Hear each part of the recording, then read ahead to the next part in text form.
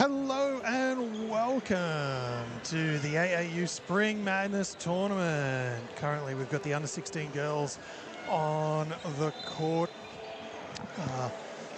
We've got BNE in red with the Royals, and the other team we're just getting a name for, but let's get after it here at AAU Spring.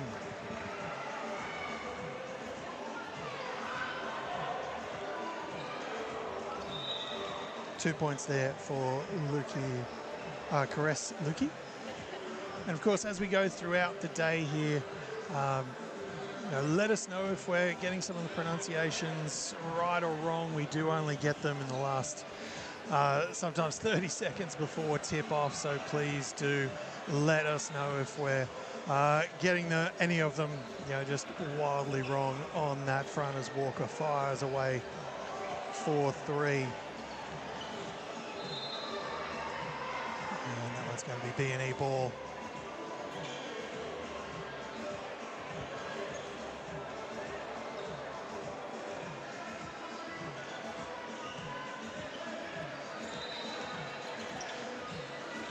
Nice work there, kicking the ball up.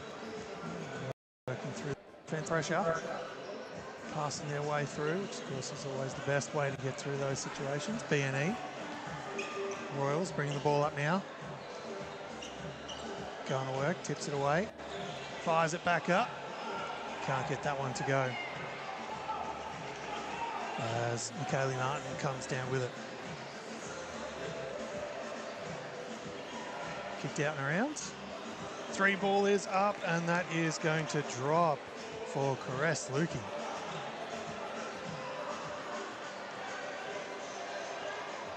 Drives into the paint, hits it up. Head to the free throw line after those two are going to count.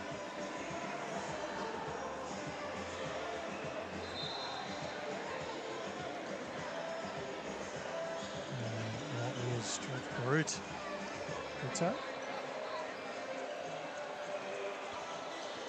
Now on the free throw line. Shorts the second one, can't make it a three-point play. Ball being brought up by Isla Shackleton. Kicks it inside. Looks around on the rim a little bit before dropping out. And Addison Davey, too. She tried to track it down, but it's going to be Royals ball once more.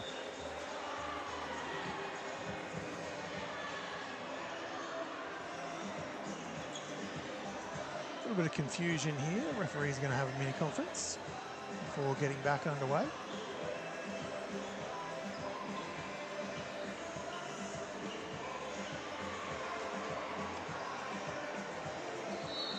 Continues to go on. 170 teams have joined us here this time round for the spring.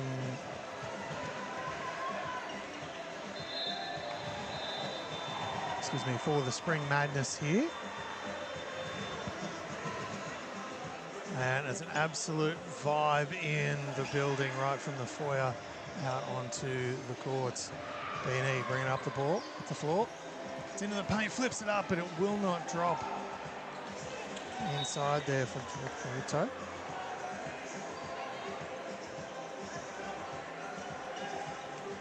Industry now have it. To the top. Hand off to Nancy George. Avis fires away. One's down, missed to the left for Addison Davey. Subs for Industry are coming in. We have Michaela Martin checking in for her first minutes of the game. And the running clock here at AAU Spring Madness. Down to the last 2 minutes of the fourth quarter. And of course we will have Elim ending overtime if required.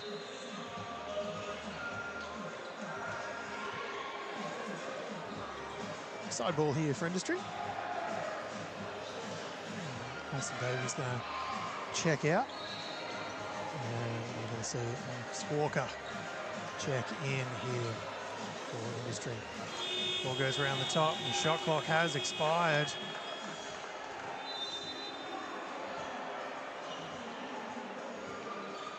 Baseline ball now for B&E Royals.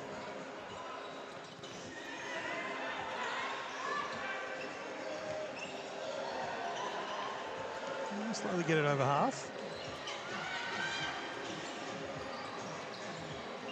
Ball gets kicked around the top. Inside. Oh, nice over the wall move there by Jasmine Raef. She's going to be fouled and she's going to head to the stripe.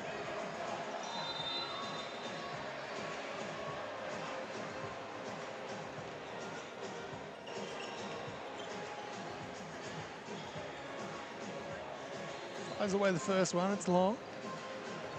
Rebounders will now enter.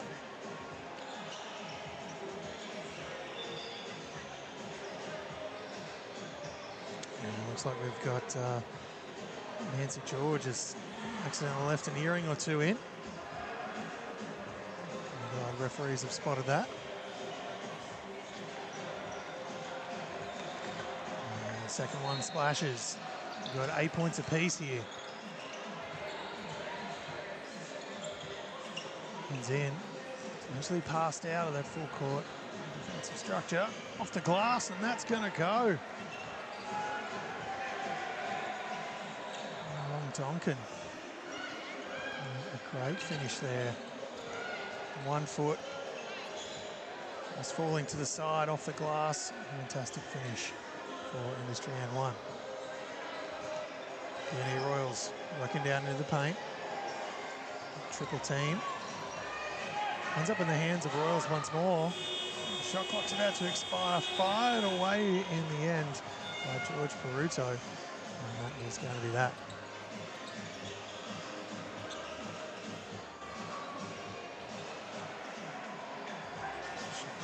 Has now expired. Almost 1 minute left now in the first quarter. B&E Royals on 8. Industry and 1. 2 points ahead on 10.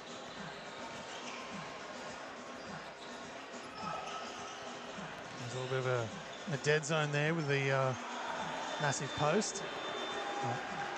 Industry N1 can't capitalise. B&E Royals kick ahead. Fired in. But unable to finish was number 7 for the B&E Royals. I just do not have a name for her. I'm trying to get one at half time.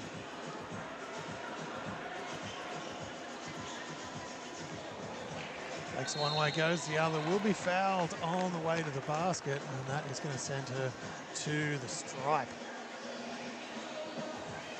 Took the contact well. Did Cassiana.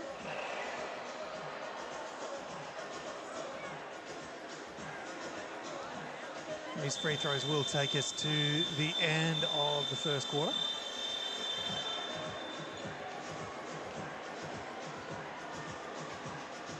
Long on the first.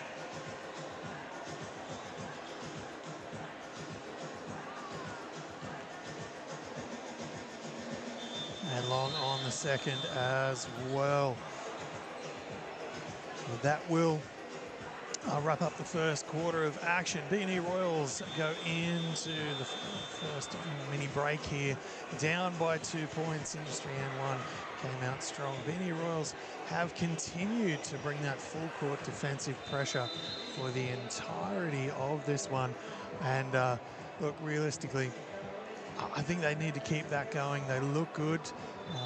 Industry N1 have been able to a couple of times get through it and pass out of it, but definitely need to keep that up and then just collapse afterwards. I think is going to be super important here, because B&E Royals have looked very good when they've been pushing that defensive pressure all the way up the court. It's given them opportunities. You just need to keep pushing, keep continuing that.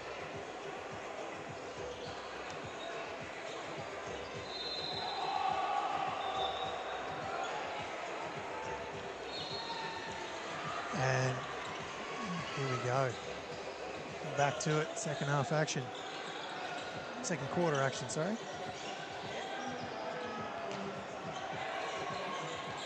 Trapped down in the end by B&E.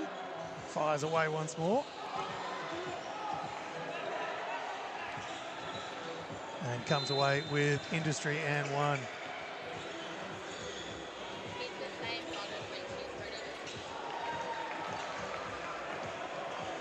And Industry and one with the 2 points, and now it's a 5-point lead. And joining me in the booth today for this shift of commentary, Cass Dover. Hey, welcome. Mate, how are you? Not too bad. It's get you caught up here, Cass. It's been a good start so far to this one, with B&E pushing up the floor with some defensive pressure, but Industry and one being able to break that down and get away with a couple of fast breaks. As you see, B&E pushing that defense all the way up the court once more.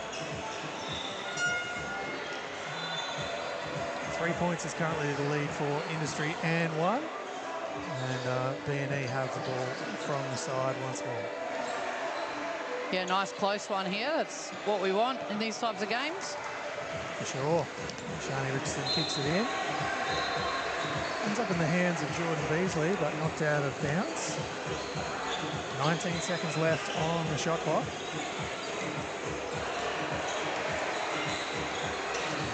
As always, as you can hear in the background, there's that one. It just doesn't go. DG noise here. AAU tournaments are always quite a vibe. Yeah, the music's been going both stadiums the whole time. And good beats too. It's good when it's good music, isn't it? It's not bad. I don't mind it. Don't necessarily love it at an NBL or a WNBL game when they have it pumping over the games. But in stadiums like this, we got lots of courts and lots of... And, that's it. Yeah. It really helps with the vibe. And the AAU Spring Madness has been an absolute vibe from basically the car park to the court. And as soon as you walk in, there's a certain energy about it. And of course, that has grown over the last couple of these bad boys. They're now up to 170 teams across the weekend, which is absolutely monster. From 12 years and under to opens this time, isn't it? It is indeed. And of course, we've got the travelling team from Utah have come all the way out to Australia, and of course they'll be looking to win this thing. We'll have to see how they go later today. Yeah, that should be a good match. Do we know who they're playing yet? Not as yet. No. Not as yet, but obviously it... semi-finals at the moment, isn't there? Yeah, across. We'll be here live on show court number one when it does happen. B&E.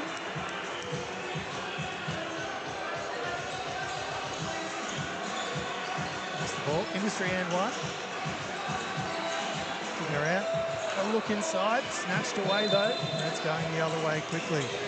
George Peruto goes all the way to the basket, pops it in for two. That's a nice move. Walker now tries to bring it up again. B&E Royals defense too strong. Peruto can't get that one to go. Looked very similar to the position before. Couldn't pull it off. Kicks it around. Free ball is up from the corner. That's nice splash for Perez Luki. The thing with these games is that, yeah, you can see here, momentum switches very quickly. And it's just full pace the whole time. It certainly is. And we're going to have baseline here ball. Industry and one with 6:36 left here in the second quarter of action. Remember, running clock down the last couple of minutes in the fourth. Foul inside there. I believe that one is going to be on Cassie Cotiana. Getting her first. Well, you can see in this quarter alone, it's been 4 minutes, only one foul to nil. How did it go that first quarter? Was there many in there? Not really. It was fairly well let them play. No major egregious no calls or anything like that, but no need for too many whistles so far. Yeah, they tend to let a little bit more go at the AAU tournaments, which is good. It allows players to play and the game to flow. And there's nothing wrong with a little bit of contact here or there, as long as it's not too egregious, of course. That's right, yeah. But it's good to learn. It's 3 balls fired away. Almost had a wedgie there from George Baruto. 2 points goes in the end. Industry N1 kicks ahead. Around the top it goes. Oh, nice. That was a nice bounce pass there, nice post relocation, but great dish. B&E bring it up over. Really good matchups across the board here, positionally. It'll be interesting to see if the bench situation comes into play later in the fourth. Of course, B&E have a couple of extra players. See how tired things get. At the moment, doesn't look like fouls are going to be a real issue, the way this one's been officiated and being played. But energy over a long weekend as B&E come away with it. Fires up. That one will drop. In the end, I believe that again is George Baruto. Looking now, hand off to Davey.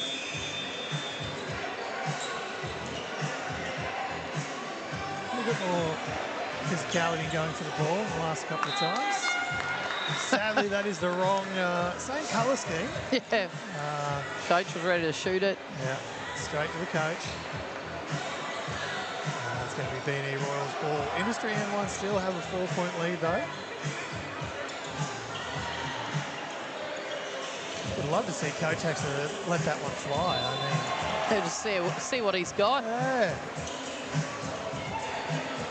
Look inside. Wasn't quite on, a little bit too far out in front. Yeah, a bit of a tough angle on that one. Extra kick would have been a great look. You can see they're pressing up. 3:35 now left here in the first. B&E continue that press. Davey finds a way to kick it out. Oh, lovely pump. 3 balls up from the corner. That one is going to splash from Perez Lukey. But as you say, the pump and the pass from Nancy George to set up that one was a gorgeous thing to watch. Tipped away by George once more. Well, these guys have come from Cairns. These industry... N1s. Yes, N1, sorry. Coming over Davey. She's going to go all the way to the basket. And no call there. Tucked under the hand. Thought the defender got a little bit in underneath there, but... They did, but they're the ones that kind of let go in this tournament. Like, I think if that was done right when she was releasing the shot, maybe it would have been called, but, you know, they do tend to let it go a little bit, which I think, from the perspective of any kids wanting to go that next level, I think it's actually really good for them to come to this, because we're a little bit, and especially at club, a bit protected. The refs call a lot of contact, where, you know, here it's making you to play a little bit more physically, which actually helps you mentally as well, play through that. Yeah, it's like the good old-fashioned street ball days. Yeah, it gives you that little bit of extra time when you come back to those other situations. And it also shows a really big difference in that skill of the ones that can adapt and play physically. For sure. As we're coming back to it, we've got a 7-point lead currently for Industry N1s over B&E Royals, who have now really pushed that full-court defensive press for pretty much the entirety of this one. Let's see what they do in the last 2:48. See if they stick with it or change up coming into halftime out of this timeout. In there now, at the baseline. Puts it up and over. Fires away, hits the side of the court there. And not the close side either, but that happens. Yeah. Well, I thought it was great. D, you know, riding her to the edge of the keyway. Davey now with the ball at the top. Hand off. That kicks it around. Green allows space, fires. We've seen Caress Lukey fire away with some success from range. That one just a little bit short this time. Tipped, going to remain with B&E.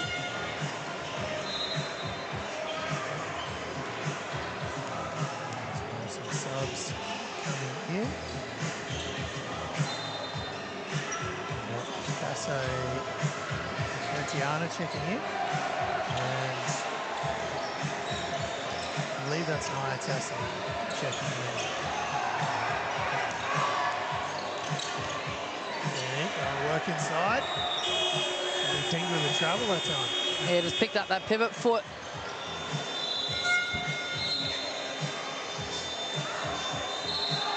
Subs both ways now. 7 points remains the margin.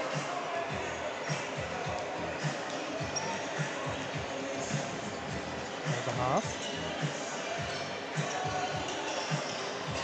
Lukey. Around. Fires up. One's going to be short. Tyler Shackleton firing that one away. Shut down once more by Industry. Going to work. Ping with a block there. Yeah, I think that one could have gone either way, couldn't it? Yeah, that extension of the armbar. Yeah. From our angle, certainly didn't look good. But of course, the referee that was calling that one couldn't see that from where she was. Oh, what's wide open? What's happening? Oh, that one won't go. Fires up a second. Eventually, will drop. I think she thought for a second, why am I so open? Must be going the other direction. Well, we saw that last night with the Bullets and Magnay at the end of the game. Magnay was wide open. That looks uncomfortable. The ball's going to go ahead. Now it'll be stopped as it comes back. Looks like there's a bang of the head possibly on the floor.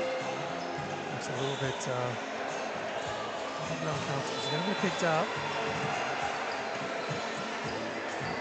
No, classic.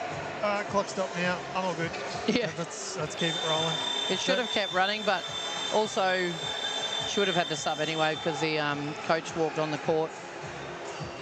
Indeed. And then he's going to take us to halftime. We're going to step away momentarily. We'll be right back with second half action coming to you live from the AAU Spring Mammoths.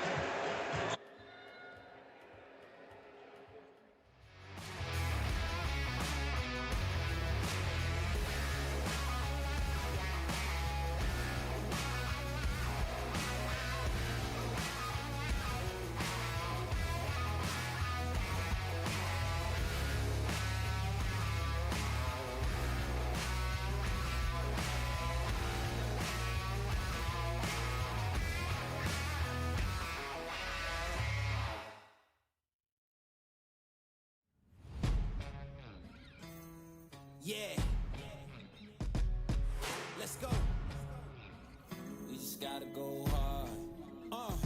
I go the hardest. I bring the pain.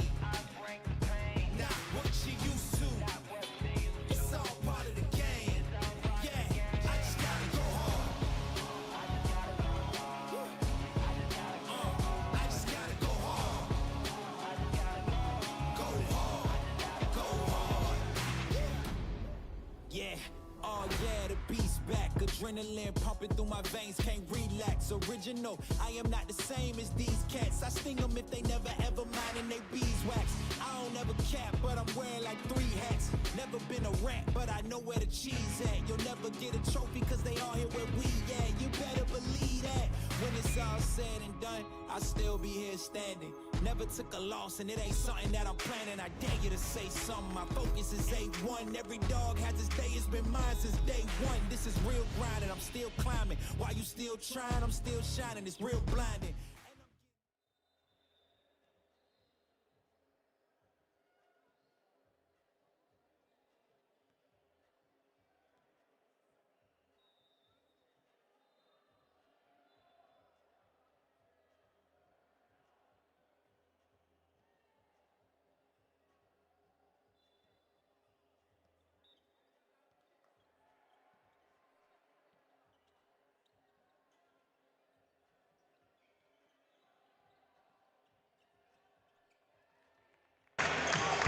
And we're back with second half action.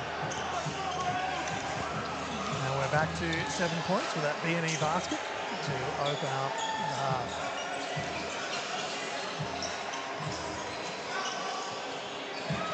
Fires that one short. Does Isla Shackleton. Comes away quickly, kicked ahead. Yep, good call. Put that pivot last step down. Thought she was going to get it off before doing that, but couldn't stabilise. Daniela Otto there. One extra step. Shackleton fires away, tries to bank it in. Well, they're not afraid to shoot, are they? Industry and one. No, certainly aren't. For options inside. Has to go herself. Kicks back around now. Loose, I believe that's Walker on the floor. Marcus Walker. Diving on that one. It's going to be a jump ball. Possession arrow is going to go over the way of Industry and one.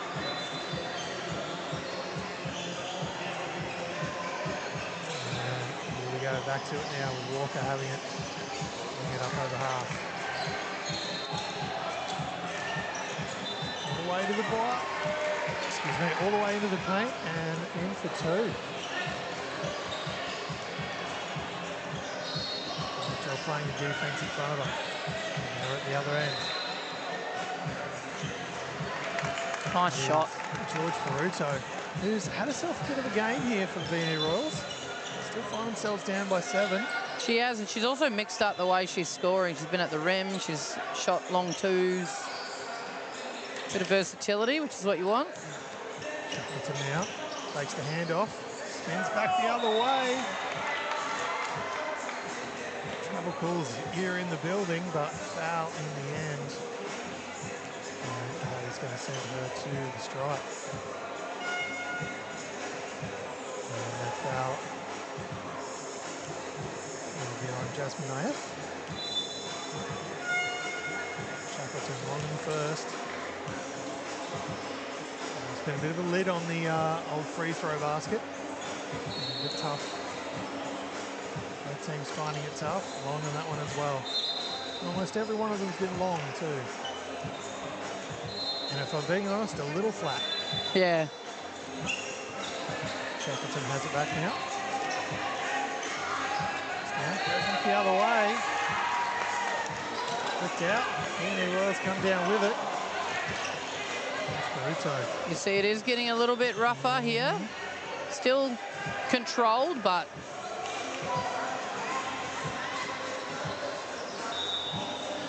Foul there. The baseline of B&E. This is one of those little downsides. The whistles are a little bit put away. Can get a bit physical if the refs don't step in and blow that whistle once more. Fires away the long two. Get it to drop. Thrown away though, Industry and one. Yeah, a bit too much juice. She's a guard. I would have thought you just blitz up the court, get the lane runners running.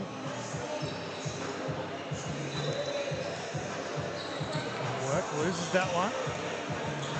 Shackleton. To turn around and play aggressive defense though. And the travel down this end. Yeah, I think she just fumbled that ball, went into her leg rather than the floor initially, but just a few uncontrolled passes and movements at the moment with Industry and one. I'm wondering if that's starting to, you know, like you mentioned before, Mel, just a bit of fatigue with only 7 players and last day of the tournament. That's the tricky bit. Everyone's fresh as a daisy day one. By the time we get to the end, everyone's a little bit tired. And that decision making. And they had their semi-final at 9 a.m. this morning as well. So not much time between prepping for this grand final. Ball kicked around. Free ball fired away. That one won't drop for Donkin. Spin move back into the paint. Flips it up. Won't go in. Next will be a miss. I believe that's Nia Tassel. Number 7. 4:58 now left here in this third quarter.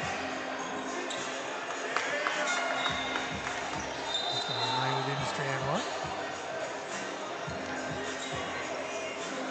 Eve White is going to check out of this one, and Jordan Beasley is going to check in for BNE Royals. Davey. Down, fires away from three. Tracked down once more by Davey. Duncan goes baseline. Tries to kick it in. We've stepped out in the process. Not that her face looks like she agrees, but find me a player who does agree with that. Yeah. Especially in a tight semi-final game. Excuse me, grand final game. Oh, that's a nice spin move. And that's 2 points for Jordan Beasley. And I just checked into the game and straight to work. Into BNE Royals. Walker doing anything but walking up the floor. Shackleton on a spin move. No whistle, no basket. Kick back ahead to BNE Royals number 3.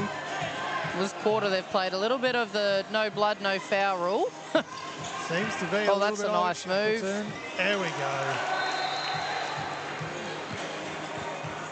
2 points for Industry and 1. We're back to a 5-point game, but BNE Royals have been able to answer the call pretty much every time straight back up the court. Can they do it this time?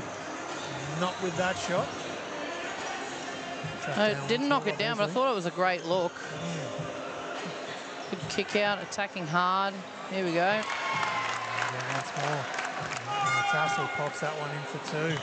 BNE Royals have been able to come back at them again. Interesting and very physical start to this quarter, Cass. Yeah.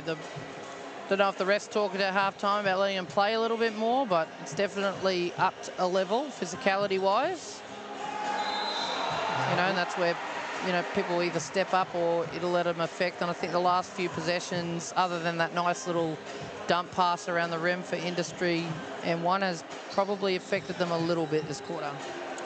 Yeah, we've had a little bit of run and gun basketball there for a little while with no stops, no baskets, a bit of back and forth, and it's definitely been a little bit more scrappy. It'll be interesting to see if we continue to see that in the last bit of this third quarter, or if it'll adapt and change. But again, it is a grand final, so I expect some tired bodies out there to still be getting after it, because while the body might be screaming at you, the heart and the head's going to be like, let's go. Yeah, absolutely. 3:06 now left here in the third as part of this grand final matchup. On court 1 on the north side with Robert on the Roberts family court.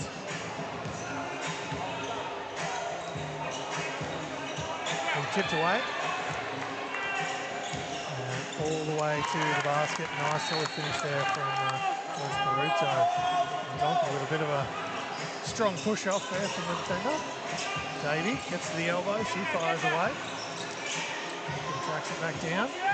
Tracks down her own again. A bit too aggressive there, it's going to come off Shackleton's leg. Right idea. It was a good cut. Just didn't execute the pass, but there's all momentum gone BNE's way at the moment. And there's another quick basket from George Baruto, and just like that, all of a sudden they've got themselves a 1-point lead. First time in quite a while here. They have that lead. Took it inside. George Baruto trying to do it at both ends. BNE Royals. Back baskets, almost had a steal there. Inside to Shackleton. Got a foul there. That one's going to be on Shackleton. You know, I think that her attempt under the rim for Shackleton there, obviously there is some contact, but that's the stuff that they've been letting go all week. You've just got to get your balance and really concentrate on the finish. Bernie with it once more. And Beasley. There's going to be a foul in there. It's going to be BNE Royals baseline ball. Minute and a quarter. Here in the third.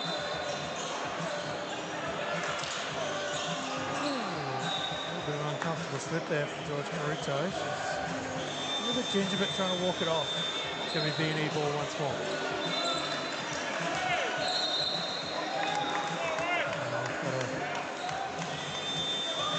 Definitely up the intensity here. Grand final basketball, right? So we're getting a bit real now. It's a 1-point game. 3-ball fired away. Can't get that one to go. Regular players all fighting for the ball. It's going to be possession. Arrow continue. That's going to keep it with B&E Royals. That'll be thrown in by Shani Richardson. Nope, it'll be taken to the other side. Yes. It'll be thrown in by Jordan Beasley. It's only 10 to go. Oh, that is a nice dump pass. That'll do it. Good finish. And that will do it. And B&E Royals will take a small 3-point lead into this fourth quarter. And look, they've barely led it. They did have a lead. It was right in the first minute or two. Since then, they've been trailing. But they call it championship quarter for a reason. And late in that quarter, they definitely showed up and gave everything they could to Industry N1. Yeah, 10-point turnaround. Industry tried to call that timeout and kill the momentum, but B&E came out and still scored 3-0 or 4-0, I think it was, out of that timeout. So see what they can change here, Industry, to try and have a run back. Basketball's a game of momentum, so if they can swing it back their way, it's anyone's game. Certainly is, and both teams have known that. And I'm sure, of course, you being a head coach in the NBL1 and a long history of it, when you call a timeout and the other team gets two quick baskets, that always calms you down as a coach, right? Yeah, absolutely. Especially in a grand final. But Industry N1 is getting a little bit of a hurry up here from referees. Every last message they can from the coaching staff. It's how quick turnarounds these quarter times. Remember, the clock will continue to run down to the 2-minute mark. Stopped clock after that. And of course, if we do have overtime, we'll have an elim ending overtime if required, which, hey, you never know. Well, the rate it's going, there's a high chance it's going to happen. Indeed. That one's tipped out. And traditionally on grand final day, we get at least one across the day. Will it be this one, or will we have to wait? Shackleton has it again. Tries to throw it off the feet of B&E Royals. Can't quite manage it. Now come away with it. Kicked ahead, looks inside. Bounces around on the rim, got one drop. Unlucky. That was a really good rim run, though. She was running alongside Shackleton and just took off. Little burst for Caratiana, but unfortunately couldn't convert. I think that's the first foul against B&E for 8 or so minutes.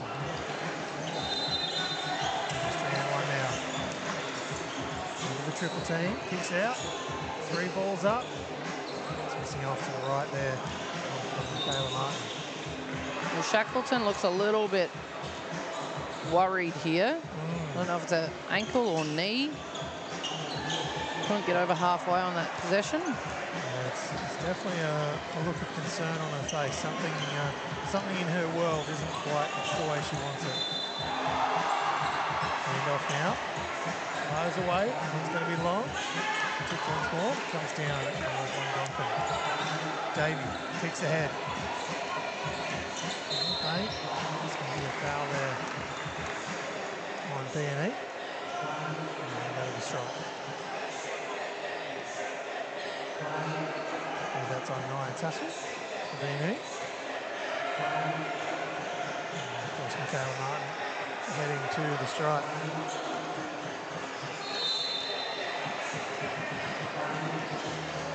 Very few free throws in this one that have actually dropped. It's going to continue here for Martin. Firing that one off to the right.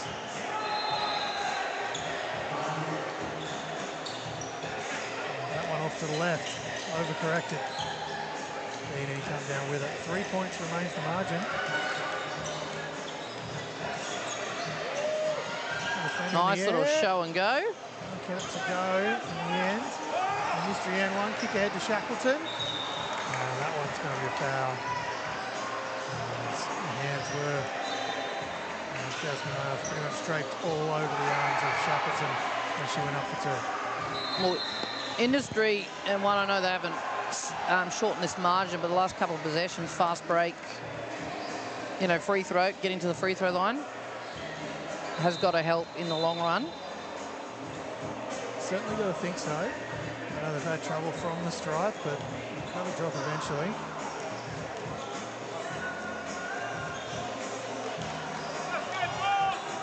It's the problem with being a commentator. You try and help and give reverse commentators curse and, you know, all this kind of stuff. But only so much you can do, Mel. Exactly. And of course, this is another one. Just needs a little bit more arc on her shot, I think, and then she'd drop those ones. Always tough on the final day of a long tournament. Rounds, and that's going to remain with B&E Royals. Tip there by, pass thrown there by Tassel. On the top now. So call for the screen and hits inside to Tassel. Up off the glass, 2 points. Make that a 5-point lead now for B&E Royals.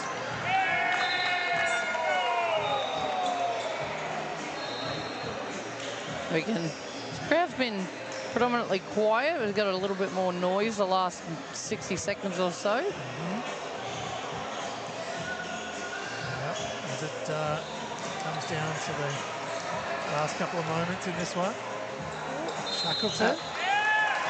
Going to wave that away. And that's going to be called a travel. Thought that was a bit tough. Yeah. I didn't, to be fair though, I wasn't looking at her feet. It did look okay from where I was looking though. Anyway. We shall move on as B&E try and do exactly that. Have it taken away by Davey. That's what they need if they want to come back here. The last 3 minutes will be fully timed, so there's still plenty of time in the game. Shackleton kicks it back out. Davey has got time to look at it. Oh. Goes halfway down and then runnels out. Kick ahead to Tassel. She goes right. The glass, that one won't go, tracked down and put back up for two inside by Eve White. Davey has it taken away by George Caruso. And another free throw. Oh, and she's come down very awkwardly, and that does not look pretty. She's punching straight at that left-hand calf muscle. Stretch it out. Hopefully it's just a cork. Yeah, sorry, not a cork, a cramp. Yeah, she's jogged back to the bench, so hopefully, yeah, just a cramp. She's walked it off. Let's see how she comes out of this time out. But Cass, we're in the last few minutes here. Industry 1 and 1 obviously down a bit now. What do you want to see from them coming out of this timeout in the last few minutes? Well, I just think they've done a good job getting back, but they haven't stopped second chance points. I think if you want to be getting back, you can only let them have 0 or 1 shot possessions. You know, you got to get stops, but if you're gonna let them have a shot, it's highly contested and you're boxing out and getting that rebound and push them straight back. They look good in transition. They can't get transition points if they're inbounding it, so that would be my little input there. Just a reminder, we've got 170 teams here playing at the AAU Spring Madness, and of course, if you want to be a part of the team or want to add your team to the mix next time, go to AAU Queensland or AAU Australia across any of the socials. Make sure you'll join a team or bring your team along, because they're great weekends. It's a heck of a vibe, and if your team is strong enough, of course, you'll find yourself here on final day of action, on grand final day, here on Court 1, being called out live. Hopefully, for all the right reasons, as Davey by Shackleton tracks down that rebound for a crowd. 3 ball fired away from Walker. It's gone high in the air, and that one's going to splash. How's that for a drop? And we're back to a 6-point game. Has it up from the block. Walker. Now the jump ball. It's going to remain with B&E Royals. A few words between the girls. Not sure what was said, but they're smiling after, so maybe it was friendly fire. Yeah. Wide away. Caruto. Shackleton. Tipped it down. We've got some hands fouls being called now in the last. So they've actually got four fouls this quarter, which is the coach went all the way up to the halfway line on that one. Not happy about it. It's 3-1. There's the hands of Walker. Gets into that the is paint. A great drive. All the way to the basket. It's going to be fouled though and head to the strike.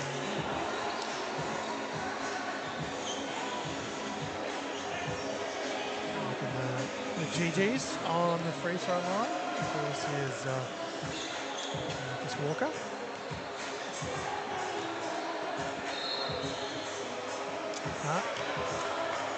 Still can't buy a free throw here.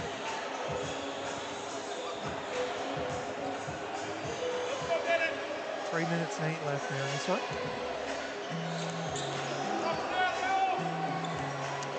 Excuse me, earlier I said clock would stop at the 2-minute mark. It's actually the 3-minute mark, my apologies. Fully timed game here forward. 5 points is the margin. Oh! That's a great swat there from Davey, but foul call. And that's going to send Lexi Giles to the strike for a couple. In some four-time MVP Asia Ones. Who is? The shoes there, they're the Asia Ones. Oh, yes, yeah. Four-time MVP. Yes, Asia Wilson.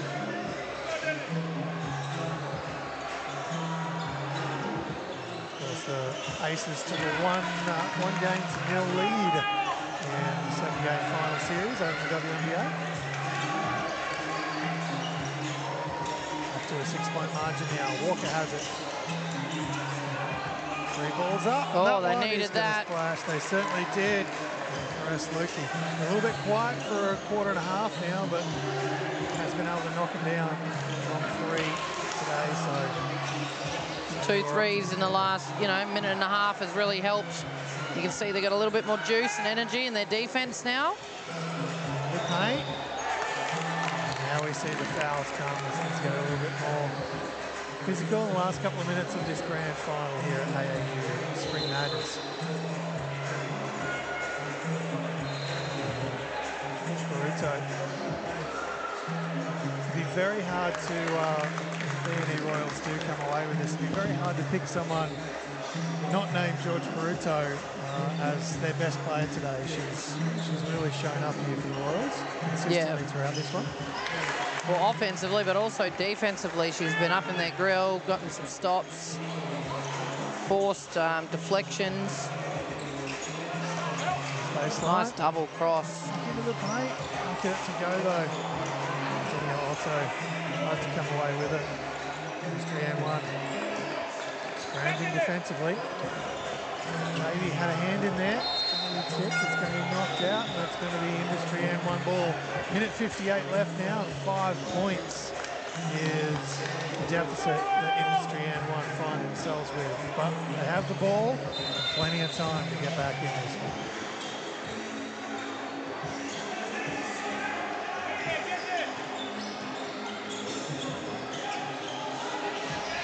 Now at the top. Triple team. Kicked out. Great find. You hit one of those. Now looking for options. Shackleton screen to get space. Waited too long though. Shackleton at the top. Lukey. That one to the left. Well, this last minute and a half, they put a shot up. They're going to have to get some O boards. Now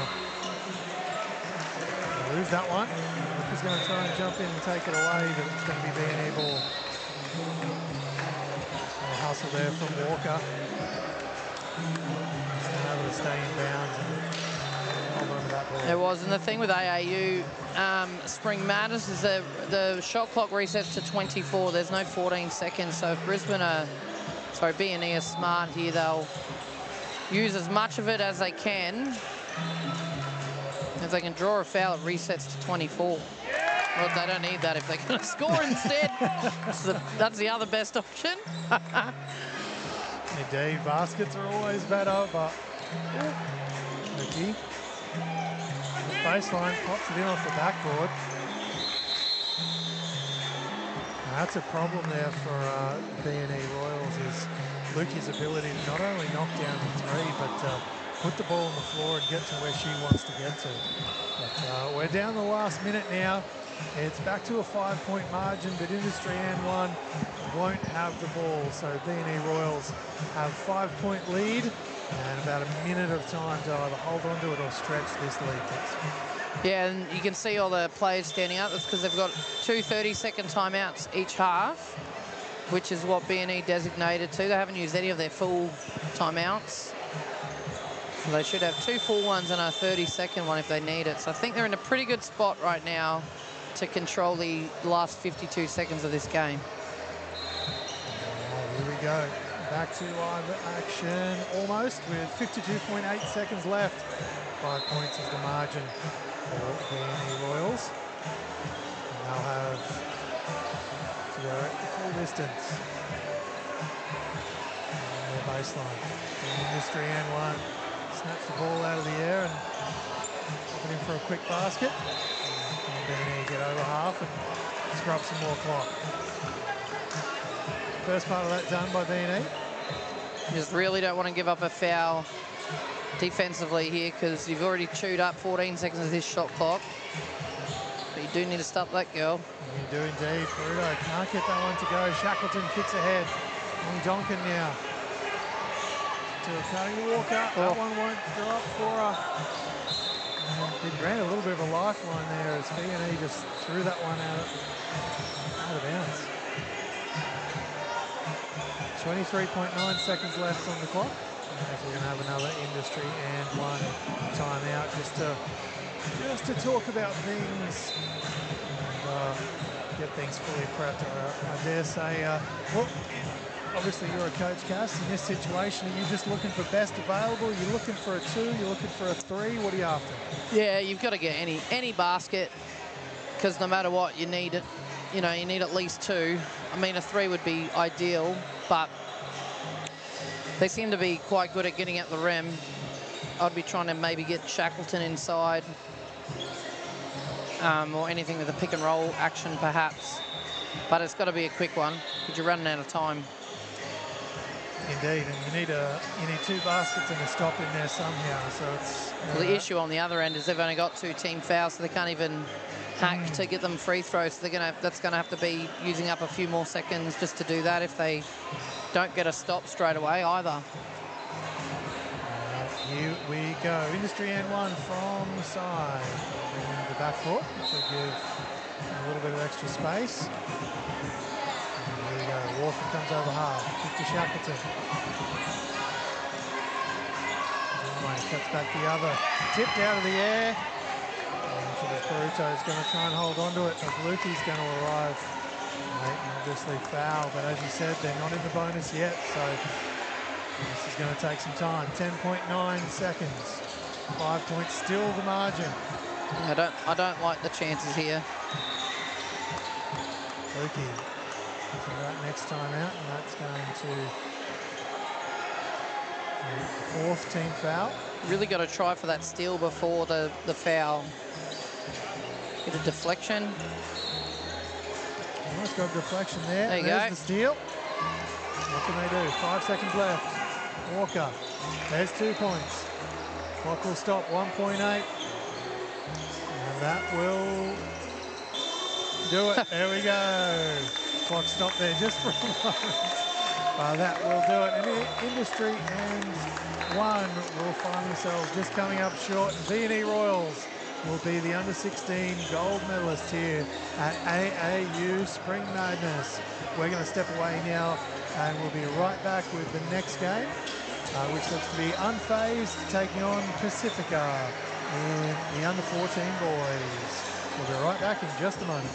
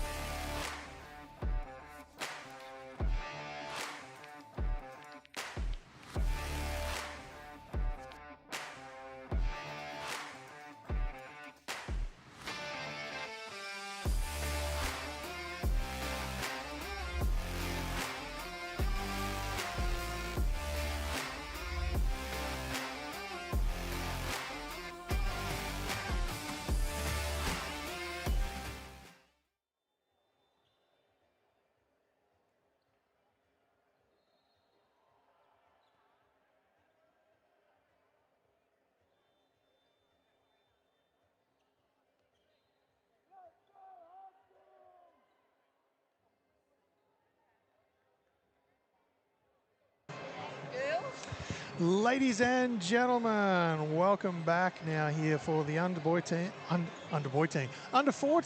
boys grand final here as part of the AAU Spring Madness. We've got the Huskies in black taking on Pacifica Elite here in the white shirt, white jerseys here. They just have a little bit of a clerical error that they're sorting out down at the score bench, just making sure we're all good to go. My name is Mal Crawford, of course, and Cass Dover is up in the booth with me. And Cass, we've gotten through one of these games so far, one of these grand finals, and it was a little bit of a slugfest, went down to the end. Nice tight finish, exactly what we hope to see, you know, in a lot of ways for the rest of these games today. Yeah, I mean, you play finals, you want a nice close match. Obviously, Not great for the person that doesn't win it, but it's good for all of us watching in. So hopefully we can have another close one here with the under 14, 14 boys and under. But as you can see, they have quite some size on them. They do indeed. As first bucket is dropped in there by Isaiah Carter. And in the warm-ups, we can tell you both teams got at least one dunk in. So, which in under 14s is a little bit wild, as we talked about off air. That's a big fella for Huskies, pops that one in for 2. There we go, 3 balls up in front of his own bench. They loved it, the rim didn't. And Huskies come away with it now. Travel there, and going back the other way. Yeah, a little bit of a hop before getting rid of the ball. Pretty close one, but travel nonetheless.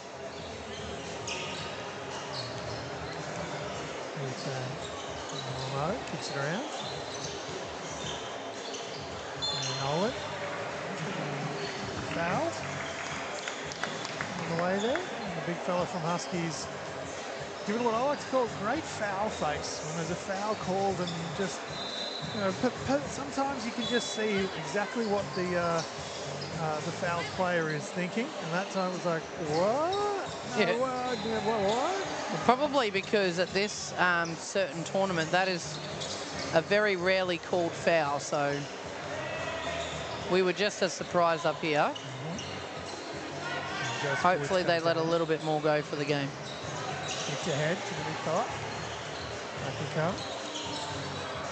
Kells loses it. Tonight kicks ahead. Goes up. Nice simple.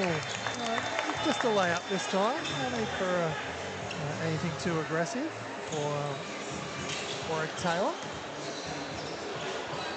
He's out. Around. 3 balls up. Huskies in front of their own bench. And that one is going to drop. And I just cannot see the number on the back of his jersey to give him the credit for his 3 ball. I don't think they've even got numbers on the front. No, which does certainly make it easier for the commentators if you do that. Yeah. Baller kicks it inside, through the hands of big fella, number 23, Liam Donald. Up in the sky blue GT2s. Kicks it around. 3 balls up from the corner, that's long. You know your shoes, Mel? You a shoe fan? Oh, that depends. If my wife's listening, no. You can be a fan without buying them. I can't. You can. No, okay.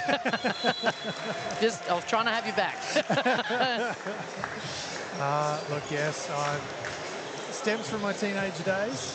Always wanted them, and now when I got adult money, I was like, yep, that's what they went into. That's a worthy purchase. Yeah. So Pacifica is designated for a 30-second timeout. Not sure why the boys are off the court, as they are meant to stay on it. No, they must have. No, they've gone for a full time. I thought he indicated for 30, but my apologies. A bit strong start here from Husky, 7 points to 4. And look, I dare say we're going to have a little bit of fast-paced back and forth the way this one's already started. And I dare say as well, we're going to have a lot of fast breaks in this one.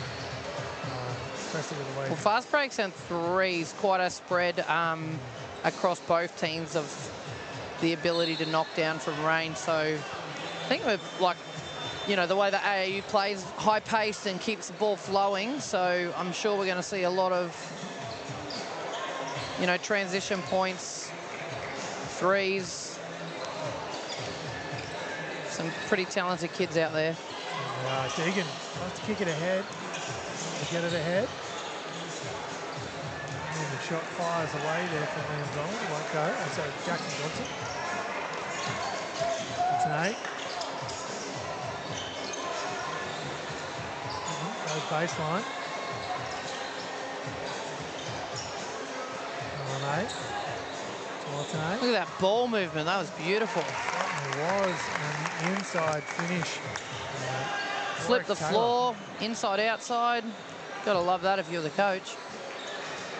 We've re-tightened up now. 1 point is the margin Huskies have. The paint. Left Mells and he fires away. There's no basket there. 2 shots. First point.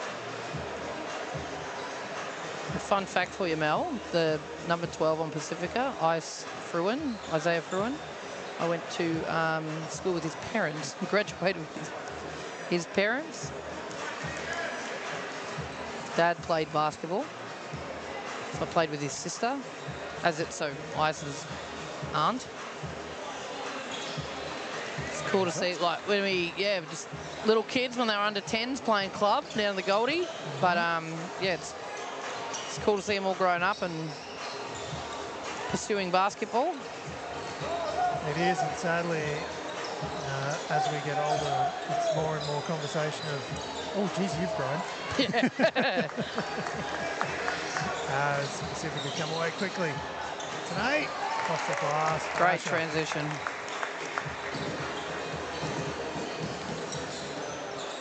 The half, taken away again. Can he track it down? Oh. Can't, but that will be a backcourt, Great efforts, though. Love to see that hustle earlier. Didn't sound nice landing. It certainly didn't, but thankfully he popped straight back up. It's a good thing about under 14 and under boys. They're typically made of rubber. Yeah.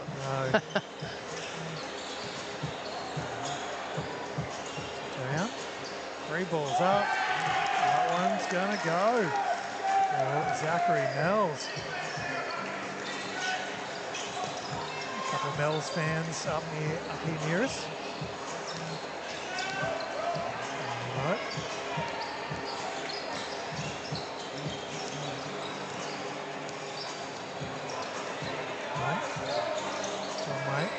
Left. 3 balls up as the shot clock expires. Tracked back down and popped in. You don't want that defensively. Do all the hard work.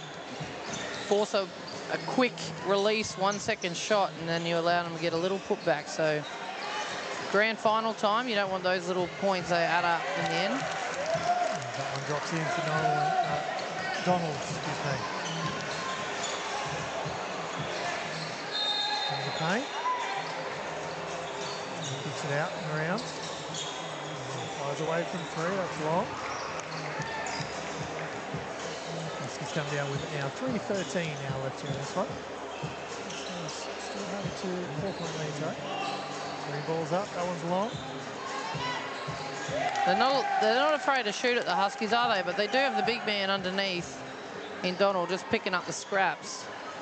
Indeed, and he has some serious size on him. He certainly does. Oh, that is a beautiful move. Just the right amount of English to get that thing to flip backwards off the backboard. Fantastic move. Melting out the other end for the Huskies. Just time past that time. Really coming away with it. Way to pick up the scraps, Nolan. That's 2 in a row. His 4 points have come off offensive putbacks. You'd love to see that as well, not just trusting that the guy on fast break's got it, actually sticking with it and all the way up there. Getting yourself in the right spot. Almost did it again. Yeah, he was there. That's the efforts plays that you want. Oh, a lovely dish. Donald in a good position again. Tonight, flips it out. 3 balls up. That is a good old-fashioned air ball. Or, as one of my commentary partners at the Brisbane Capitals likes to PC it up with, a shot that just didn't hit the rim this time. Give me an air ball call any day of the week. On the back of that, Huskies want to have a minute timeout. They are down troops comparative to Pacifica. So they probably just want to rest their guys because this has been a frantic pace.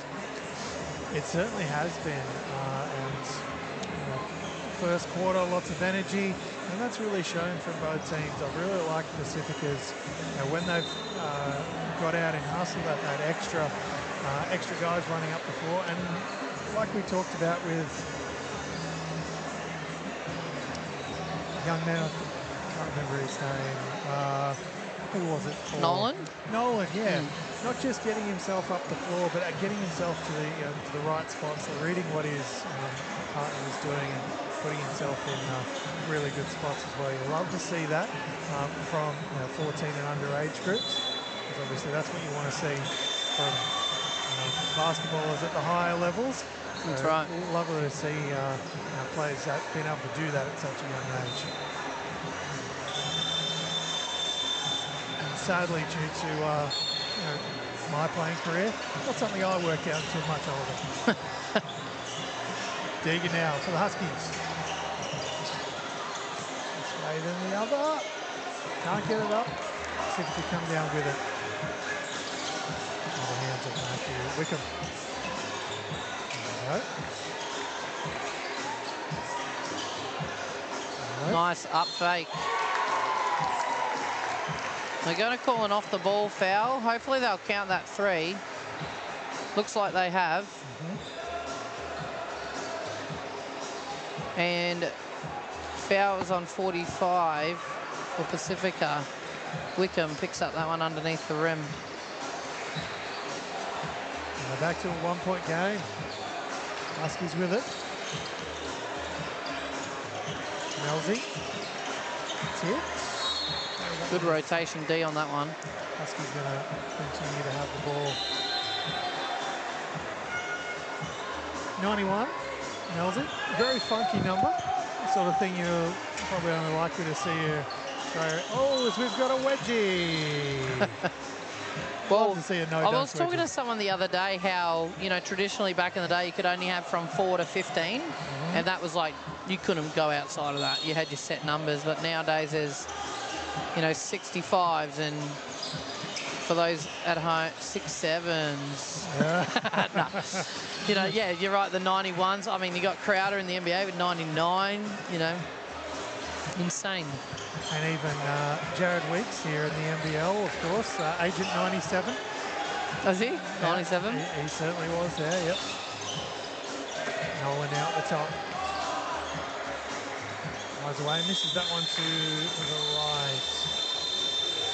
Yeah, so it was always 4 to 15, and the bigs always wore 13, 14, and 15, and the very small guards had 4, 5, 6, and sometimes 7. Easy uniform orders back in the day. Wasn't it? Wasn't it? Made life so easy.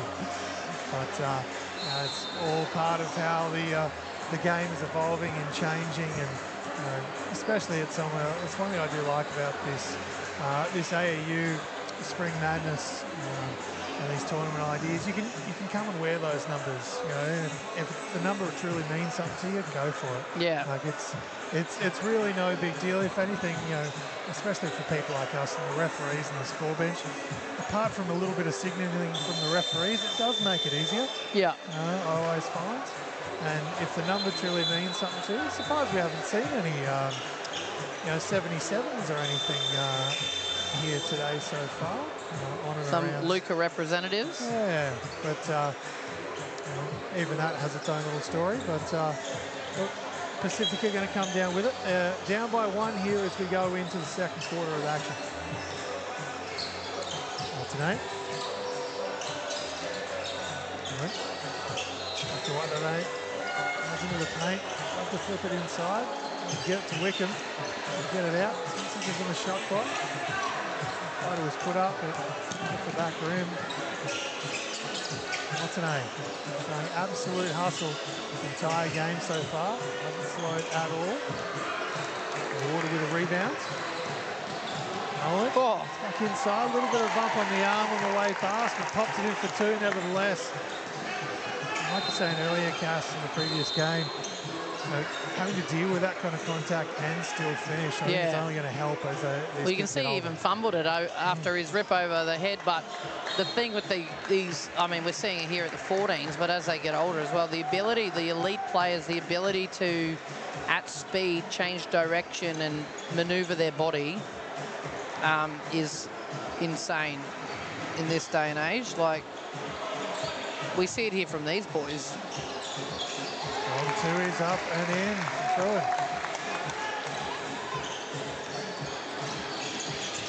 Okay. I'm loving the big boys going at it down there. Indeed. Off the ball action, all through the hands that time there for Nolan. That's just a classic 14 and under style play of just a little bit too far ahead of yourself. Looked like he was just thinking about what he was going to do with it next before he controlled the catch. It was, but also the hustle of, is that Halsey? Am I seeing that? Oh, Mel's. Halsey, yep. Just the hustle getting back just to put a little bit of pressure on that pass made it go a little bit longer. Like, that's what I'm noticing in both these teams here is their actual assertiveness to sprint back on defense and force turnovers, or at least contest. Tries it inside. Donald can't track it down. Pacifica Elite come away with. Shot. That's an 8. Nice. Underneath. Very good job getting the defender in the air and then going reverse. I think Pacifica has done a really good job at collapsing and not letting Donald get many touches like he did in that first quarter. You know, and then they're able to push back. But Wickham, I think, coming in off the bench has been really good battling underneath. Picked up a couple of fouls, but... That's an 8. New ball. Can't get that one to go. Look now. Puts it to Melzi. Is that one stripped? Pacifica on another fast break. Nolan. Nolan is quick, isn't he? I thought it was just his efforts before, but these last couple of where he's led the fast break, he's just gotten that little separation just purely on speed. He's definitely got some speed, that is for sure. Passing up the court.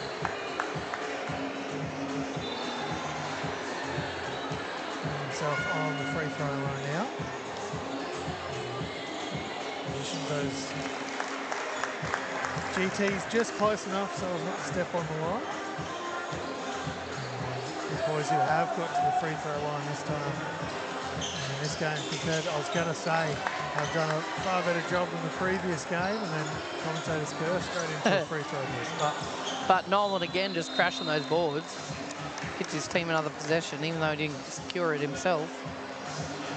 Yeah, Pacifica Elite from the side. 6 minutes left now here in this first half of action. And 14 and under boys final. Into the paint. Kicked out. 3 ball is up and in.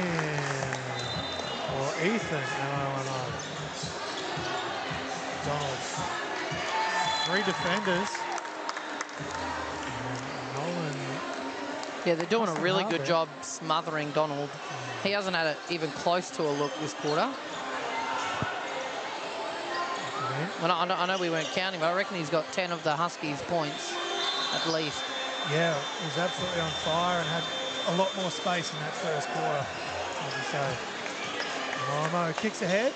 Taylor now. Goes left. Good job there of getting the ball away from the defender, popping it off the glass, and we've got ourselves a timeout as Pacifica Elite take a 11-point lead now all of a sudden. And it's been quite the turnaround by Pacifica in this one, Cass. How have they done it? Because in that first quarter there, Huskies were able to maintain a couple of point lead there for almost the entire first. Yeah, I mean, Huskies came out, hit threes, but then Donald was picking up all the scraps that were missed. He hasn't even had a shot attempt, I think, this quarter. So I think what Pacifica have done really well is collapsing their D and protecting that paint. And as a result, they're getting stops and just being able to push in transition. Most of their points this quarter are transition points. So, I mean, they're easiest buckets in the game, aren't they? So layup after layup makes it pretty hard to stop from Huskies. So certainly does. So we've got 5 minutes left here in this first half of action in the AAU Spring Madness Grand Final for 14 among the boys. Pacifica Elite find themselves in the box seat now coming into half. What can Huskies do before the halftime break? And that one's tipped. I was just about to say, he's getting like fully smothered, starting to shift to that high post and setting screens, back picks or anything, and then they just did a really good backdoor cut. Unfortunately, couldn't execute the pass. But Donald, yeah, there you go. Open up the space at the rim. Go. That team's hustling for that rebound. And Matthew Wickham down with it, kicks it upstairs. Oh my goodness. Oh. That would have been a highlight reel for sure. What athleticism. And I'm just going to really give something important here. 14 and under. Yeah. Just remind everyone at home. Clear Insane.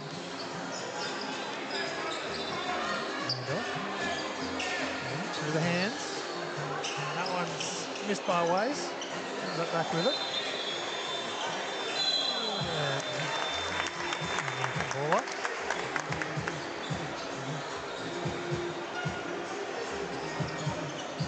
I know coming into the tournament, 14's age group, I know Pacifica were one of the they did have 2 boys teams, but this particular team was favoured to win it. So I don't know the Huskies. I didn't hear about them around the courts. This particular Pacifica team showing what they can do early days. Do, and of course they've got some there's a couple of very famous names out there in the Ammo and Watson. There's been a couple here in a lot of siblings and family around the basketball. There's that basketball is making state teams and different things for older siblings and whatnot. So what's MOMO? What's into the air? Oh, that's dangerous. Yeah, that's dangerous. Looks like it's going to be a tech foul. I think as soon as he went down, he looked like he was trying to grab it. But because he smiled straight away, he was like, oh, damn. Yep. But, yep, can't be letting that up. Go for your hands. If you're going to slam it, make sure you catch it. Yep. And even then, hand it straight to a referee and apologise. Yeah. To be sure. But, yeah, a bit of frustration. They haven't really had a really good look, Huskies, this quarter. I don't recall. Do you recall a shot where they've maybe the... No, the Pacifica defense has done a great job on them, and then of course the Pacifica, absolute hustle on the O end has really made things hard for Huskies. Pacifica picking up defensively, full court once more.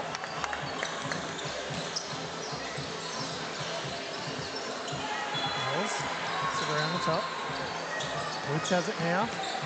To Mel's nice basket on the back pass. Mel's can't get it to go, tipped out. Mitchell Johnson was a part of it. So Pacifica switching aggressively and then choosing randomly just to trap in those on balls is... I thought they did good, Huskies, then to get out of that pressure.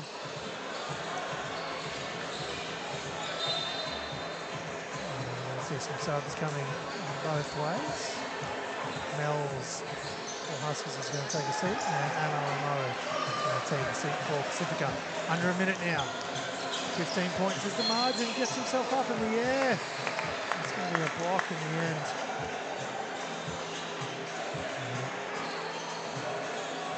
Through it.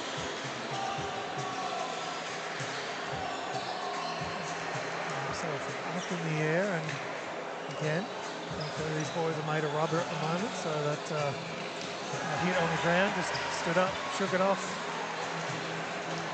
If he is feeling uncomfortable, he's doing a great job of not showing it. Yeah.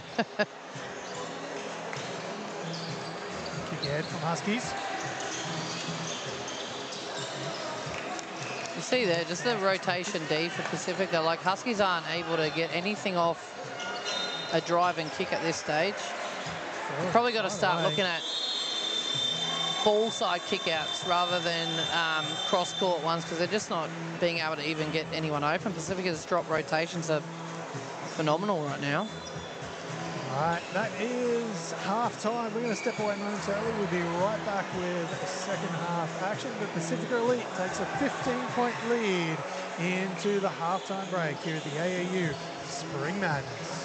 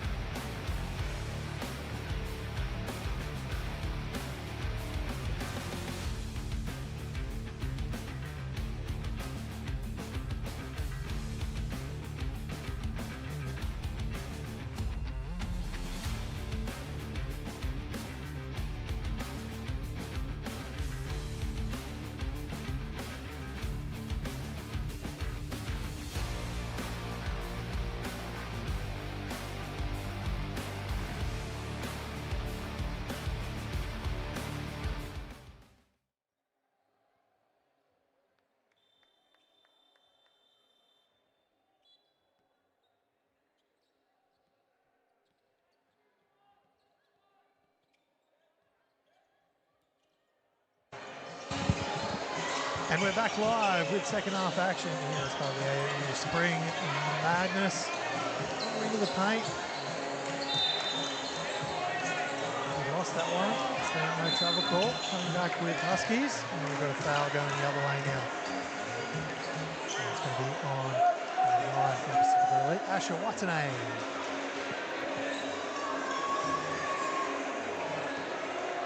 Good defensive possession to start by the Huskies. Haven't been able to create too many stops that last, well, second quarter. Pacifica's just absolutely dominated. Oh, he's caught on the floor. Yeah. Well, it might have been on the pickup, but... Yeah, number 9 for the Huskies there. Ted Preeb. Some great Oz fouls going to the basket face. Tracks it down. Tipped again by Wickham. Lots of hand pressure. Doing a great job as a big. Coming off the bench, giving good energy, doing what he's been asked, I imagine. And boards, and then looking straight up for passes when he can. Great kick out. Ball's long. Kick to head. Oh, nice block. See what I meant? That move just there, the ability, not that one, but the ability to change, react so quickly. I think, who's 91 on that? Mel's, I think he got unlucky with that. I thought that was a charge call. Good positioning. Oh, nice flick to Wickham. Oh. Pops it up, can't get it to go, the big fella. Connection of bodies up in the back plate. Donald's on his own, he wants the ball. Lost opportunity on that one. Takes it out of the air. There we go. Here he is. Oh, just a bit long. Wickham, again, did a great job. They are getting to at least better shots this quarter, Huskies. Field goal attempts. Oh. Through in there, comes down hard and made it look worse by flipping himself back in celebration. Looked more like he was... I thought he was getting up that he was injured. Yeah, especially the way he bounced back up off that one shoulder. But no, he's all good. He's flipped back up. Like I said before, just made out of rubber. They're all good.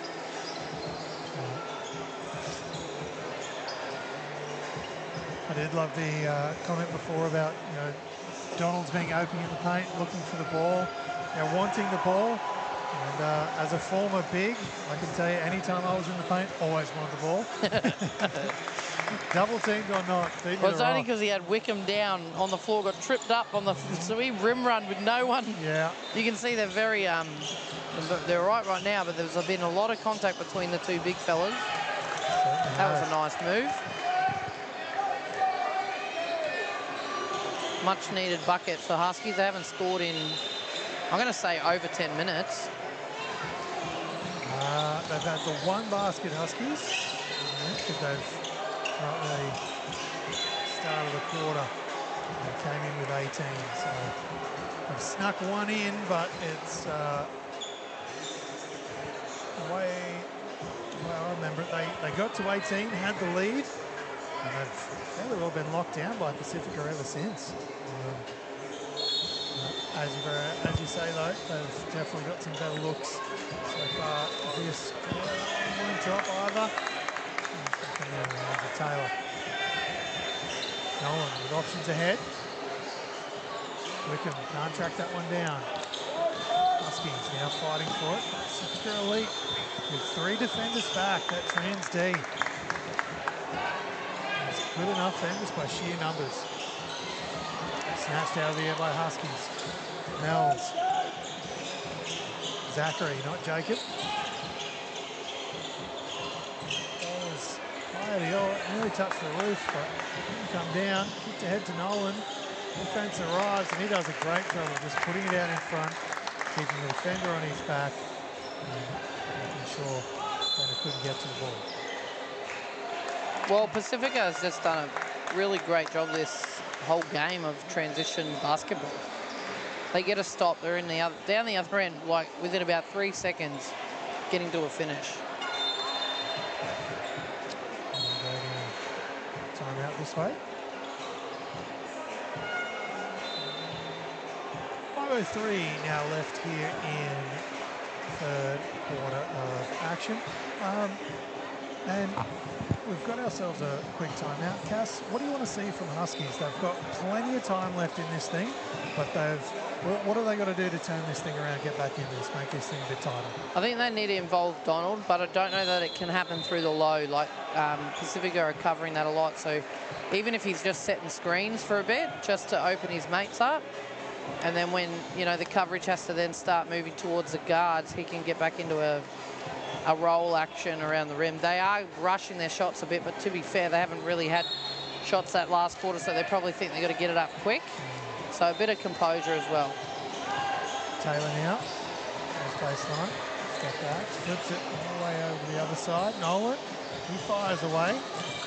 Taylor gets it, goes up, reverse once more. What a finish. Hang time on that young man. Yeah, and look at how long his limbs are. That probably helps getting to the other side of the rim.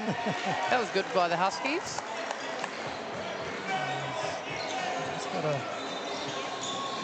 They do need to get stops, though.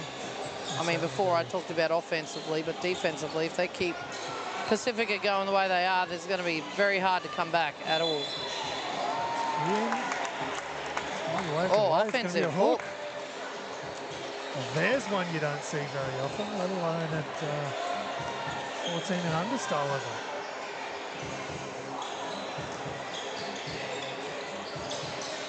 Oh, he was looking at it the whole time. Well, pops it in for 2. Pacifica stretching and continuing this run. It's now 20 points the margin. We dip below 4 minutes left. And another fast break opportunity with Nolan. Mate, he explodes.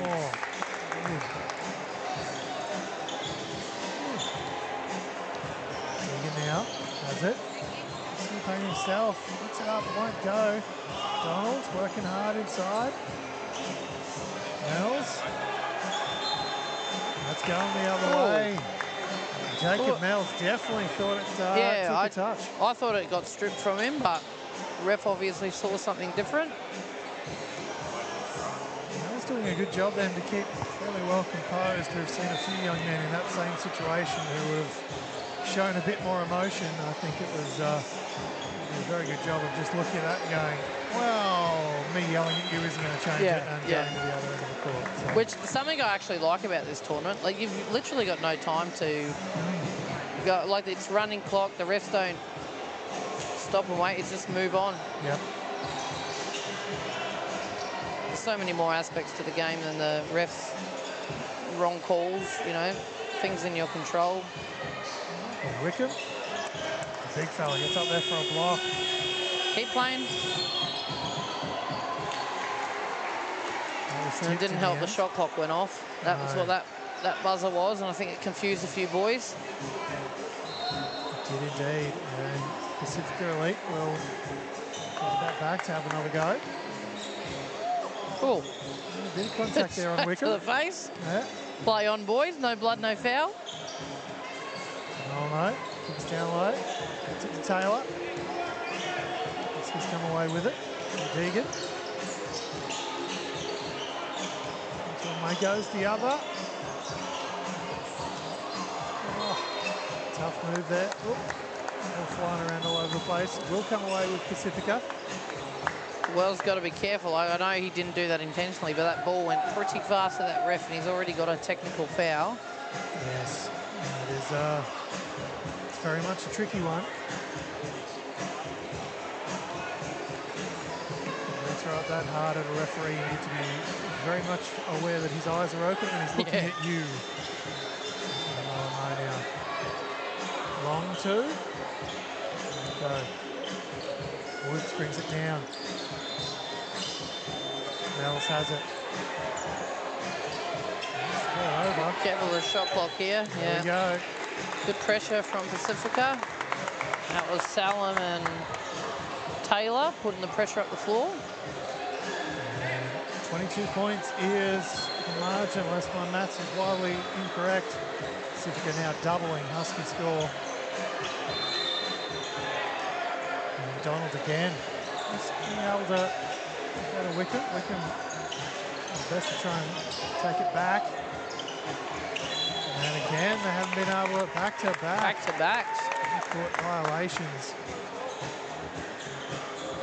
And Husky's life has been made very difficult right now by this Pacifica Elite defense.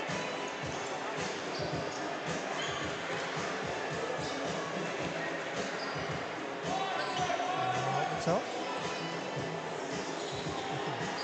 Oh, nice move by MLMO. Just scrubbing time now. Didn't come, so he went to go himself, had it taken away. A couple of seconds left here. 3 balls up from Deegan, it's long. Oh. What are they going to do? That was pretty close. I didn't see that red light. I feel like the noise happened before the red lights came on. And looks like they just counted it.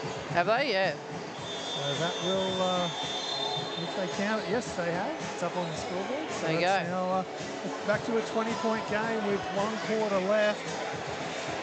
Look, obviously grand final, tough situation, going in the 4th, down by 20. You know, Pacifica Elite have really put together a fantastic 2nd and 3rd quarter here today.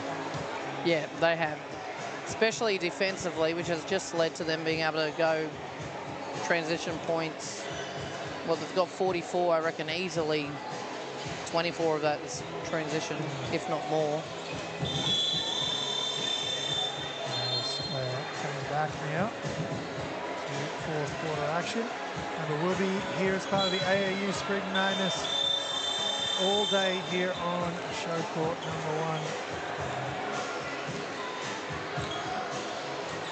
Right here, covering as many grand finals as we can. Obviously, some of the games will be happening on other courts. Some of the grand finals will be happening on other courts.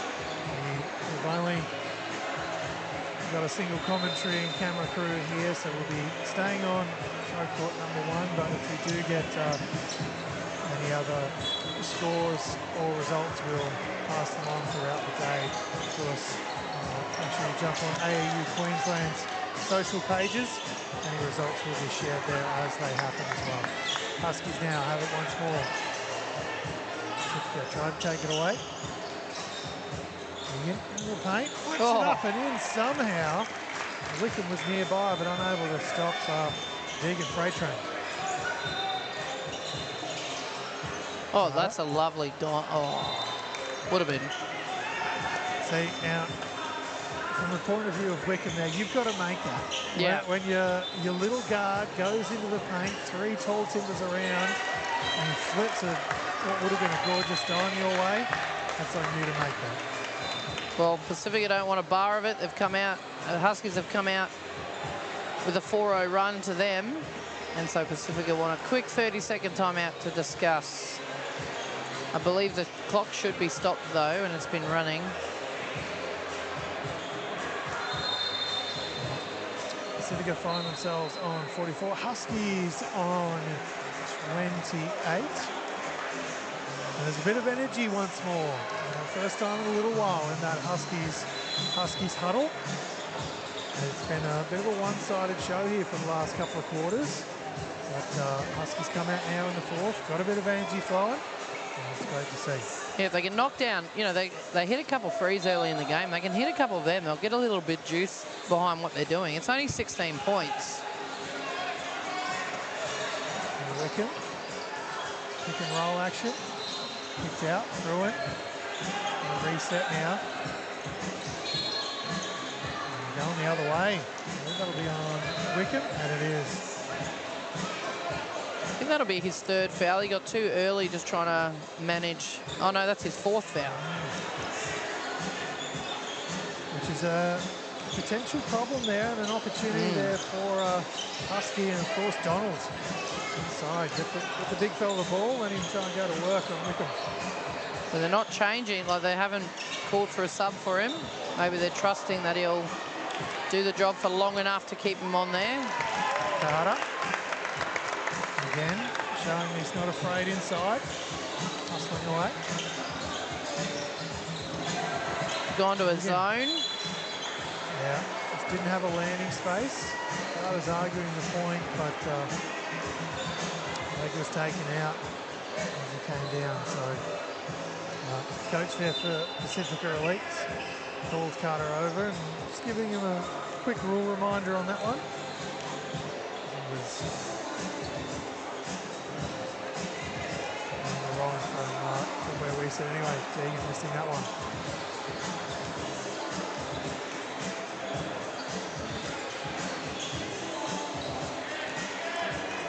Second. Boys forgot it was 3 shots.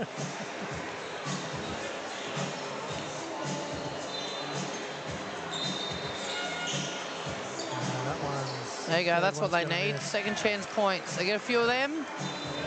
A 3 or 2, and you know,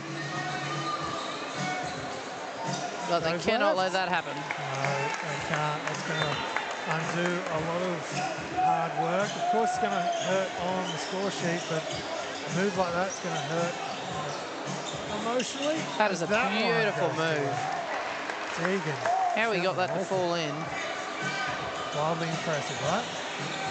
Through it now. Into the paint. Double team comes. So that won't drop for him though. But Huskies moves that one out of bounds. Deegan's own legs. We talked about it in a previous game, but long tournament, tied legs. Mentioned it earlier. Of course, with Huskies just having a few less players here. It's Wickham plays reverse. Oh, it's short again around the rim. Great dish by Fruin.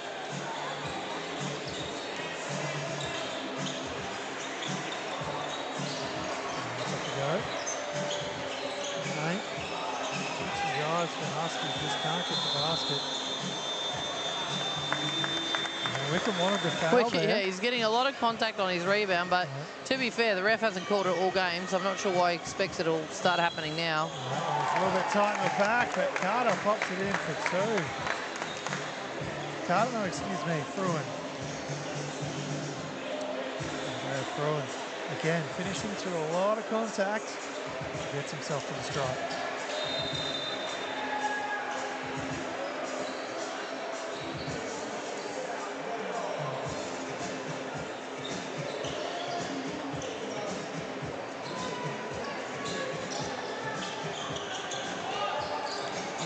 Woods now. Yeah. Z fires for three. An old-fashioned air ball though, this time round.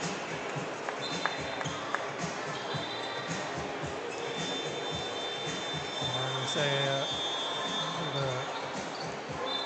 almost a clearing of the bench here for Pacifica Elite. Lineup change for them.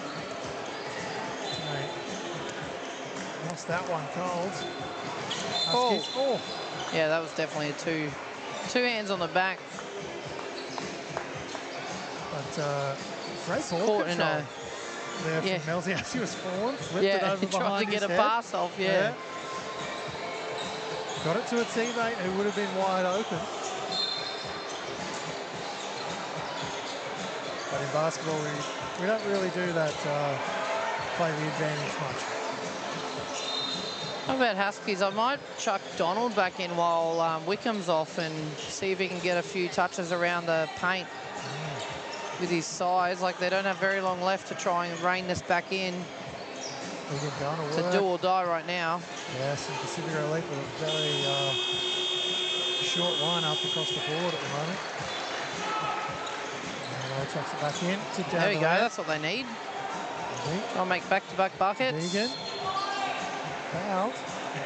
That clock should run down the 3-minute mark and then stop. So 15 points is currently the margin.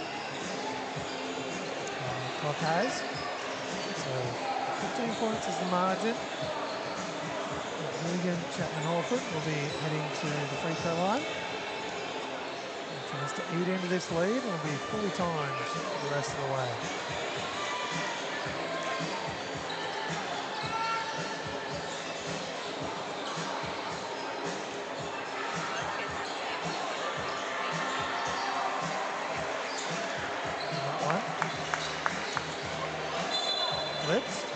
There you go. They've had 3 possessions in a row. And now Pacifica have their 4th team foul, or is it their 5th?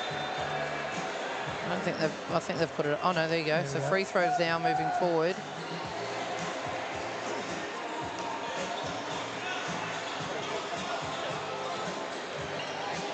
That one's long again. It's been a tough rim all day, this one, to hit free throws with. There we go, 14. This is the lowest margin in about a quarter and a half, if not more. All right, it's over. All right. Elite. Inside, Nolan. Oh. Unlucky to roll straight out. And that was a small guard's highlight reel then, if that was dropped in. But great move, just couldn't finish. Woods puts it through the hands. Yeah, nice. Jennings for 2. There we go, down to 12. The Woods assist.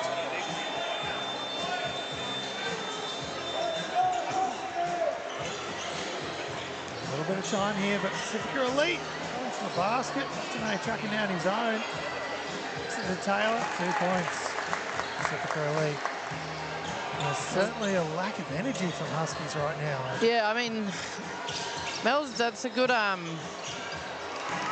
defensive possession. You've got to get straight back up and contest the next shot. That's how quickly Pacifica have done it, haven't they? They just spread that back out to 16. Yep, it's a classic thing. Whether it's 2 buckets in about 12 seconds. You realise it or not, if you're a Huskies player there, you're really in a good position to just build some momentum here and build some pressure. The shoulders have kind of dropped now, and yeah, Pacifica are going to slow up this one, scrub some more time off. Not too much time. Oh. Salem came in like it was an AFL mark. Eli Jennings pops that one in for 2. Up to 14. Tall order at this point. Again, fully timed finish. The way they're playing D, I think they know it's over. Yep. And not intending to make that change. Oh no. There's the paint. Foot down to Taylor once more.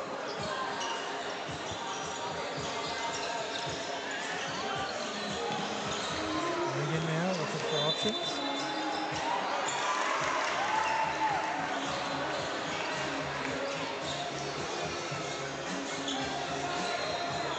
Seconds left in the shot clock. He goes up too hard off the glass. Yeah, I think he thought the D was coming at him. Here we go. Is this a dunk? Hey, There it Taylor. is. Oh, flip the hands around and jumps over the woods. 14 years old. Crazy. Crazy. Oh, now bring it out. You just dribble out the clock. Oh, no, here we go. He's going to go for it. Hey! There we go. One-handed finish to roll out the clock. And the 14 and under boys grand final is done and dusted with Pacifica Elite taking the chocolates 56 over Huskies 42. We'll be right back with the next game coming to you, of course, live here from Rob's Family Court here in Zilmi as part of the AAU Spring Madness. We'll be right back with the next game in just a moment.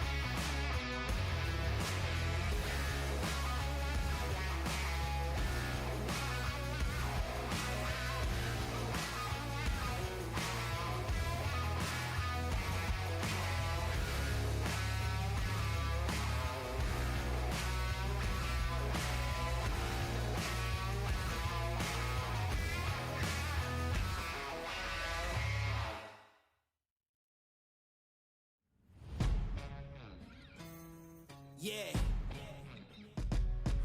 Let's go. We just gotta go hard. I go the hardest. I bring the pain. Not what you used to. It's all part of the game. Yeah, I just gotta go hard. I just gotta go hard. Go hard. Go hard. Yeah. Oh yeah, the beast back. Adrenaline pumping through my veins, can't relax. Original, I am not the same as these cats. I sting them if they never ever mind and they beeswax. I don't ever cap, but I'm wearing like 3 hats. Never been a rat, but I know where the cheese at. You'll never get a trophy cause they all here where we at. You better believe that. When it's all said and done, I'll still be here standing.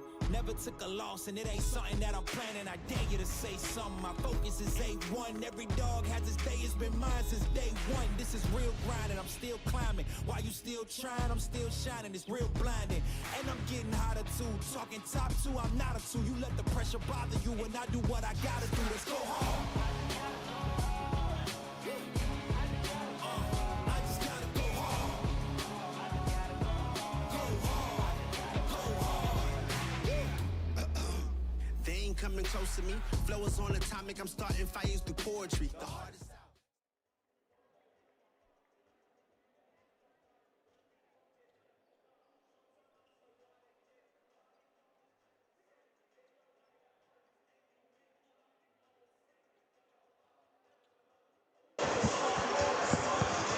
Ladies and gentlemen, welcome back to AAU Spring Madness, and this one isn't a grand final, but we've got the Adelaide Warriors taking on the powerhouse Utah Prep here on Court 1. And of course, I'm joined by Cass Dover, and Cass, if we got a show of athleticism with the 14 and under game, we're going to have a smorgasbord of it right here. You would think in the 18s and under, it's going to be next level again. Those 14 boys are super physical and very athletic, push the pace. These guys are going to be more on top of it, I would assume. And there we go, straight off the mark. And a little bit of a fumble, but with the feet there.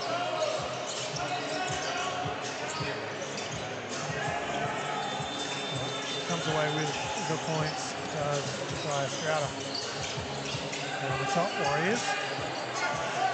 Space inside, kicks to the corner 3. A little bit behind the post there, but miss in the end.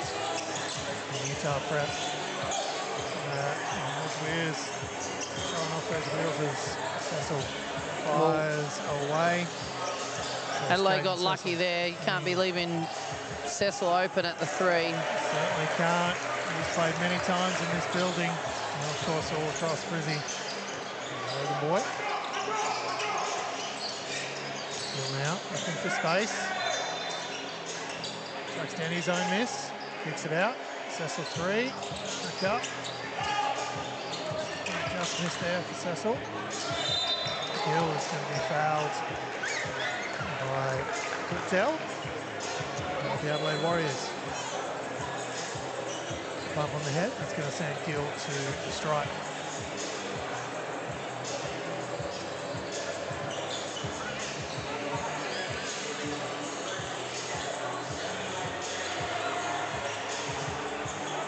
Long on that first one.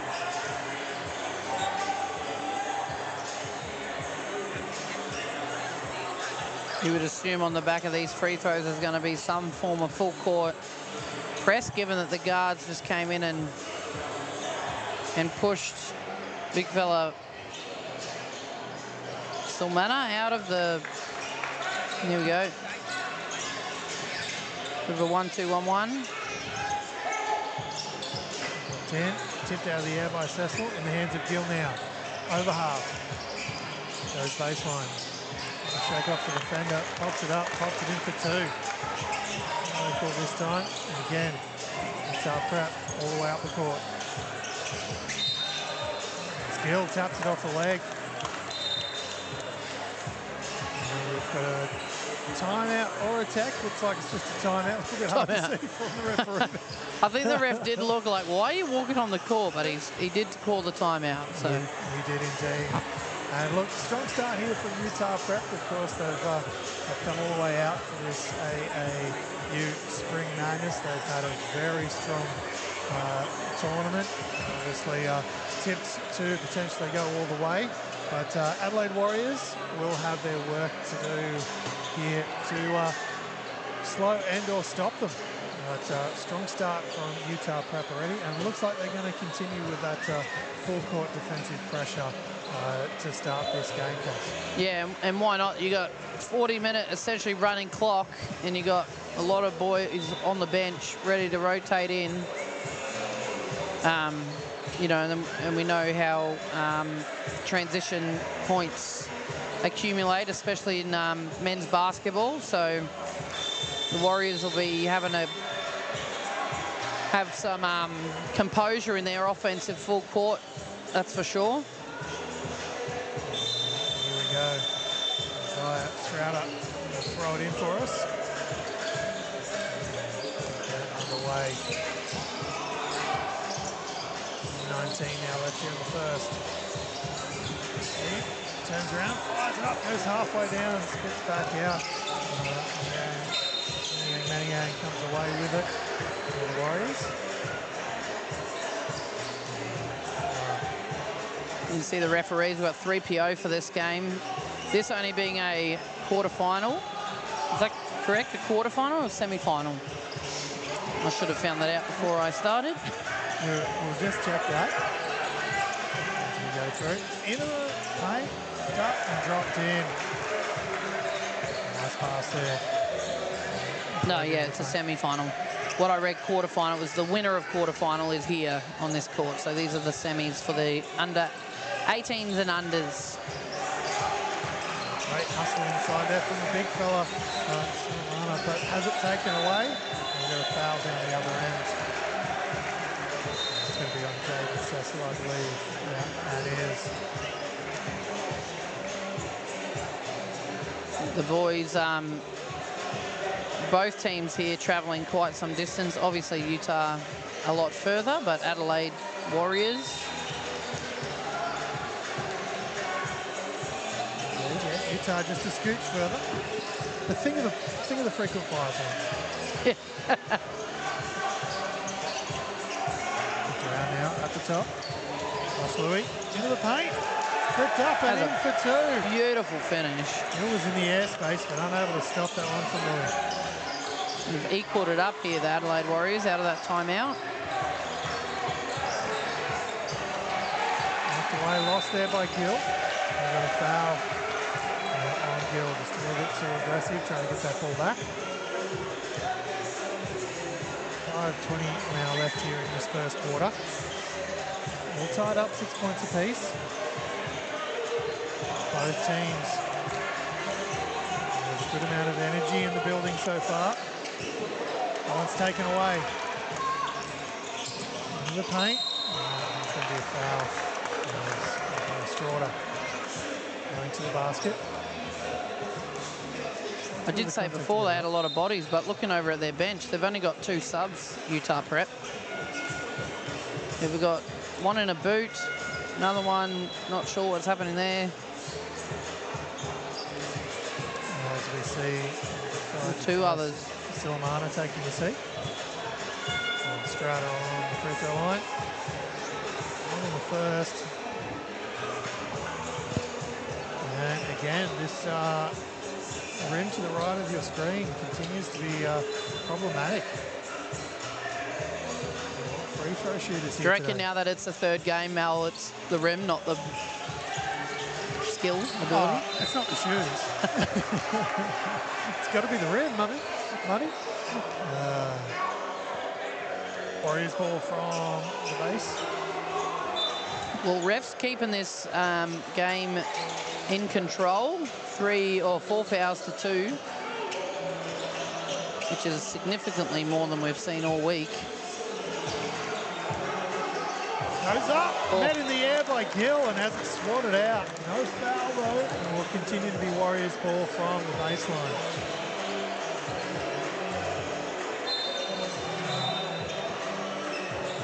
Strong athleticism there shown by both players. I won't drop for Niang. Here comes down with it. Now it's Strouter. Sunday screen comes over. Good from Strouter.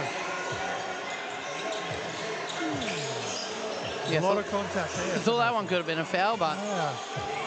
good control by Fiomba. Louis, paint, kicks behind him. Get out of bounds, will stay with Warriors. Kanombi. Jumbo, sorry.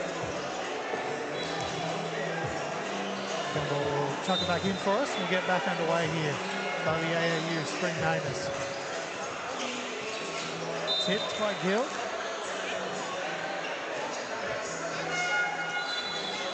Of course, the AAU Spring Madness brought to you by Triple Threat Tournaments. Great job of putting these tournaments together. Almost looked like they knew that play. And you see the coach, I'm wondering if Utah's had, you know, their staff in the crowds filming, you know, the Adelaide Wildcats games, adding in some scout level into the game here today. With the handoff to Strata. Back to Gill. Initially called for a screen. Sessa now. Screen comes to him, kicks it to Gill. Kicks it back all the way across the court. 3 ball is up, but it won't drop. Easy.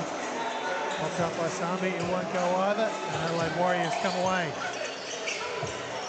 4 points is the margin. Utah have. Drowned. Oh, Gill Warriors racking has up a the tip. blocks. Yeah, 2 in the first quarter. It's a bit early, but double-double alert. Double-double? Yeah, quite possibly. With blocks? Point. It'd be a rare one, but I'm here for that. I'm here for that. Gill has the height and athleticism to put on a bit of a block party. See how many he ends the game with. He's going to have a timeout here, I believe, by Utah Prep. 1:07 left here in the first quarter. Utah Prep on 10, Adelaide Warriors on 6. And Cass, Adelaide Warriors, what have they done to impress you thus far in this first quarter? They're absorbing the contact quite a lot. They're not letting the press. There's only that one turnover that I recall. They've done a pretty good job absorbing the pressure from Utah Prep, so getting it down the other end and getting to a shot. They're very athletic. But I think keep attacking that rim. I thought they did a really good job. I would expect Utah's called this timeout on the back of free throws. They have been doing a 1-2-2 look and press. I'm wondering if they change it up and they've got a different look defensively that they'll come out with. We'll have to see as part of course, this Triple Threat Tournament's AAU Spring Madness is the semi-final. Winner goes on to play, of course, in our grand final, which will be played later this afternoon. Of course, we'll be covering that. That'll be right here on show court number 1. That's all our coverage will be from here today. Gill knocks down the first. Maybe it's not the ring. Maybe now I've said that. No. And the second, there you go. I was like, oh gosh. Gill's going to check out. Well-earned rest. Been huge for Utah in this first quarter. They're still staying in the 1-2-2, but they look much more aggressive. Like they were more matched up than they were previously. Romano tried to come out and stop that one defensively, unable to. The Warriors cut into the lead, and now with a stop as well for the end of first quarter. Baseline upstairs. Oh my goodness. Yeah. That is a rim rattler. That is shaking the whole uprights of that backboard. still is at the other end, but a quick 2 points for Anthony Felici. Oh, there you go. It affected them on that one. They've done a good job sustaining. That clock shouldn't stop. Oh, did they call the timeout? Yeah, I think they've called the timeout. That's smart. There to stop that one. But yeah, very tricky. Can be a tricky situation if you're the Warriors, especially coming into this one with the sheer amount of energy and different things you've got flowing through your system. Yeah, your player goes up, Yang goes up, puts that one to. It's really hard not to have that almost semi-pro style situation of over-celebrating and that fast breakdown on the other end. So they did an okay job, but of course Utah Prep were unfazed and went straight into their fast break. What are you expecting to see coming out of this timeout from Utah Prep with just we're back to 13 seconds left on the clock? Yeah, and that 30-second timeout took a good minute and a half, I feel. A lot of time for Utah Prep to draw something up.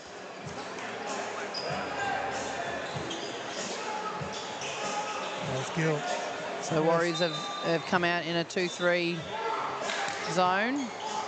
Cecil threes up, front rimmed, coming away quickly with Boateur. Pie off the glass. There he goes out of the way. And that will bring us to the end of the first quarter. Oh, probably a strong start from both teams. Obviously we're in semi-final level and the Warriors have got themselves here, but fairly well unawed by this Utah Prep team so far. Yeah, well, we said in the warm-up, the one thing I noticed was how athletic the Warriors are, and they're definitely holding their own. A couple turnovers in that full court pressure. So that's probably I'm going to say that's going to be a key. If they can maintain possession and get through to a shot, I think we're in for a really good match here. Obviously, they haven't had the greatest draw having to verse Utah Prep in their semi-final, but they're obviously here for a reason, the Adelaide Warriors. Certainly are. They've got quite a squad. They've got good energy from the bench so far. And they've been able to push and get out athletically. They've had a little bit of trouble with the... there's that big dunk we saw earlier from the Yang up on your screen as well. But look, they've had a little bit of trouble with the... with that full court pressure that Utah Prep have been able to get, but when they have been able to break through, they've certainly been able to get some good shots up and find some good scoring opportunities down the other end. Back to second quarter action now. This AAU Spring Madness tournament. Brought to you by Triple Court Tournaments. Chip from behind. No, it's going to be a foul. That's tough. It definitely looked like contact, but it's a bit ill-disciplined. I didn't think you have to really come out and try and get that steal at the top, and as a result, you get beaten and you're virtually leaving your men 5-on-4. Subs will come in.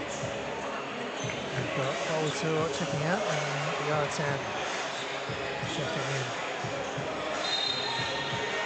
And I think they're a little bit concerned because I believe it's Boateur finds himself already on 3 fouls. I think he only believes he's on 2. So Strouder fires away, missing to the left, tipped up in the air, eventually tracked down by Yang. Those guys are getting up rim height to get rebounds. It's crazy. Not even with the trampoline. It looks like they are all just bouncing, like they're like at bounce. Oh yeah. Just playing around with those rims that you can airborne dunk.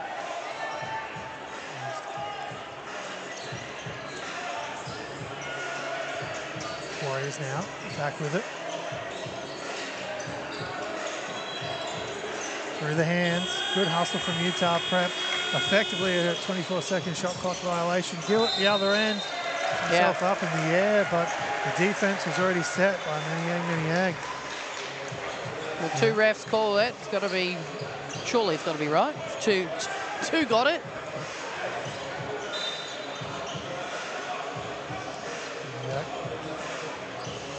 Classic. Tell me you're a head coach without telling me you're a head coach. The referees can get things wrong.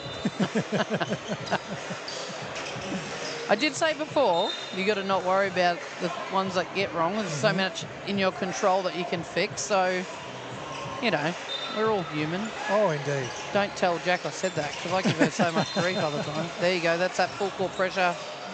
Cecil can't convert that. Through the hands. Warriors going up the other end. Met at the rim. There'll be a foul in that one. No, you can see that entire baseline was... And here we go. Comes off the Cecil miss. Kicked ahead from Warriors. Goes up hard and aggressive. Met at the rim by Silamana, which stopped a surefire highlight reel that would have gone around the internet, I'm sure. But and I love that from Silamana as well. Like, don't be afraid to... Yes, you could end up on somebody's poster, but also get up there and don't let them have it easy. Yeah. Be aggressive on the defensive end. Well, we've come out of the quarter time break. 3 minutes in. That's the first points we've seen this quarter. It's been a highly competitive one.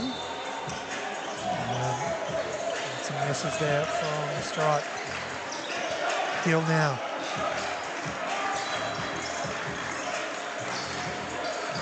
Back to it.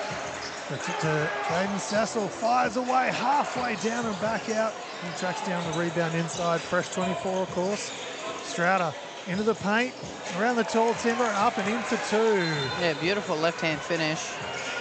Utah stretch the lead back out to 5. Corner 3 ball is up, misses that one to the right, does Komet. Gill just seems to be a very consistently stable presence on the court for Utah Prep. Oh, yes. Yeah, just a touch late on that pass. Yeah, it was. And back to a cut was certainly on there momentarily. Warriors needed that, though, because there was about to be some serious momentum shift fully to Utah Prep. Can they... Corner. Oh, I thought he was going to shoot that. Yeah, corner 3 didn't fire in the end. And he's going to lose that one out of bounds. Is yeah, his teammate just telling him, put that up, Lewis. Telling him to shoot the ball. That's what you want to hear from your teammates. Have faith in you. Certainly, it's Gill with it. Brings it over half. Just over 5 minutes left here in the second quarter. He's like, all right, well, if you're not going to come out and get me, Sambe tracks it down from the elbow. And that is going to be an air ball, according to the fans. Coach thought it was tipped in some way. Are these guys all from Adelaide down there? We got fans stretched all the way across the country at this point. Yeah, there is a lot of people in the building, and of course at home watching. This one, we got 4:48 now, and Utah holds on to a 5-point lead in what has been a very low-scoring second quarter here. Yeah. 2-1. Indeed. What are you? We already talked about what Warriors are doing well to start. What are you liking from the Utah Prep side of things? I think when they have an assertiveness to get to the rim, they're either getting really good finishes or a kick-out three that's open. They haven't quite hit the threes yet, but they're getting good looks better when they're penetrating hard. I feel like they're settling a little bit too much straight into the three rather than getting some inside-outside basketball, that mid-range. I'd like to see them just get straight at the rim. Right, and of course, just going into the last couple of minutes here of this second quarter action, brought to you by Triple Threat Tournament, putting together this AAU Spring Madness.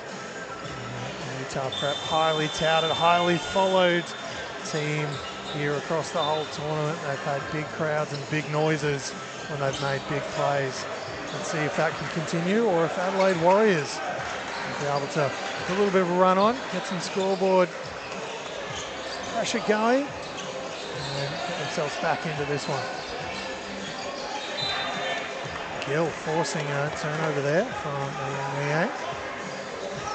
He's got to try not grab it and then go straight for the dribble. Like, find in boys and men's basketball, there's so much activeness on the defensive feet. You know, you just throw a bit of a fake and you can have a little bit more composure coming out or a little bit more room. And Cecil kicks it back to Gill. Turns into the paint, loses it. Retracts it back down, kicks it around. 5 seconds on the shot clock. Into the paint, fires away, front rims it. Pops it in for 2, Silamana. Pops it in for 2. It's the back of the Anthony Felici miss.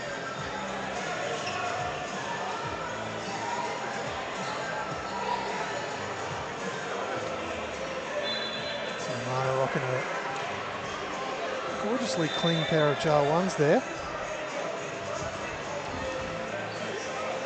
Being said from not a shoe fan. I'm rarely joined by commentators who are, as our Regan, our super producer, nods his head in agreement. If someone's wearing Air Force Ones, I've got you. I can call them out.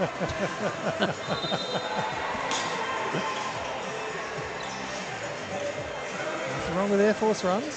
Bookers, I know the Bookers. I'm very limited.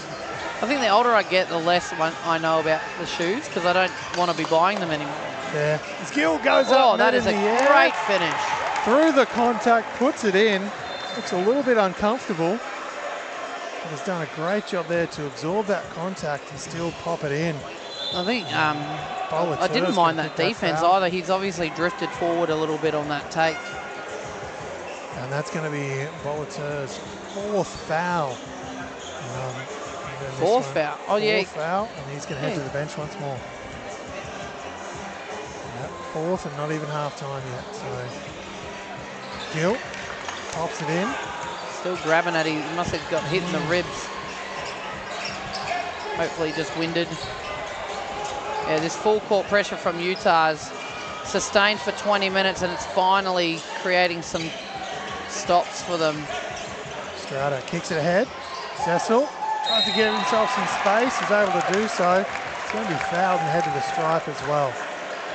He hasn't seen the bottom of the net for the game so far, Cecil, so that's got to be good signs for him. You know, he's had a couple of really good looks from the 3. I think he's 0 for 3 from 3. You get your touch through a free throw here, should be positive signs for him. Hopefully he didn't just jinx it. Or curse it, should I say. Yep, great job. Don't come at me, Mel. You've been... No, I'm just joking.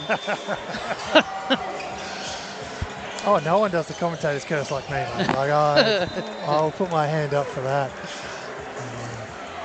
No longer speaking on free throw. Baseline ball now for the Warriors. 13 points is the deficit for them. Made into it. That's what they need. Some, oh, no, not turnovers. Right. But it was good hustle on the O boards. Let's go in one way. Can't get it. Puts it back up. Holy. Stoker. Stoker, that athleticism flying through. Hustling in The there. AFL's watching. They should be recruiting some of these boys. Kicked around. Straight out at the top. Last 30 seconds. Jaden Cecil. That's the Jaden Cecil we've come to know. Here, Ian Brizzy. Young man with a heck of a range. And just, yeah, that was very close. Automatic from beyond the arc. Well, that is a very, very needed shot from Adelaide Wildcats. They have not had a look virtually at all. Oh, what did I say? Wildcats. My apologies. Warriors. Where do I get Wildcats from? Watching High School Musical, maybe. Maybe I don't do that. Adelaide Bearcats. I don't know where I'm getting it from. One. Apologies, all the Adelaide people. We're going to step away momentarily, but Utah Prep with a much stronger second quarter there. That full court defensive pressure really bearing fruit late in that half. Warriors will go into the half with a 13-point deficit that they'll be looking to track down. We'll be right back with second quarter action in just a moment.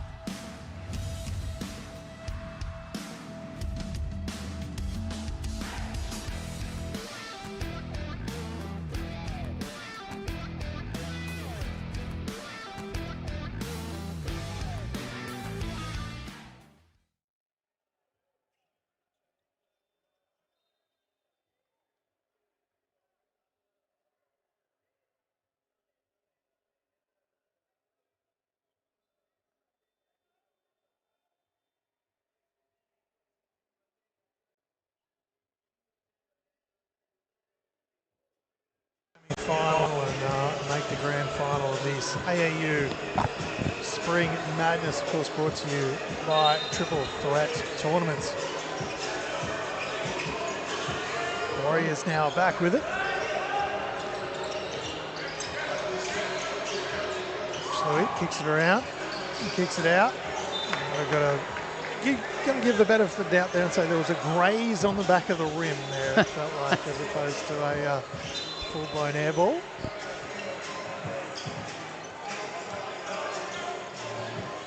Now, Strouder bring the ball up for Utah Prep.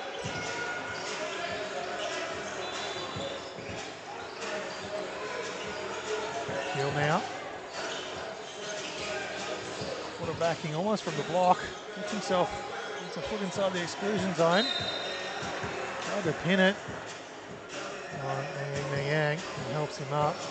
Sportsmanship showing. I think Gill's got to have had 3, I think. Yeah. He'll sit down. He's been very consistent for Utah Prep. Force some turnovers. And I'd love to see a big guy, not afraid to almost run the point at different times there. Everything was sort of flowing through him at points, which was, I'd love to see that in a big. Trapped down by David Elka. Attempt with the miss that time. And Cecil steps into one, misses that one to the right. And comes down with it. This quarter is a frantic pace right now. It's just going up and down so quickly. Utah Prep ball from the side now.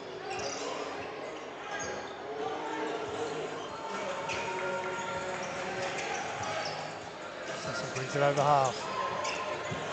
So as we know, this is a semi, and these guys will come back at 5 p.m. So only 2 games break to rejuvenate.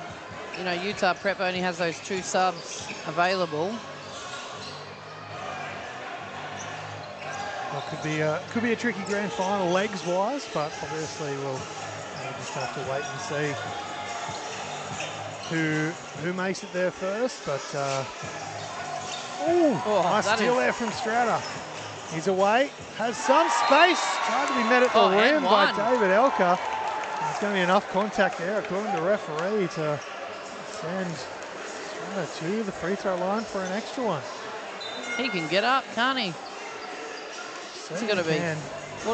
How tall do you reckon he is? He looks like the shortest one out there. Probably about my height.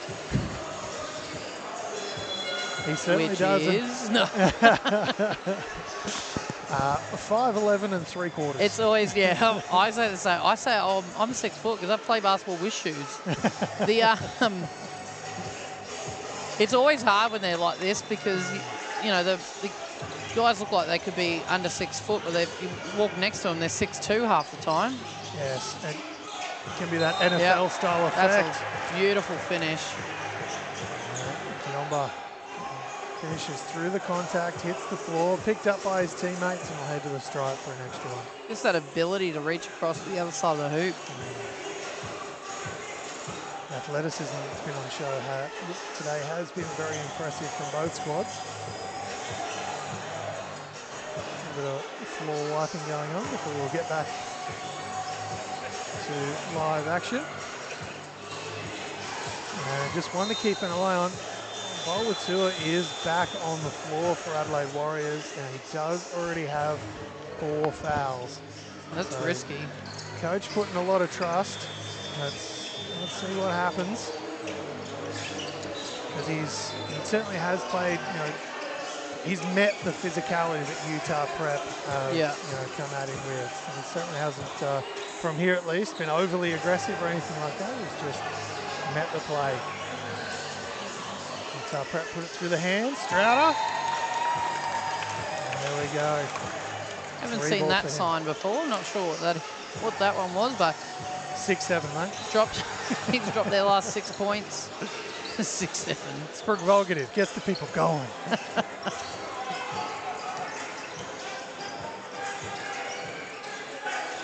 That is great defense. It certainly is. No, absolutely no hands, but just any space. Router, the Euro. And Bolton has his fault on that one. Now we've got a timeout here for Adelaide Warriors. All right, Utah Prep find themselves on 33 points. A bit of a ways back now is, of course, the Adelaide Warriors, 16 points back. What do you want to see from them, Cass, as we come out of this this timeout, the last few minutes of the quarter? What would you like to see from them as they try and close this quarter? As Adelaide? Yeah. I would say they need to probably get up the floor themselves and see if they can force some turnovers. With Utah Prep only having 2 subs and Gill on 3 fouls, I would be getting up the floor and trying to really apply the pressure back at them and see if they can get a couple of early or easy looks in transition on the back of it. Like, they've competed this quarter. It's only a 2-point difference this quarter. Yeah, that's. I'd be looking a bit more defensively. How can you get back to getting stops? And maybe get at the rim a bit more. They have shot a lot of threes this quarter. They haven't quite dropped. I mean, they're dropping then great, but at the moment they're not. All right, here we come back to it. 4:33.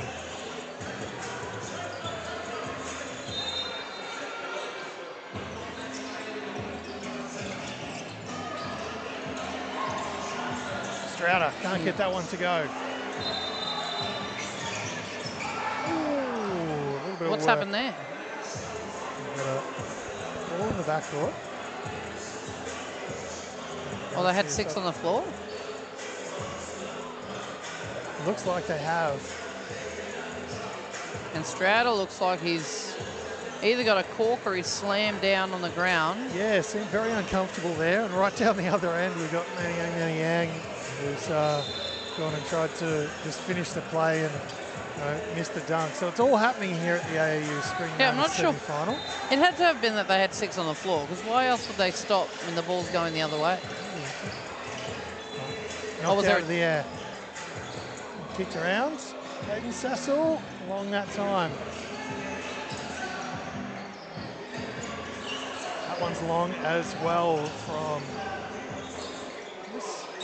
Sassel. Both teams not afraid to shoot it, are they? Not at all. Round through the paint. There we Drops go. it in from 2. Very aggressive. And that is actually, even though he's wearing Gill's uniform, thank you for clearing that up. It's actually Jackson Kiss. Oh, is it? Number 13. We've been told from the YouTubers, as another dunk at the other end for Anthony Felici. So we are looking at the wrong number. Sorry, Jackson. Adelaide Warriors now double teamed. Was forward to Jaden Cecil. Retracts it down. I do not think that pass was meant to go there. No, I don't think it was meant for some. Maybe did a great job of corralling it, going through the contact and putting that up in for 2. And all of a sudden, Utah Prep find themselves in the box seat here with a 22-point lead. Well, it kind of came off the back of those 3 or 4 possessions off O boards and quick turnovers. Full momentum in Utah Prep's direction right now. It certainly has, turned around, and it's going to be very hard for Adelaide Warriors. Of course, that's hence the timeout to try and slow things down, stop the momentum of Utah Prep, and try and build some of their own. Because at times, for big chunks of this game, Adelaide Warriors have not just been in it; they've been in a real box seat with this thing. So. But at the moment, Utah Prep just slowly working down, and they've been able to build some momentum, get some extra baskets, and it's just this sustained full-court pressure, I feel, has been quite effective. That first quarter, we didn't see too many turnovers off it, but after that, while they don't get heaps of turnovers, they're putting applied pressure consistently, and it just leading to a few turnovers a quarter is enough for them to get, 8-point runs. Jackson Kiss throws it back in. Has it once more now. Set to dip under the last 2 minutes here in this third quarter. Ooh, can't get that one to go. Can Sulemana. Ball flies around. Jaden Cecil now. Does that right in front of the Warriors bench. They wanted a double drill, a travel call. It didn't come, and it's actually worst case scenario for them because Utah end up with a couple of points. I think Felici eventually gets it, goes up with a one-handed windmill. For two. Felici, strong finish. Yang now. Strong defense there from Sunday. There's a little bit of talking going on now. Bit of banter.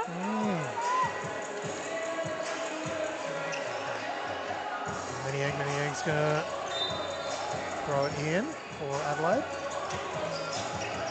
Just under a minute left now. One's tipped in the air by Utah Prep. Oh, comes back down, ends up with Kiomba and blocked. The most delicate of delicate blocks there from Sulemana, but just perfectly timed. Was able to just put the hand out and knock that one out of bounds ever so gently in the end.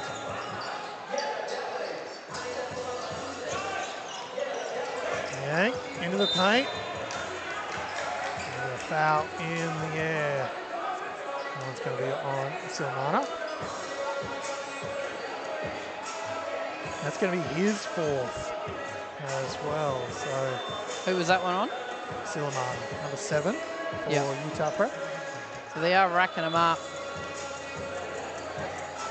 Jackson Kiss still only have 3. I don't think he's picked up another one this quarter. So, so Utah Prep find themselves in a good position scoreboard-wise, but a couple of potentially problematic foul situations with Kiss on the 3, we believe, and of course Sulemana on the 7, which might make things a little bit interesting with their shorter bench.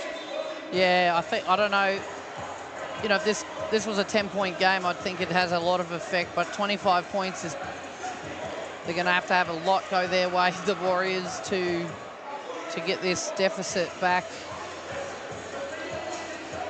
For sure, and look, of course, Warriors, like we talked about, they came out strong. It was a very tight first quarter, a couple of points here and there, and then for, I want to say, maybe 7 or 8 minutes of that second quarter, it was pretty much scoreless from both squads. Yeah. You know, it was really held to, you know, not much. Both defenses did a great job, and the offenses really couldn't unload and get space. But since then, that just pure defensive pressure of the Utah Prep has come out and really been on show. It slowly built and built and built, and now they find themselves with a 25-point lead going into the fourth quarter. Tricky situation for Adelaide to come out of here with only 1 quarter to go. Remember, it is a running clock down to the last 3 minutes.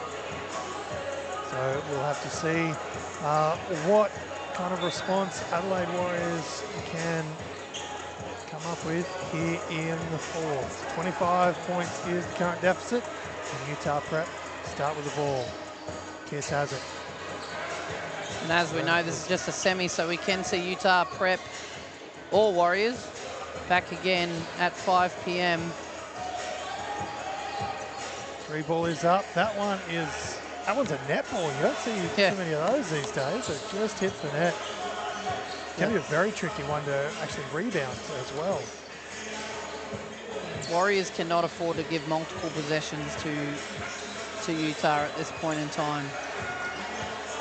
A lot of O boards. Another one with a Kiss rebound. Stoker misses that one to the left. Tipped away. Down. Kiomba. He puts it up. Strata. Do they need to just sustain that? They had a bit of trapping action. Go get that next pass on Kiss, and they need to get some applied pressure and create some stops for themselves, the Adelaide Wildcats. It's that classic that is thing. Easy. Kiss inside for 2. That classic thing of I'm sure coaches have told them many, many times, you know, get back on D, get hustling, get the zone set, but it's almost hurting them a little bit in this situation. Well, yeah, and it's a bit of a read. I think if you see your mates go into a trap, you really want to keep that pressure. Well, what's the point of the trap, really? And they only had one other offensive player up there. They could have tried to create a stop, but they are playing safe, aren't they? They're just dropping back. And Utah Prep now just ever so wily, scrubbing a little bit of extra time off their running clock. Kiss now at the top.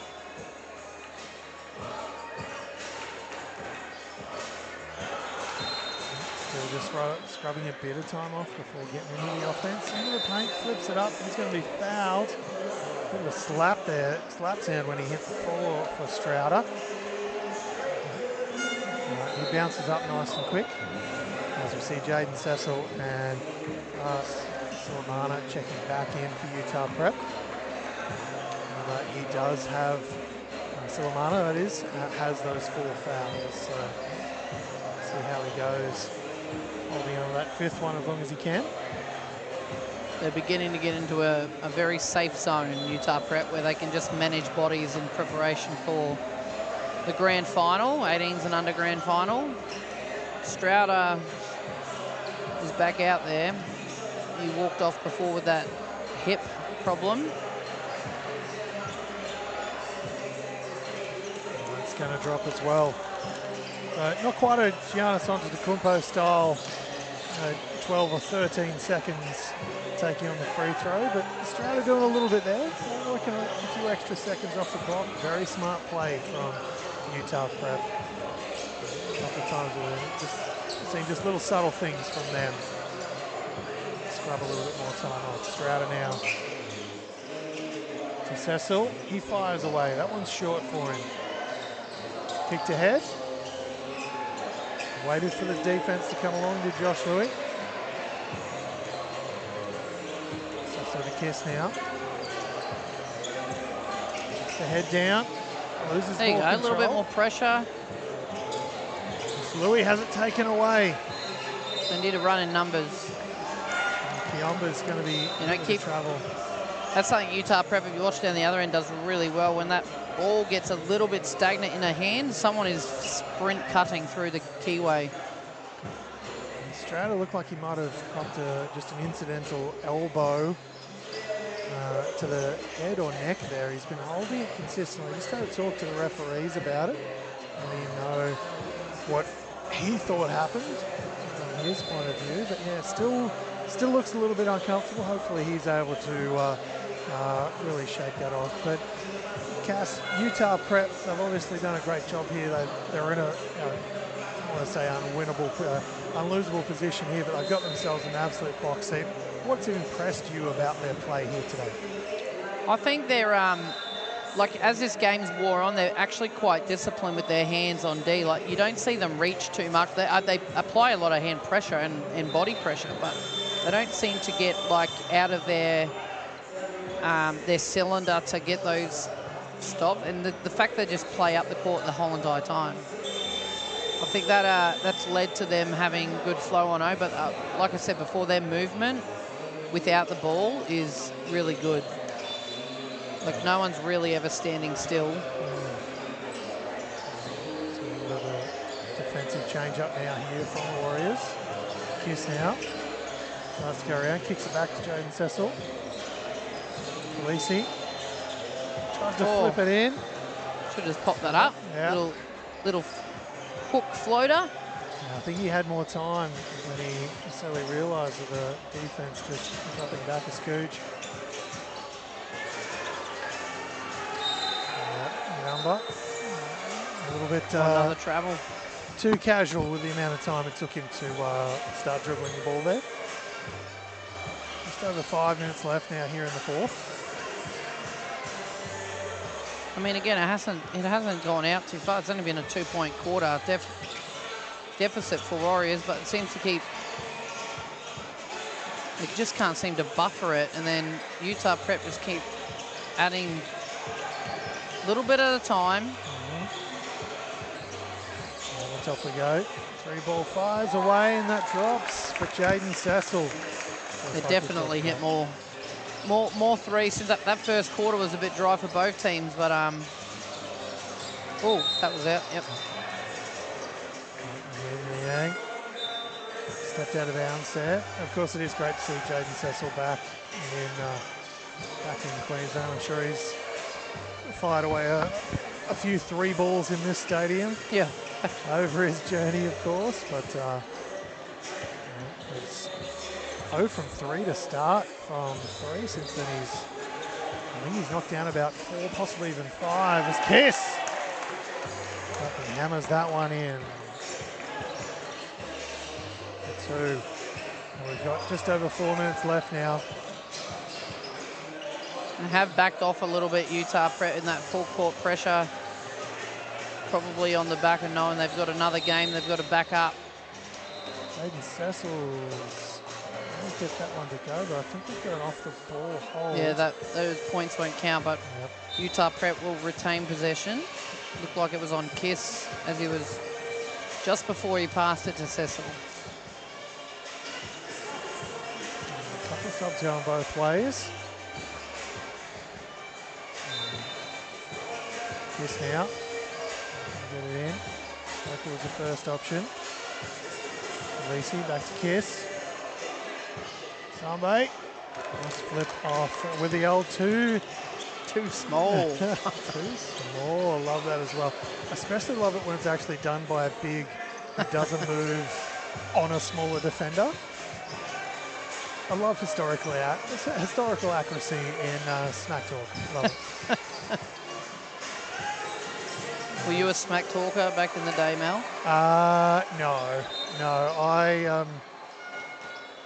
I always like to let my game do the talking, and frankly, it whispered more than I would have liked. Oh, Kiss. Change of mind mid-air. You know what?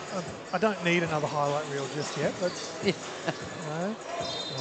My boy Tim Sung, business style decision. 2 points is 2 points, as Timmy always says.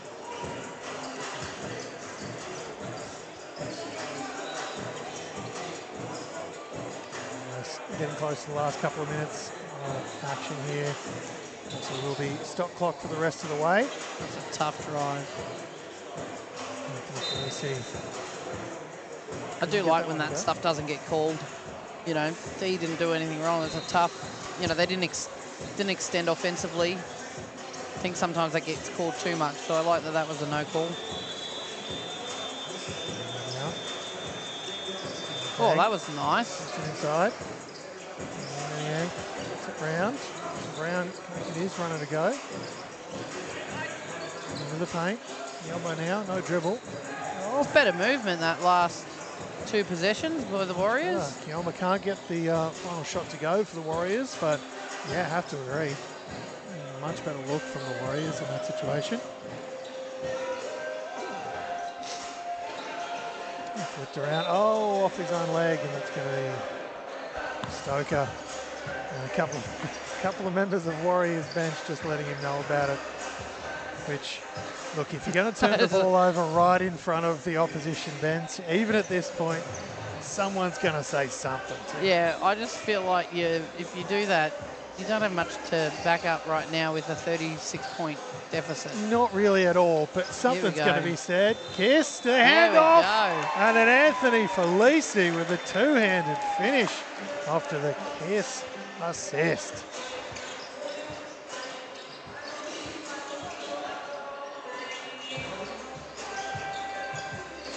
Around, stolen out of the air from Kiss. What are we going to see this time? Upstairs. Oh.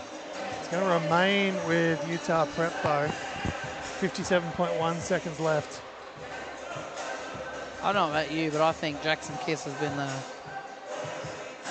the player of the game for Utah, in my opinion. Yeah. Hard to disagree. There's definitely been some other players. Crowder's pretty close, I think. Yeah, who've stepped up in their own roles, but it's definitely been Jackson Kiss's game here in this semi-final. He gets all the way to the basket and pops it in for 2. Thanks for making my point valid, Kiss. Oh, can't get that one go, can Dortel.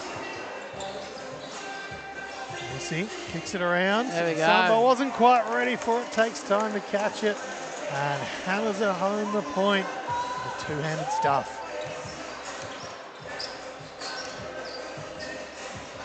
Well, this is not the game we thought it was going to be at the end of the first quarter, was it? When it was 14-11. No, it hasn't finished that way, but Utah Prep just did a great job of building that defensive pressure and it's making life really difficult and uncomfortable for the Adelaide Warriors. And in the end, they just built a lead that was insurmountable through a really strong and aggressive play from them. So, well, that does bring the semi-final to an end, but of course Utah Prep will be back at 5 o'clock for the AAU Spring Magnus Grand Final, of course brought to you by Triple Threat Tournaments. We are going to step away momentarily. We'll be back with the next game here on Show Court number 1 in just a moment.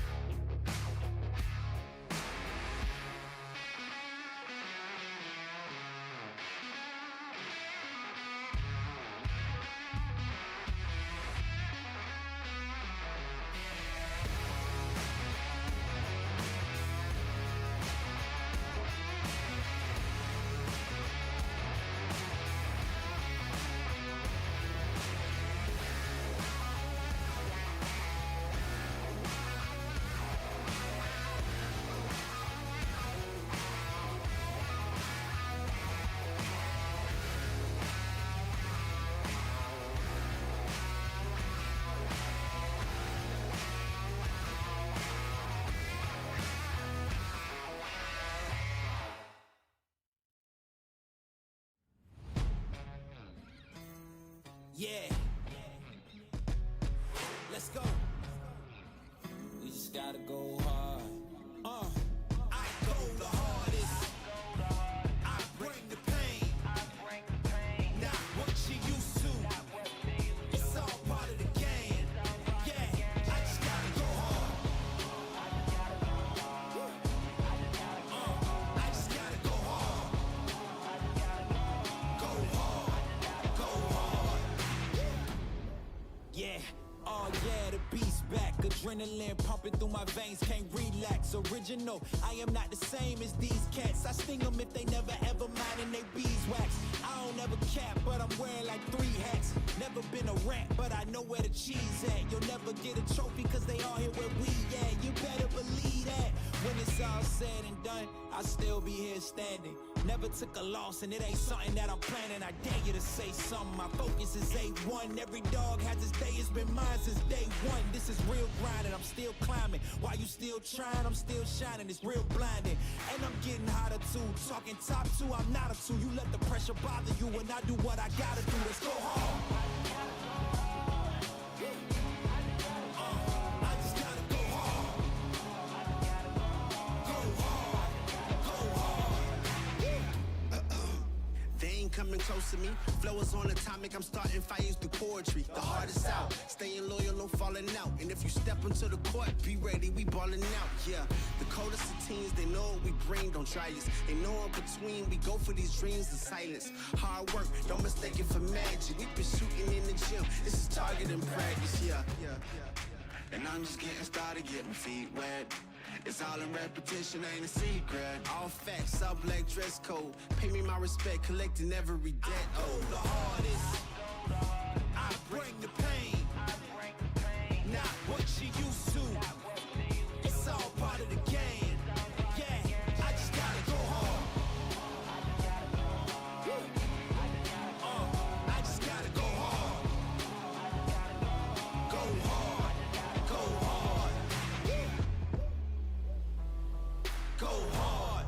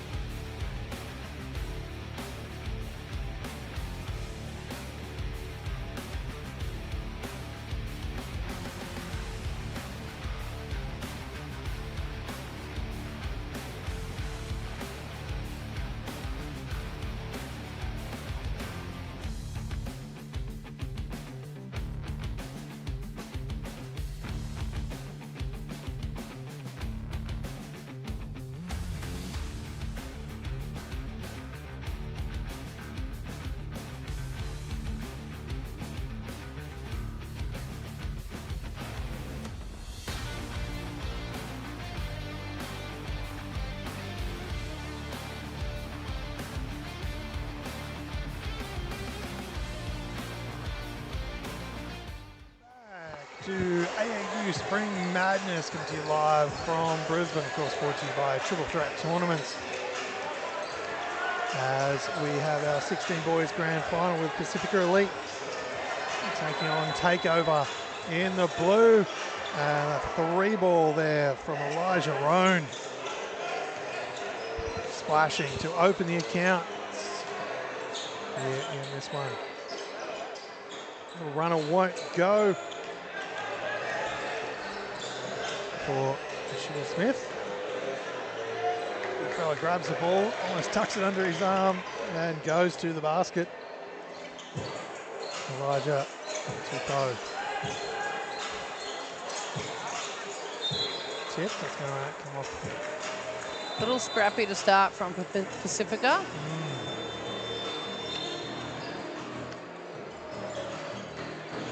Same spot, and just like that, we've got a Pacifica Elite time out here with, we're going to do a quick 30-second timeout as well, but with 1 minute and 16 seconds, Cass, as a coach, how happy are you when you've got to blow a really early timeout in those situations?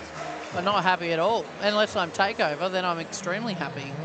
You know, they've come out firing 2 threes, but Pacifica haven't really even had an offensive look that has been good. So other than that little floater, but even that was across the center of the court. Hopefully the 30 seconds calms them down. Maybe there was some nerves to start. I'm not sure. But let's see what happens here out of that timeout. All right, here we go.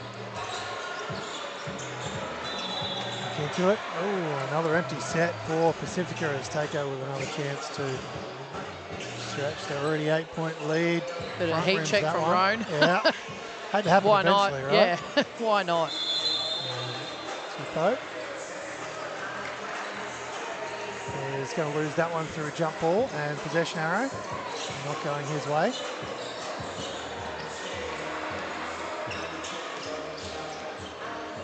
Smith fires away from 3. That one won't drop for Smith. We've got a foul. That's going to be on Tupou. And it is Elijah Tupou picking up his first foul. Just over 2 minutes of action here at the AAU Spring Madness. 16 and under boys final.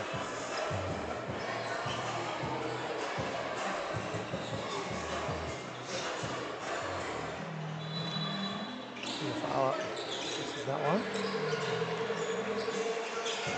It's got to be the rim at this point, right? Down this end. Well, it's interesting form, I feel, as well on that one. But yes, we haven't had much luck. I feel like we've only seen about 2 or 3 free throws go in since 12 p.m. today. Well, that one misses for Tupou. Pacifica come away quickly.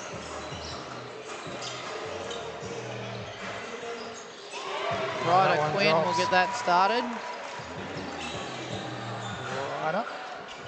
Up to 3 minutes. Not the first time we've seen Mr. Quinn in a late tournament AAU game. Fire away with some success. Into the paint, Tupou. Yeah, the game is the AAU game and style is very suited to Quinn's game, isn't it? I mean, a lot of boys here, of course, but yeah, he definitely accentuates his positives for sure. Tupou gets that one to go.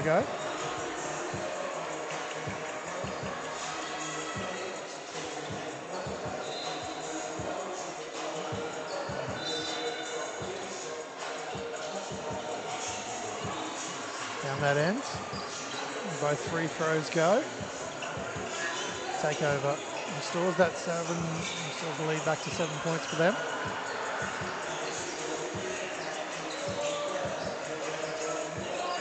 Around.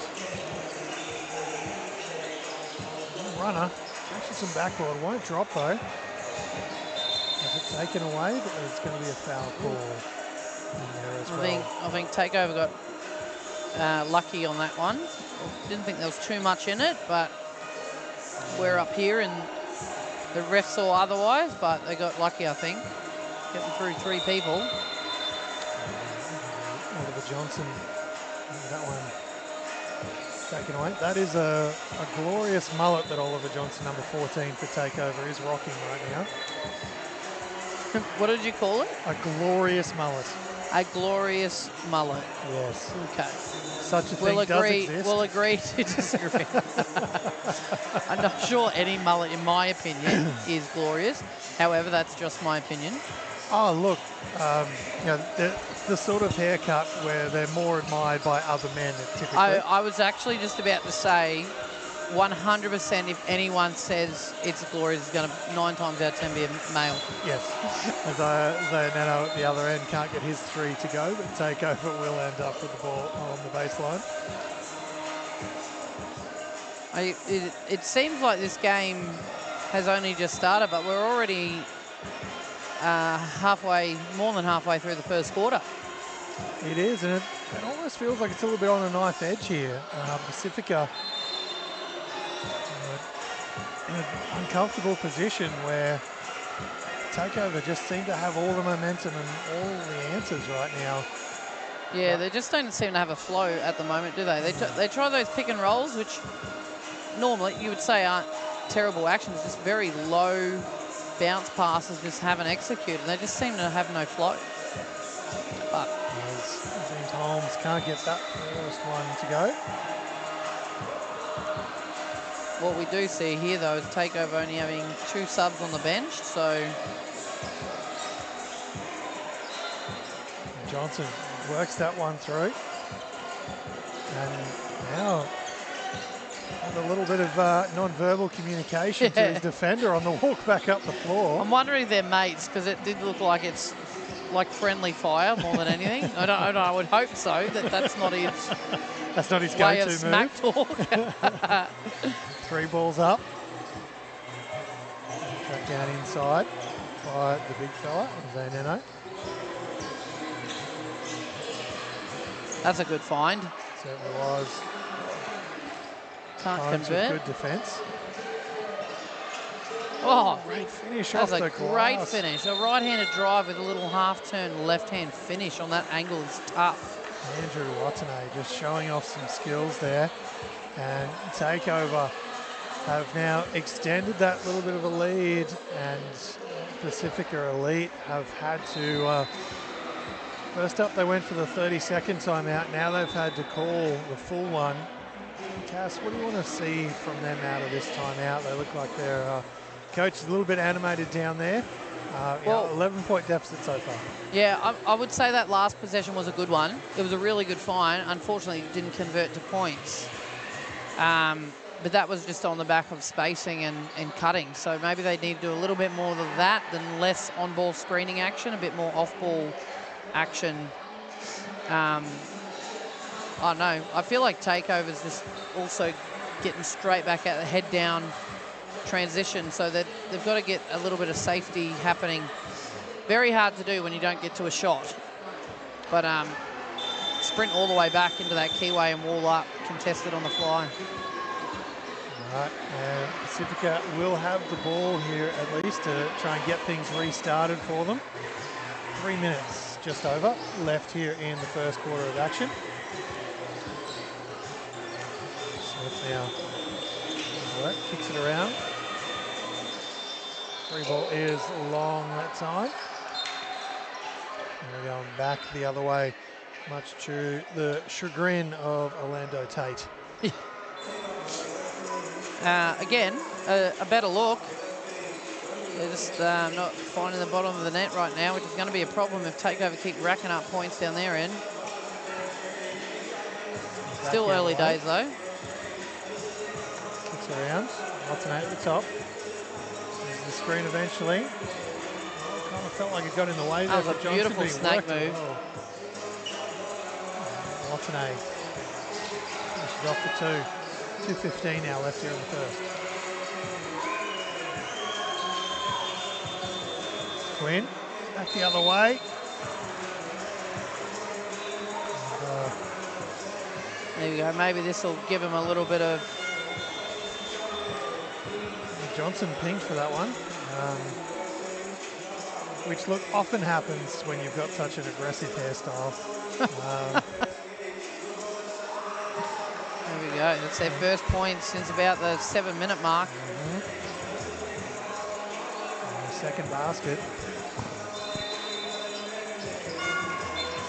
Their third. 5 points now for Pacifica. 11 points is the deficit. As we go in the last 90 seconds of this first quarter. As part of the AAU Spring Madness. Holmes now. Threads the needle. That is gets it in for two. Great move. Just silky, just slipped through that gap. Tipped, going the other way. Oh, excuse me. Continuing with Pacifica. Holmes definitely wanted it to go the other way. Tried to sell it to the referees, but they weren't buying. Smith, to the elbow. Wouldn't go. Jorgensen. A bit more full court pressure from Pacifica in that possession. Okay. Pacifica now. Looking to push. That one will go. Just dribbles over the front rims for Aiden Merrilees. Well, it's their first flowing bucket where they've been able to kind of just get at the rim and had a lucky drop. I don't like the last two possessions from Takeover, just settling for threes. Okay, Jorgensen. Aggressive. You know, they've gotten the lead through penetration, getting at the rim. 3 seconds left. What's an A for three, front rims? I lie though, actually, those first two shots of the game from Roan being threes, but after that, everything's been headhunting the rim. Has been very quiet here as part of this 16 and under boys grand final as part of the AAU Spring Madness, of course, brought to you by Triple Threat Tournaments. And Cass, what have Pacifica done here to get back in this one? They were way back there by a mile, only had 3 points. Have they been able to put on a little bit of a run to close out the quarter? Where have you seen their strengths?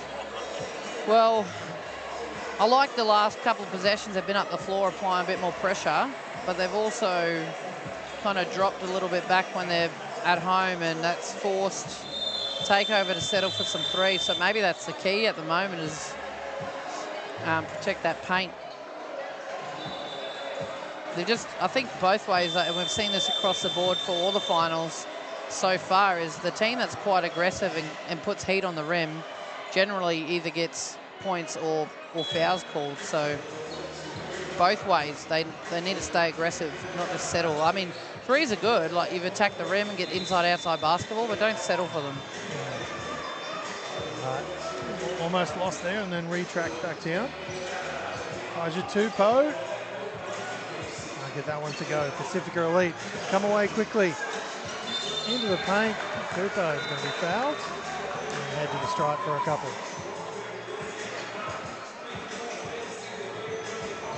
So 30 seconds gone now. There will be a running clock down to the 3-minute mark of the fourth. And of course, the clock does stop for timeouts.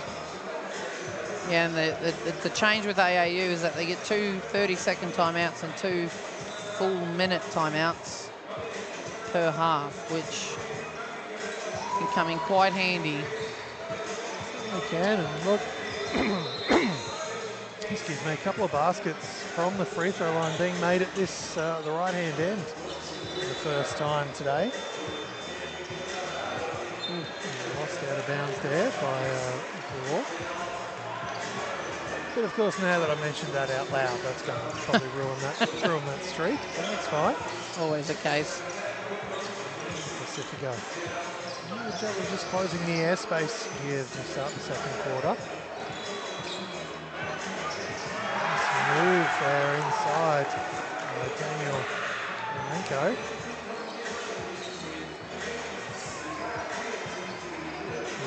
Sorry.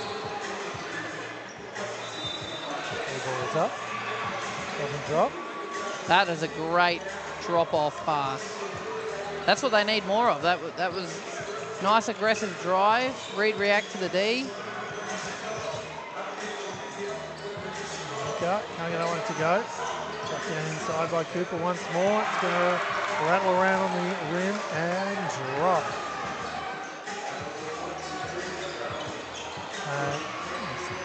Takeover answers right back to the hands of Elijah Roan.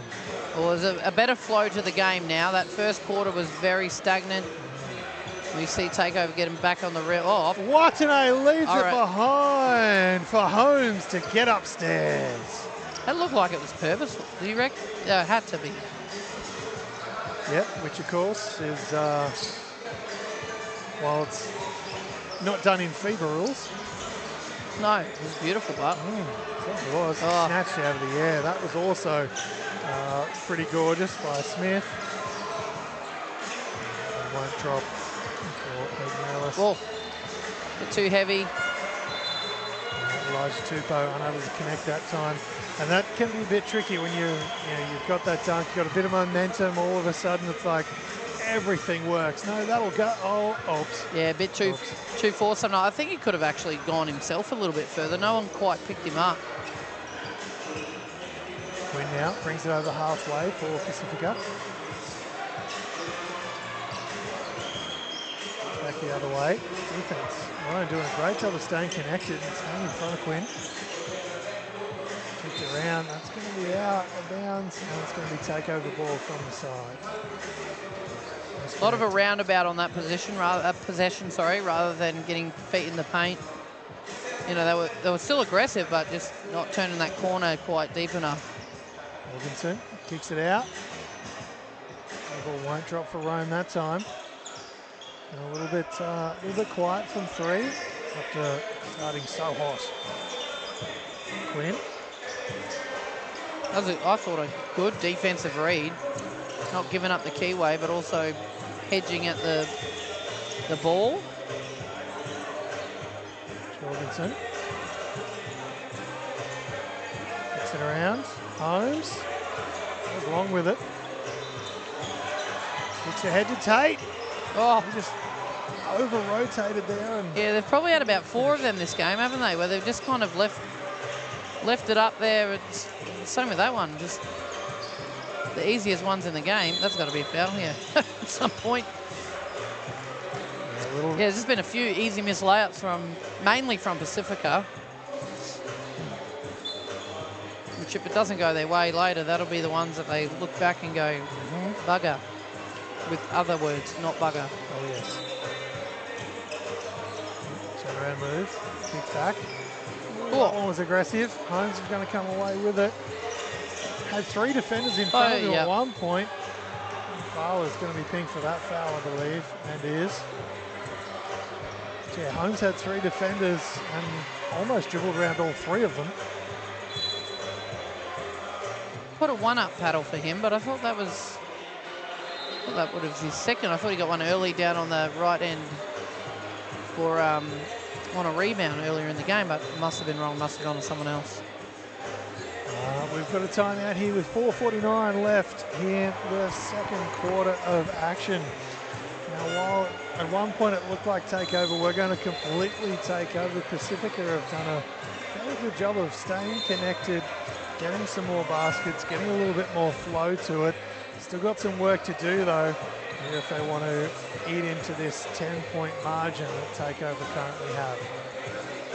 And I think at the moment there's also a little bit of, fair to say, some testosterone and frustration happening on both squads. There's a few players who've thrown some looks and possibly even some words at their own teammates at sometimes as well. So I think just not quite going their way. Maybe a bit of passion, you know.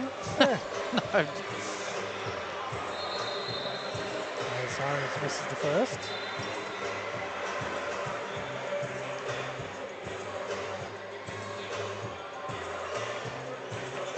Sure, the front rim's the second one, but able to get it to go up and over. Pacifica through Quinn. Throw it at the rim to finish, why not? You never know your luck. Yes. Well, I wonder if he did a bit earlier, they give him 2 free throws. Exactly.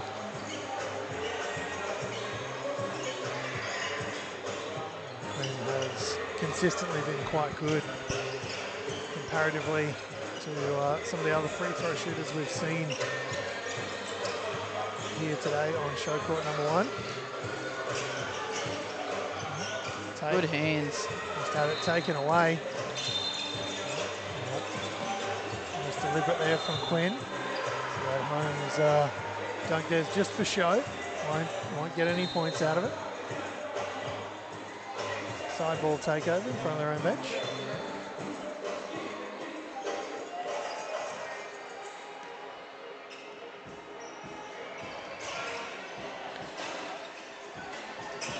Get that one to go, Rome. A little bit forced in the end. Yeah, I thought that was a good no call. Yeah. Sometimes you just got to get to 2 feet. It's hard to do when you're going at full speed, but get that little bit more balance on the finish. It's a trick the great ones have, though, isn't it? That ability to just stop dead, shake the defender, give yourself more time. Johnson tries to tip it from behind on over 2. Quinn steps into one. Williamson goes the airspace. That's missed everything to the left. And Quinn 3 minutes left now here in second quarter action. I mean, it happens everywhere, but as fatigue sets in, threes become the most common shot, which, again, we don't want to be settling for that. That is And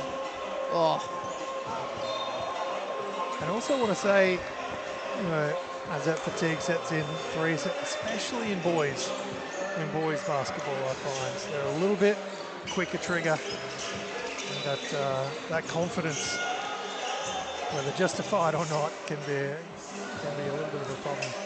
Boys, when they get a little bit tired, tipped, and then it's going to head out with the Pacifica Elite's ball. My first boys rep team I coached, it was around you know, inside outside, and as soon as it went in and it kicked out, they thought that meant that you can just shoot it. So then I had to add in a rule that you can't shoot a 3 unless it's under 10 seconds. Well, our possessions got way more valuable. Yeah.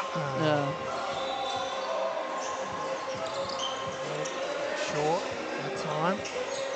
Tupo comes down with it.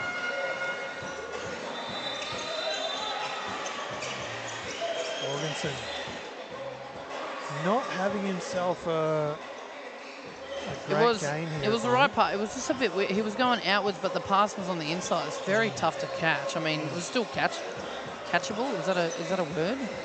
Courtable? It's probably worse. Courtable? Yeah, I don't know. That sounds weird either way, doesn't it?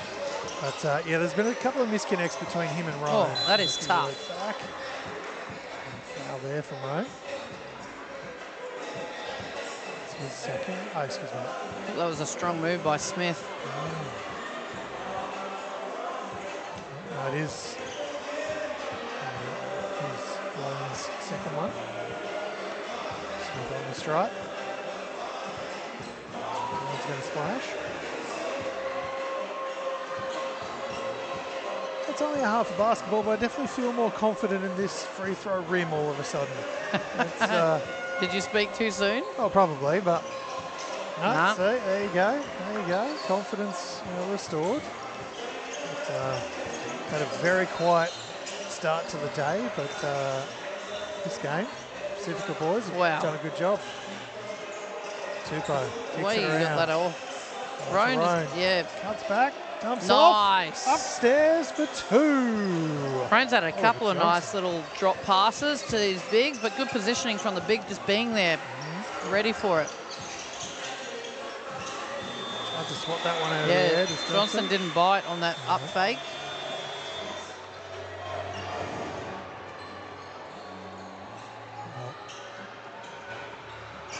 Quickly, Montenay, can he get himself to a position to fire? Can do, but it won't go anywhere near the rim in the end. So as we go to halftime, we're going to step away momentarily. Takeover find themselves holding on to an 11-point lead. Pacifica Elite on 16. We'll be right back with second half action as part of the AAU Spring Madness 16 and under boys grand final action.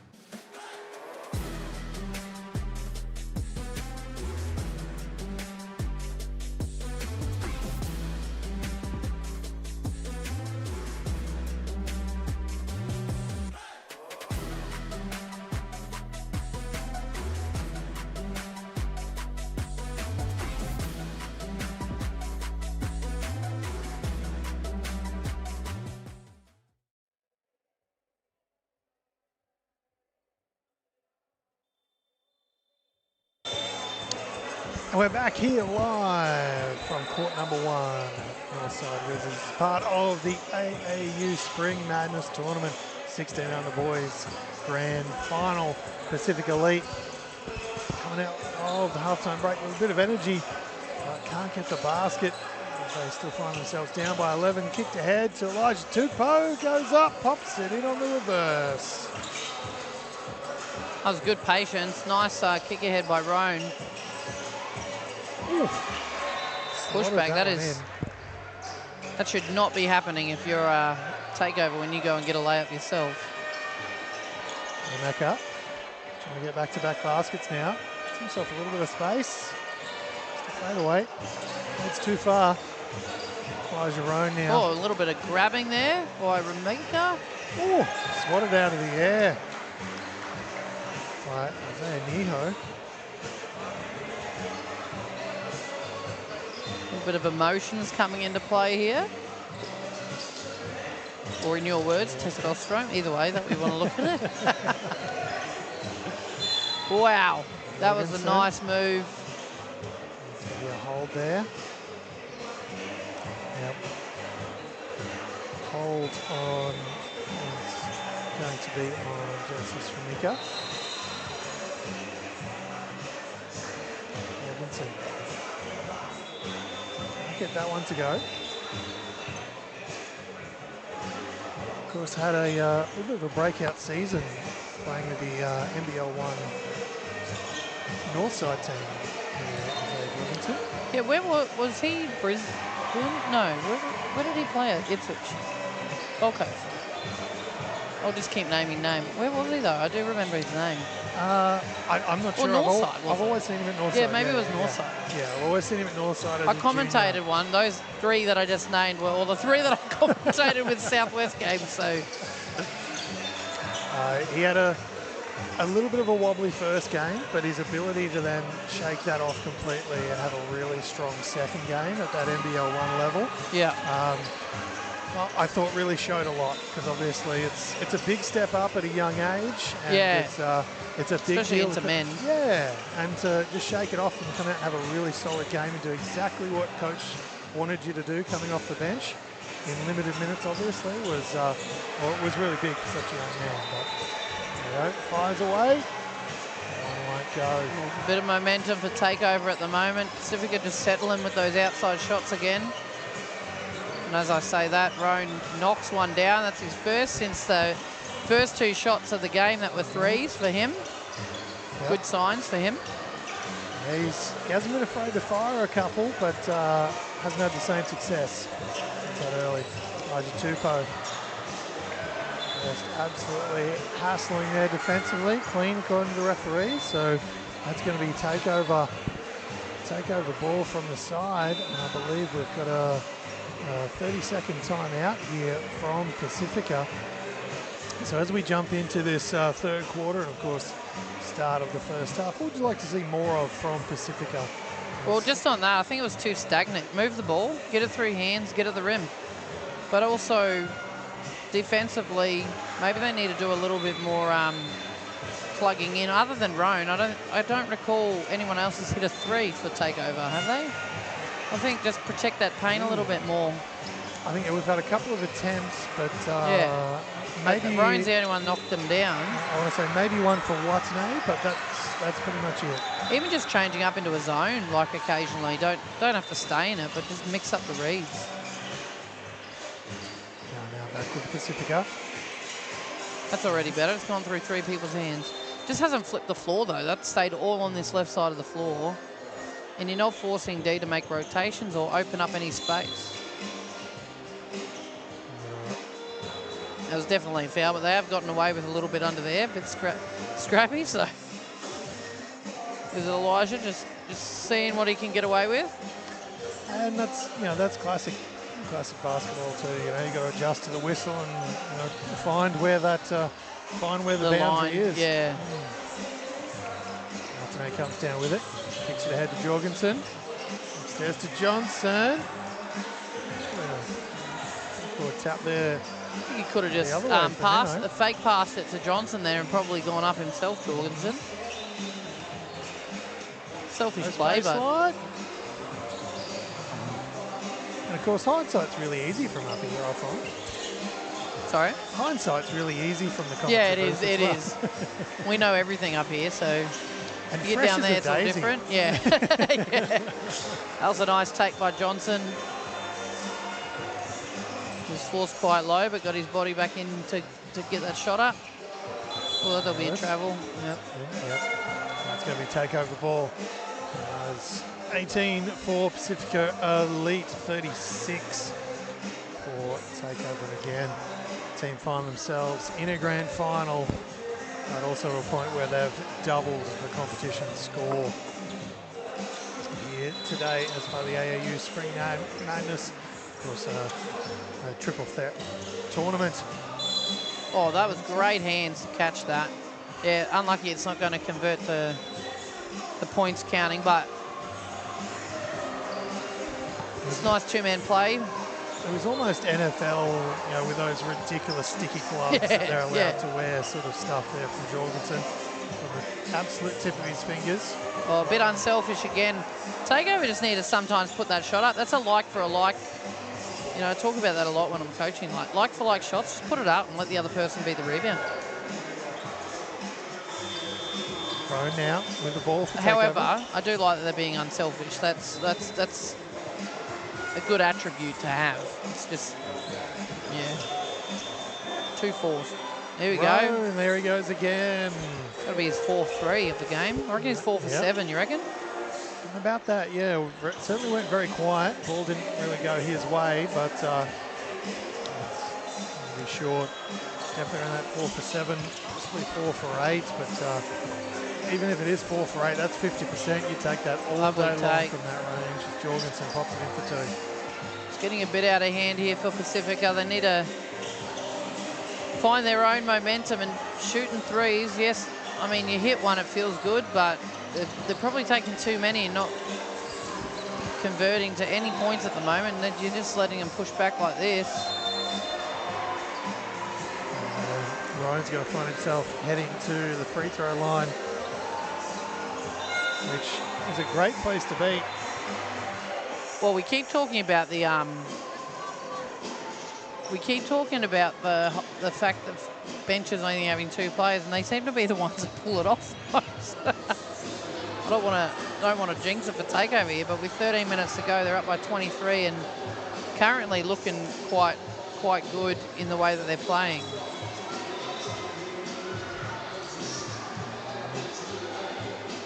And of course, just after this game, we're going to have the Open Men's Final here on court number 1 between Game Elements and Pride Performance.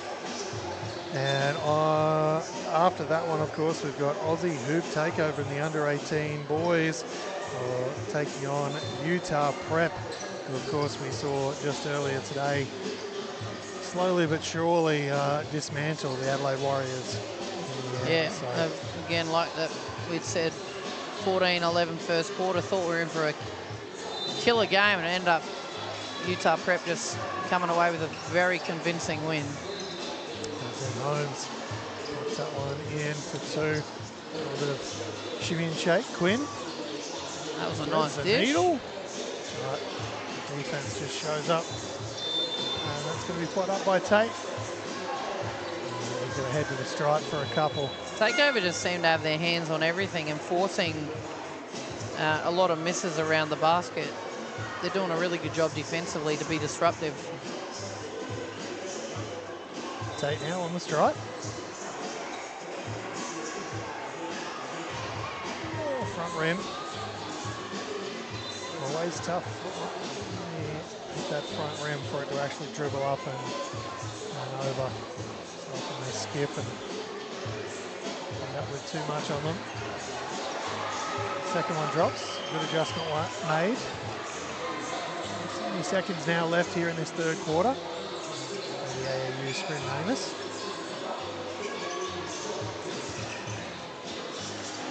3 points, 5 away. Johnson puts it in for 2. What's going to look better on that highlight reel, the dunk or the waves of the mullet? Oh, mate, the flowing mullet through the dunk. I mean, if Both that's, together, is that what you're if saying? that's not a slowed down highlight reel, zoom in and slow down on the mullet. Oh, it's tipped up. Well, again, just sounds selfish by Takeover. I think, is that Elijah? Yep. Could have just gone on his own and, Andrew Watney, sorry. Could have just taken that on his own, I think. Send Ryan back to the free throw line. This will probably bring the quarter to an end here. First one splashes for Ryan. 46 now for Takeover. And Pacifica find themselves, let's say, a little bit of a ways back on 21. And Elijah Roan there. That second free throw really finished. Kind of, showed your team's having a great day. Like in that sense, the way that thing rattled around and finally dropped. Late in this game, Takeover have really done that and taken over. Taken over. Yeah. But what's impressed you about them today? Oh, they've been really consistent on defense with just contesting. I feel like they've been disciplined in the fact they haven't fouled around the rim, and Pacifica just haven't been able to convert to points. And so on the back of being disruptive at the rim and like getting up and elevating, they've gotten the ball and then pushed out of it really well as well. And we've seen a few that have been quite unselfish, but the ones that they've pulled off have been pretty good. So yeah, I think it's been on the back of really good defense, disciplined D, but also disruptive disciplined D. Lots of D words in there. Yeah, 6 to 7. What's an 8? Again, another one. Just pop it up. Yeah. It's a good problem, I feel, in boys basketball. If having to talk Very about being so. unselfish, Very much that's so, a good yes. problem. And stereotypically, one of those things you often find more in girls basketball. So as you say, it's a very good problem to have, and a very interesting problem. I'd say a rare problem. Yeah. At this level, let's be honest. Holmes fired away. That was long. Sabine comes away with it. Ends up throwing it out of bounds with a misconnect. You can see Pacifica just kind of a little bit, like you said before, they're not turning on each other by any means, but you can just see that they're getting a little bit disjointed in the way that they're communicating, and their errors are being affecting them. Very much so. And which you're not just seeing on the court, you're also seeing on their bench. Yeah. They came out with a little bit of energy, even after taking that was a pass from Quinn. Sadly, couldn't be collected by an anchor. I think Ryder's been good for them, like Quinn. That's a turnover for him, but it shouldn't be for him, you know. Certainly shouldn't. It was a great find, good read. The ability to take the ball from your right-hand side, flip it around your back, threading the needle and almost putting it right there perfectly. I think it was more his teammate just didn't realise it was coming as Holmes goes up. Going to be fouled, according to the referee. But, no surprise, but Cooper is disagreeing with the call. That's hard. I feel like that would be hard to ref. The speed that happens and how much is happening at once. I know that the focus when you're watching offense, as in when they're offensive, you're meant to be watching the D to make that read as a referee. So that would be hard, not getting distracted by the fact that's about to be a throwdown.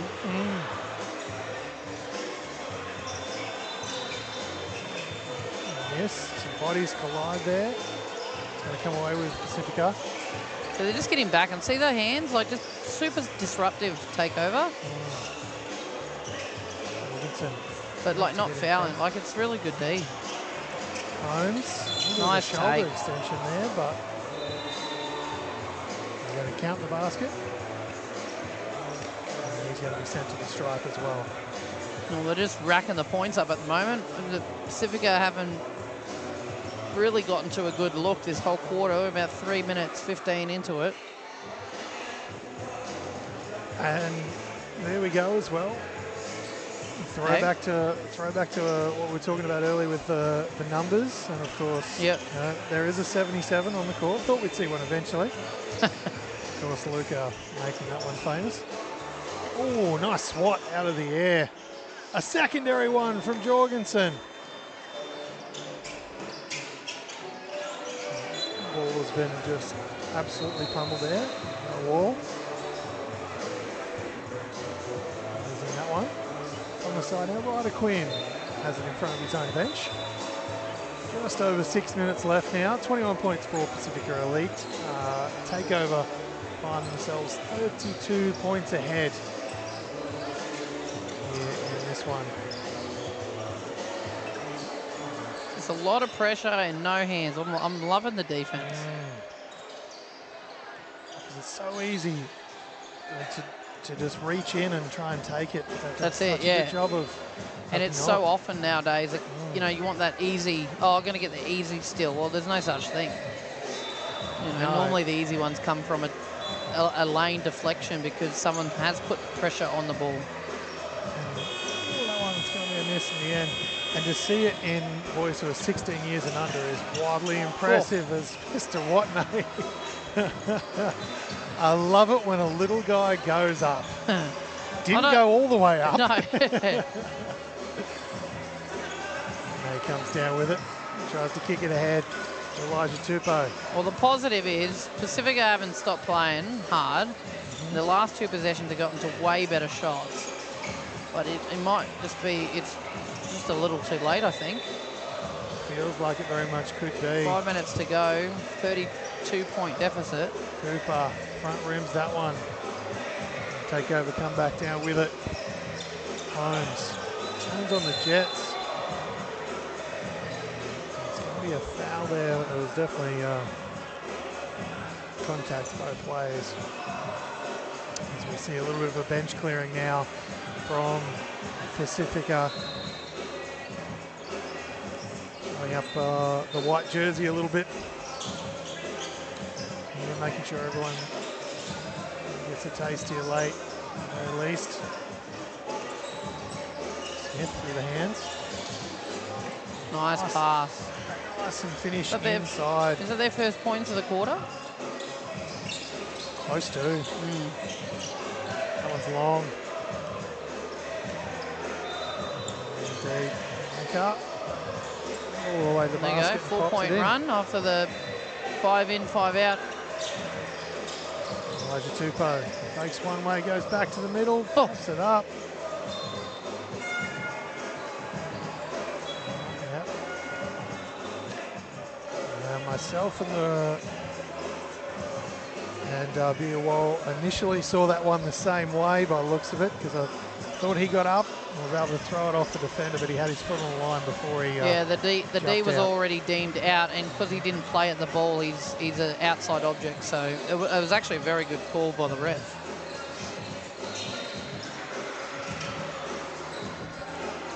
Jorgensen, 3 ball, front rim that time. Jerome. Trying to get some space, find some in the end. Well, they're just playing around now, aren't they? Taking threes everywhere. Tipped out of the air by Jorgensen. Oh. Clever play Nice there athletic. by Remeka. So clever play there by Remeka. Figuring what Jorgensen was going to try and do, stepped back a couple of paces to give himself more time to react to the flick of the ball that was coming his way. Pacifica don't get a basket from it, but still a heads-up play. Elijah Tupou.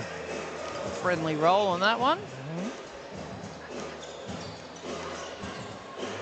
Left, puts it in for 2. It's been a pretty dominant game from Takeover since the get-go. You know, when they had that 8-0 run in the first, I think you said it was a minute 15 or something like that, wasn't it? That. And then it's very quick. You know, Pacifica held in there for a while with a 10-point deficit for quite some time, but yeah, Takeover has just literally taken over.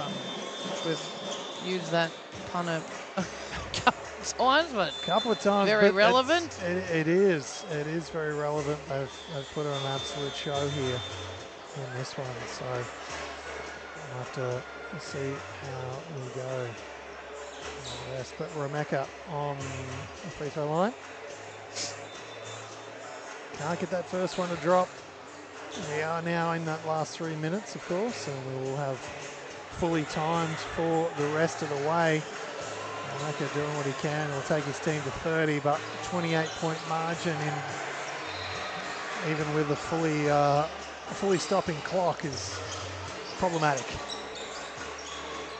Jorgensen still wants to have a three.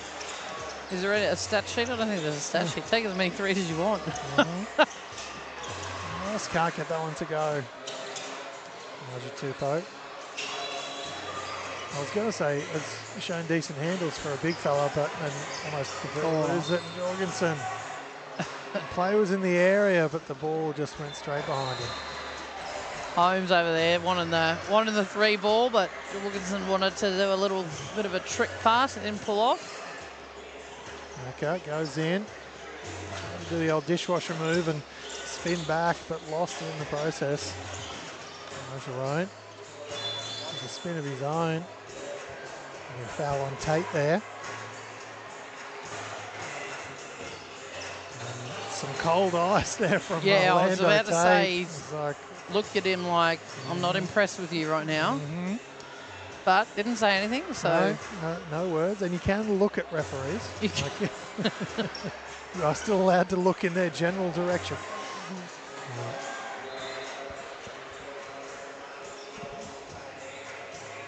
Along that time, Tate comes down with a rebound.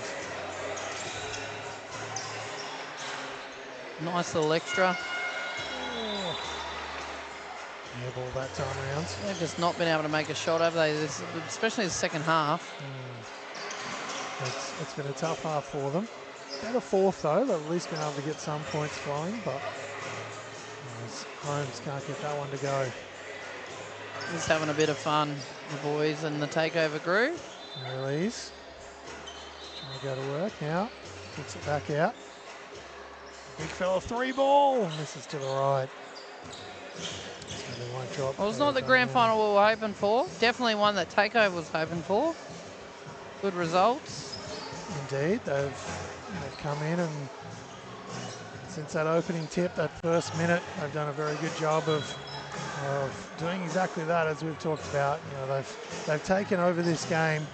Pacifica Elite fought back in different moments and minutes, and they had some runs, but it's been the Takeover grand final here, and they're going to walk away with the AAU Spring Madness 16 boys and under grand final championship. If they're just going to dribble out the clock now, bring it right down to the end as we see. He wants a three. He's been wanting it the whole time. Fires away. Jorgensen tries to tip it in, but can't get it done. And Zem Holmes, he'll be probably disappointed with the three, but he certainly won't be disappointed with his team's performance here across the tournament. And of course, in this final game, they've got it done. They've got it won over Pacifica Elite. Now that will lead us straight into our open men's final between Game Elements and Pride Performance. We'll be right back momentarily with Spring Madness Open Men's Grand Final in just a moment.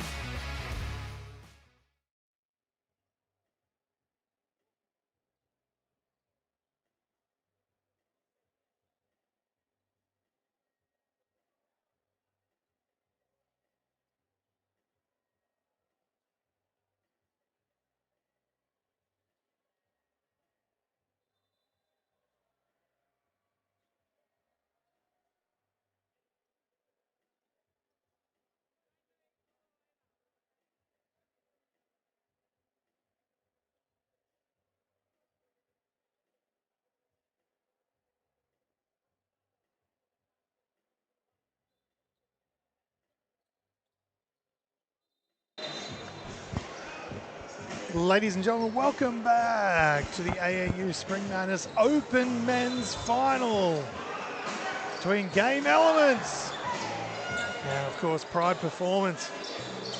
And this is up to the left there as Val Williams comes down with it. Another 77. Hardly recognised Phil without his throw of a haircut. Looks a little bit more crisp. A little bit more aerodynamic, isn't it? Yeah.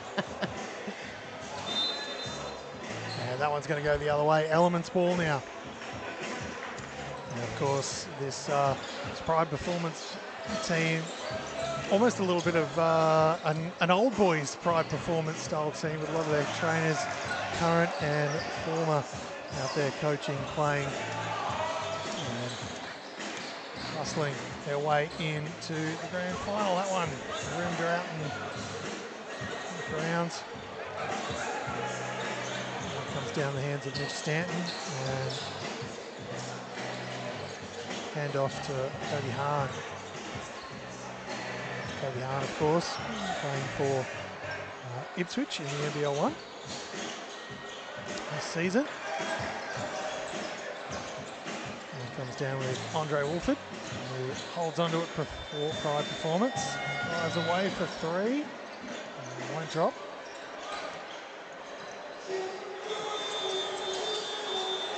Now going to work.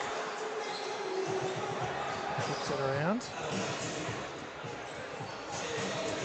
It's up. That one will not drop.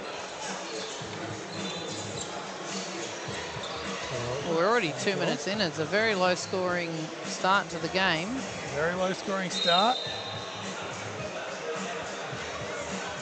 And we're going to have ourselves a goaltend basket. There you go. Take them as you can. They all count, right? They all count. I think this has been the lowest scoring start to a game, and it's the Opens men. Yeah, under 16 and under boys certainly came out stronger than this. Well, Takeover did, for sure. That's it. Elements going to work inside. Lift it up, that won't drop. Up and in off the glass for Andre Wolford. Gets downhill, hits the ball around. Corner three ball for Mitch Stan. That one won't go. Uriah comes down with it. Three balls up, shorts it.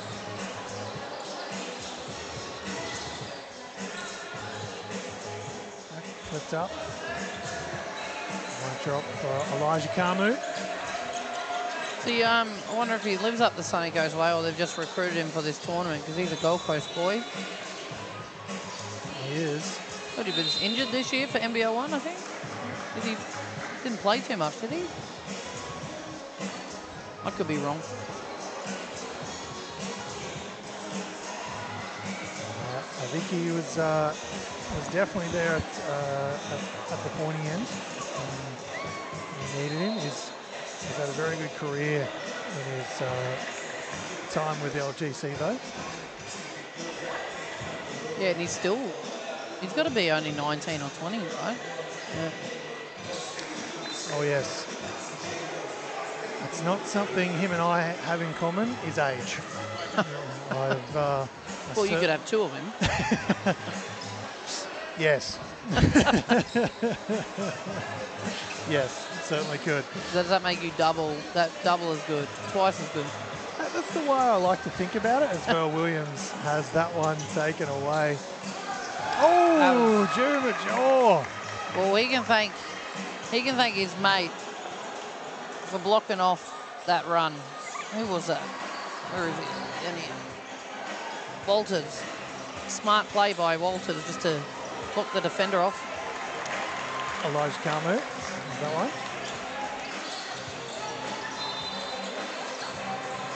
Toby Hahn firing away. Again, it's a very low scoring start to this game. We're almost there's a lot of shots going up. There's a lot of shots. Well, there we go. Now we're cooking with some Burl. Ooh, tipped out of the air. You see a lot of Pride Performance, young ones in the crowd watching the men on, cheering them on, sorry, should I say. There's Kato. One. Paul now. Looking for options. Went to the Stanton, but he stepped on the line. Defensive pressure there from Uriah. You know what I like about this court, and I've only just noticed it, but it was like, oh, the other courts this week with the white lines, there's been a lot of out of bounds with the kids, the young ones especially. This one has no other lines. I've never noticed that before. 3 ball is up from Nice. Kamu. It drops.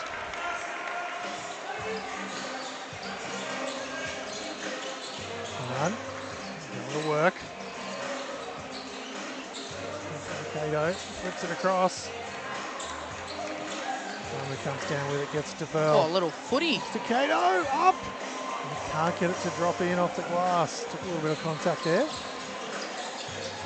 Speaking of footy, Mal, well, let's speak about that first. That was a nice little turnaround jumper by Vanga. Who are you going for, Bronx or Storm? Look, it has to be Bronx. Do you normally go for them, or you're just saying that? No, I went for them as a kid. I don't follow it anywhere near as much nowadays. But, yeah, right. Okay. Are you an AFL fan? No, I'm a basketball fan. Just purely basketball. Purely basketball nowadays, apart from the occasional grand final. I might tune in for, but yeah. A little bit busy with the old Ball Don't Lie Australia podcast. Tracking. It's a good problem. All the basketball I can. Foul there late. Pride Performance bench, don't love it. No, but it's been the 7 minutes of pretty much very little whistles. What's this, a second set of free throws for the evening for these open men? See some of them sucking the air in while they finally have a rest.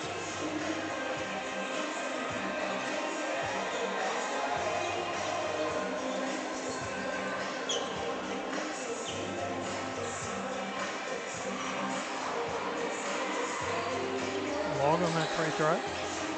Well, that is the worst O board to give up, isn't it? Free throw, offensive rebound. Major ends up with it at the top. Balls for screen. Stepped over there in the end. Ref nearly missed it because he came quite low, but he moved himself up there to just double check. That was good pressure defensively. Yeah, Andrew Wolford did a great job defensively, forcing that in the end. Down to the baseline. 3 ball is up, and that's going to splash for Wolford. Nothing but net.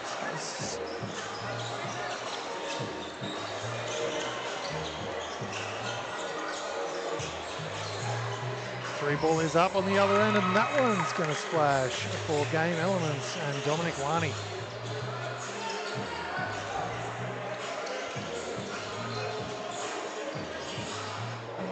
Three ball is up. Can't go back to back. Bell tries to track it down. Comes away with Elements quickly.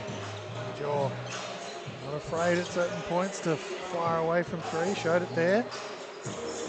That 3 ball is going to be put up by Wani. He can't have the same result either. Going the other way. It's going on Jude. Once again.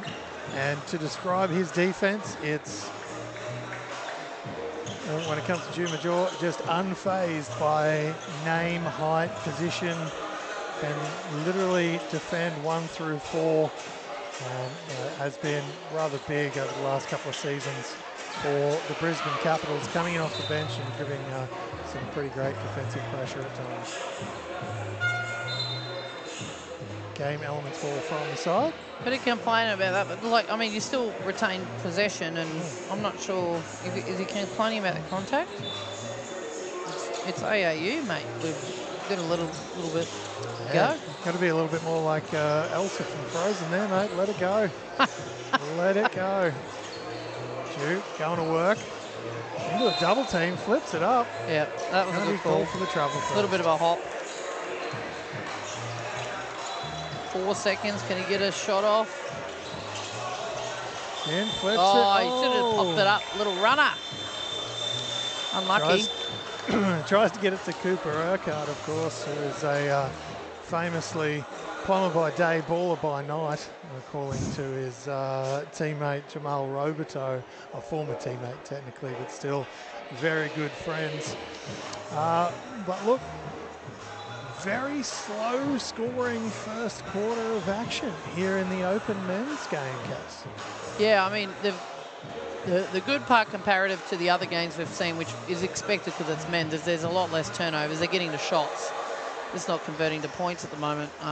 You know, there's been a couple of turnovers because the pace is so fast, but in general, they're getting the shots because who can, probably going to come down to who can shoot at a higher clip, really, or who can get stops and create some transition points. As Pride Performance take the court first.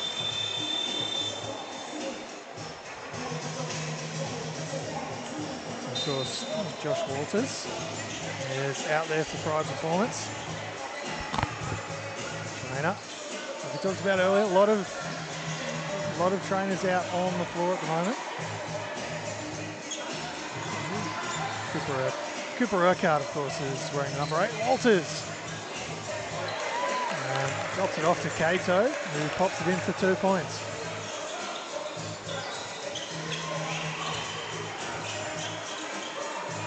Puts it down. That one won't drop for Sun Ying. Uriah. Up and in. I might go for him. Got a foul. And that's going to be on Cooper. Got a t-shirt wearing here. I thought you were only allowed to wear compressed. I'm seeing a purple undershirt. How different, I guess. There's a little bit of purple in their jersey colour, but... AAU rules, mate.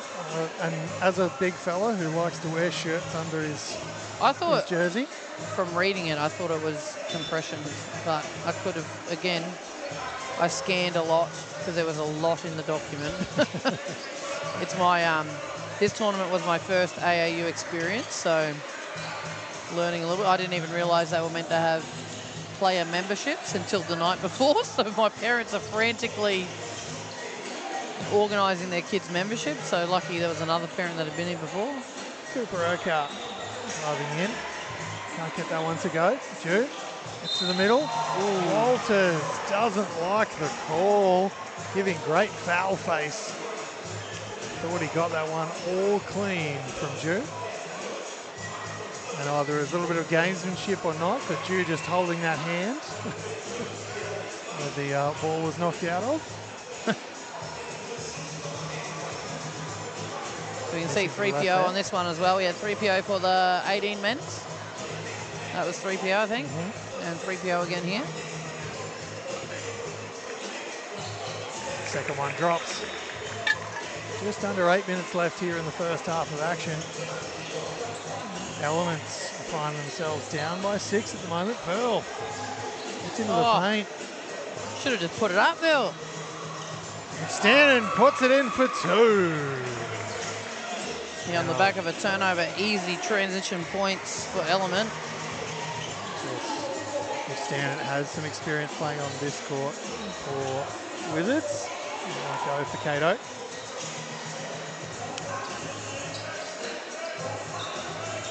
Now.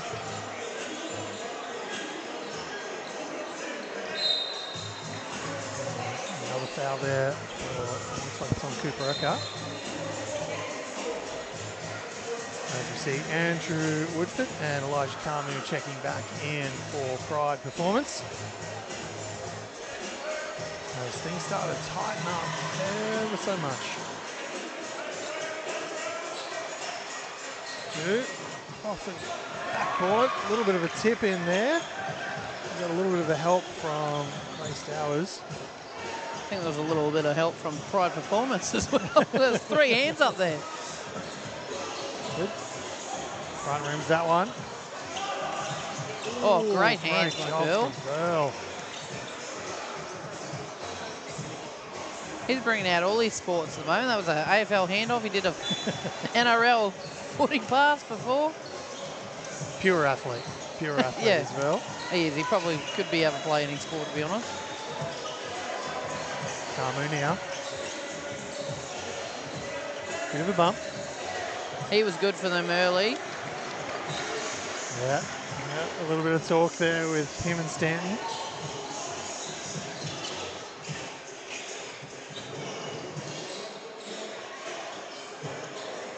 And they're trying to steal that one now. To his defensive assignment. Flipped across the court. 3 ball is up, but long for Domingwani. Tipped again by Verl. Can he track it down? No. That could have ended really badly. Really badly. That was full speed. Thankfully, I think open men's. In fact, this is open men's. If this was under 16s or maybe even under 18s, they might have kept going and gone for it. But calmer heads prevailed there with Verl deciding, no, that's gone. Good hands by the big fella. Taken out. Kamu's got it. Uriah goes to the basket, flips it up and in. Showing off, of course, why he was the QSL men's MVP this year for Moreton Bay Suns. And that one's taken away again. Can't get it to go, but finish. And the catch with the feet. Right. Elias Cato. You see a Pride performance. Elements, excuse me, timeout, I'm sure. Yeah, just forcing that timeout, the Pride performance on the back of that nice little run that they've just received. Can't say I've ever seen that, a dunk where you've caught the ball with your feet. That was pretty cool. Certainly was, and not at this level. What would have been cooler is he had to flick the ball back up to his offhand, so he would have been hanging with one hand and then re-dunk it. That would have been cool. Can we get a demo of that at halftime? Yeah, no worries. I struggle to get up out of bed these days, so yeah, let's see me try and dunk and hold my body weight. Hey, you made it sound so easy. Yeah, I did. It's like that's the expectation. All right, I'm going to find someone in my life to do that now. That's my life goal. All right, back to it. Ooh, bit of a bump there. A head knock. Kobe Hahn is a little bit down in back play. He's not looking great. Pride performance. The ref can't stop it until the ball starts heading back down that way. Yep, and at the moment it's not happening. No way. Now it has, and we can stop the game and get a check.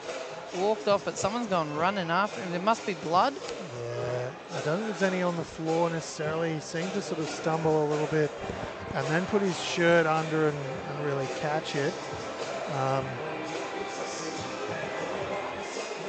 Yeah, there must be. They're just pointing to it on the side. At least he was smart enough to get off the court. Yeah. Just seemed to get a shoulder to the nose, it must have been.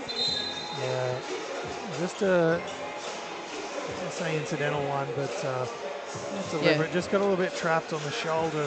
Really clocked him right in the square of the nose. There he is. He's coming back. Oh, yeah, there's a lot of blood. Yeah, there's a bit of claret there for Kobe Hahn.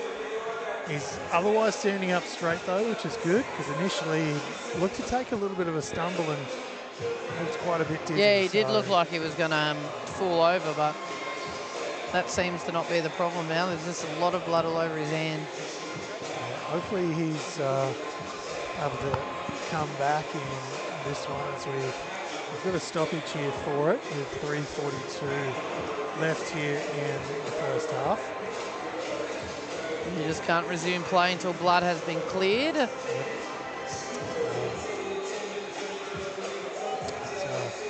It's one of the most simple, safety rules in that sense, but he is waving to people and seems all good from a distance. So that's a great start, and first aid is now on scene for it as well. So. Hopefully be all good. But back to the game, we've got Elements on 16, Pride Performance on 22. Here with a 6-point lead, 3:42 of course left in this one as part of the AAU men's Open grand final action here. Ahead of the game this afternoon, I actually spoke with Isaiah Ryer, and talked about the games ahead this afternoon, and he was very confident, in his team's ability to get up and get a win in the semi-final, and they had the clear goal of coming into this weekend and winning the whole thing. So Yeah.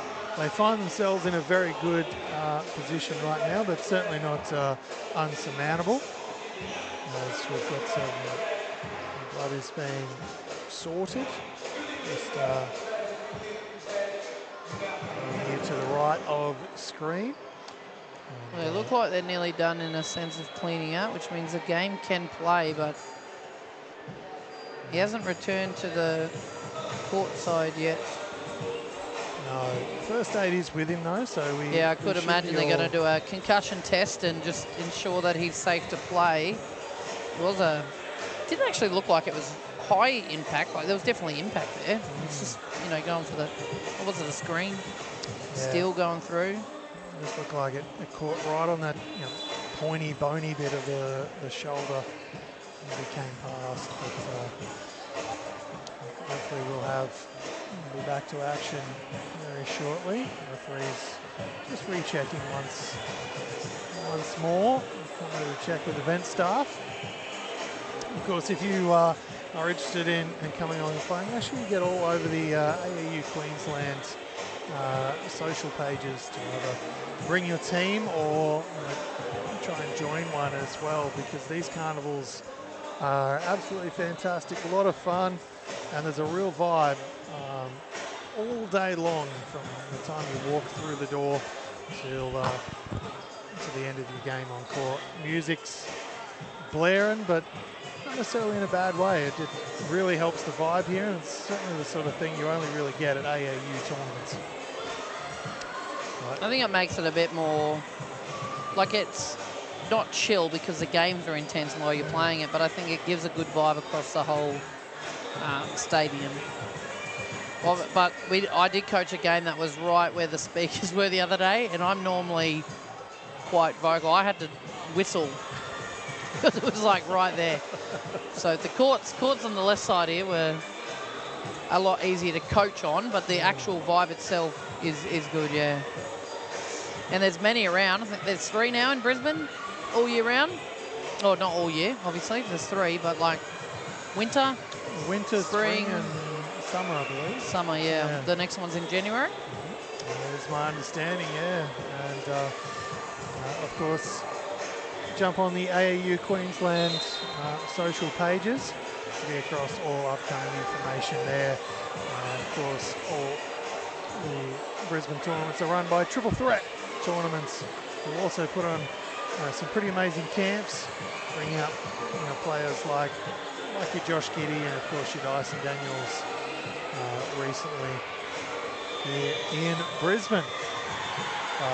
We're all tidied up, we're all good to go. We're just waiting on a final thumbs up, and Mitch Stanton will be able to throw the ball in. There it is, final thumbs up is being given, and we are away. Always interesting, these long and extended breaks, and they can often really fuel the team of the injured player quite aggressively in those initial moments as well. But Pride Performance come away with this one through the right. Hand off to Bell, goes nice reverse. Couldn't get it to go. Kamu comes down with it and handed back, in essence, to game elements. Kato is going to pick up the foul there. Yeah, it looked like he was happy to sacrifice one just to slow the play down. Bit, I don't know if it's overly great. I mean, Kamu was still down, but now they're on 14 fouls for the rest of the quarter. We will have running clock for down to the last 3 minutes of the fourth quarter. Zuriah brings her over half. Kato. Oh, right idea. High Performance boys wanted that. Travel call there. Jew pops that win up and over. Uriah. Kamu. Just lost track of that one. Yeah, it's a little bit out of his cylinder as he did that spin and the D had collapsed. So here we go. Uriah. Hands off to Kamu. Thought that was about to be a real big highlight dunk. Almost pulled up a little bit short there, but foul drawn. We'll head to the stripe for a couple.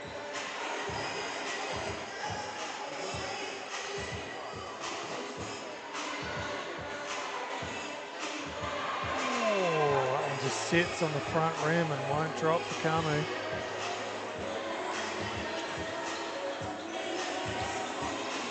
That one will drop for him though.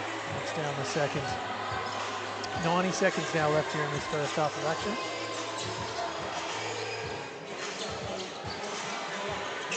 Attack.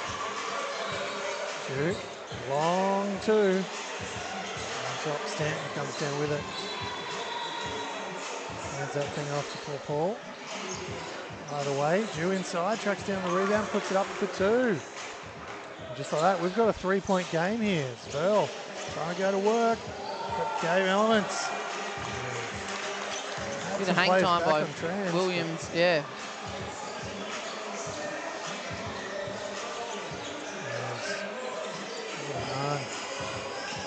Up, can't drop in off the rim. He times that really well, doesn't he, Bill? When just it does. Up there. They weren't on the same page. They sure weren't. Cato thought about going up aggressively. Paul was in the airspace. Thought better of it. Bell hustling, trying to get a defensive stop. Stanton goes to the basket. Pinned by Cato from behind. Stanton wanted the call, didn't come. Jew. That was great verticality. Coming the other way quickly through the hands of Walford. Trying to draw the foul. Yeah, they're not going to call it when they see that you're enticing the contact. Yeah. Nice, Cato. There you go, you got one right there. Nice little run from the performance prior to finish out the half. Certainly is.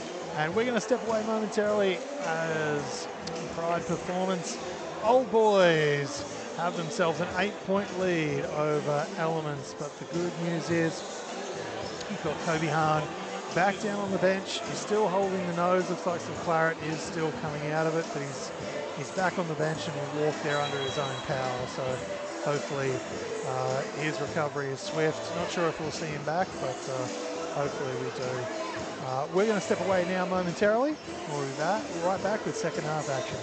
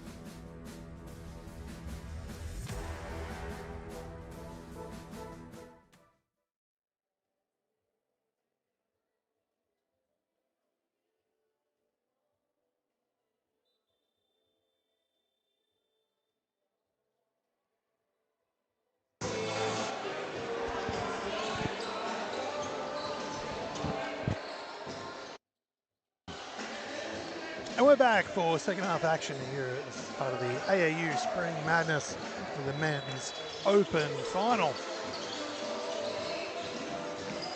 Brown. Nate Brown there, couldn't get that one on to go. Paul tried to flip that one up, wouldn't drop for him. Comes away now with Coach Walters. Of course, Coach Walters, owner operator of Pride Performance. Able to get in front and stop there effectively. Defensive end, if you do want to follow him for tips and basketball tricks. From a coaching point of view, help improve your game. Make sure you jump on Insta and the other socials at _Coach Walters. At Pride Performance as well, but Elements now find themselves 8 points behind and make that 5. The jaw showing off his offensive bag, not just a defensive powerhouse. And fire away from mid and long range as well.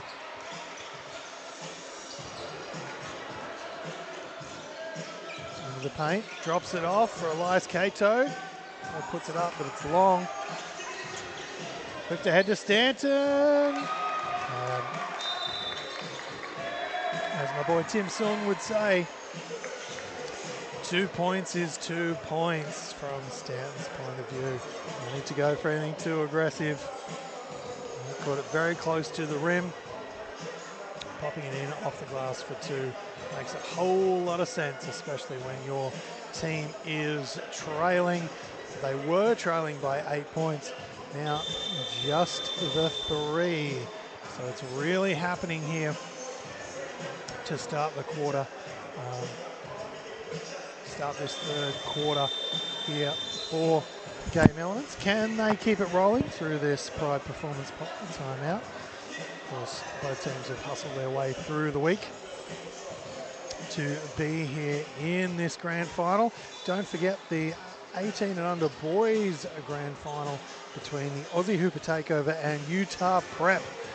That powerhouse prep school that has come over from the States to join us here for AAU. Spring Madness will be up next at the conclusion of this game. We'll have a short warm-up and then we'll be straight into it. But first, we've got this one to finish off. As Andre Wolford pops it in for 2. Stanton wanted the call, it didn't come for him.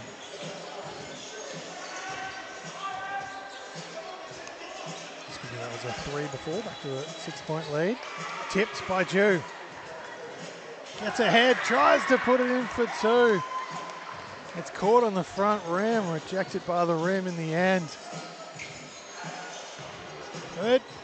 Tries to fire away. Trying to get it up, but can't get it to go. Stanton's going to be fouled there.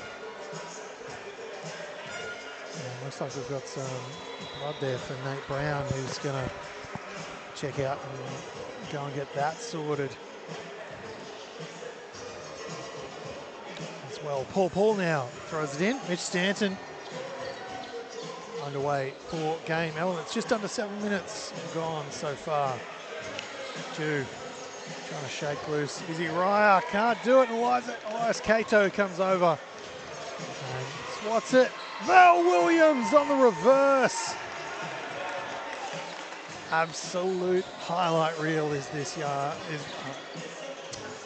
Let's go, young man. Plays like one, that's for sure, does Verl. Nice cut there. Dropping off for 2 points for Clay Stowers.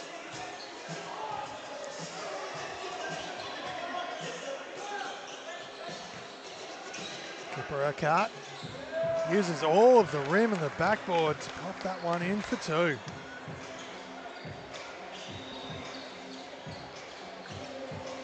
Drew's screen there was 4. 3 ball is long. Along Elias Cato, two-handed stuff. Not quite the exclamation point, but dropped it in.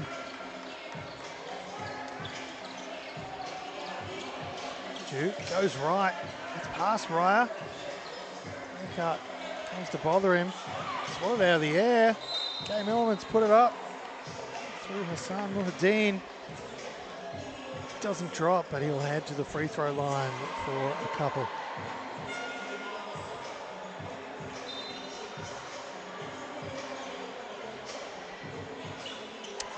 Probably won't show up well on the camera, but he's got a gorgeous pair of Red Creek 5s on.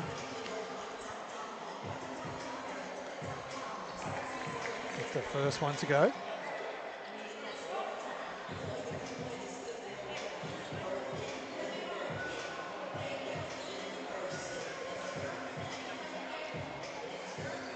It's the second one to go eventually as well. Uriah kicks it around to Verl. Verl kicks it back. Baseline cut, but Izzy Raya fires it in, snatched out of the air by Elements, and gets it back on the defensive end for his team. Elias Cato fires away for 3. Can't get 2. Verl flips it back up and around. Baseline ball here for Paul and Elements. Excuse me, sideline ball.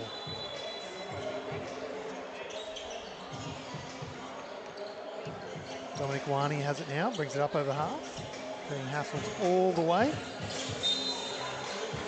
bit of travel there from Dew. And that's going to be Pride Performance ball from the side.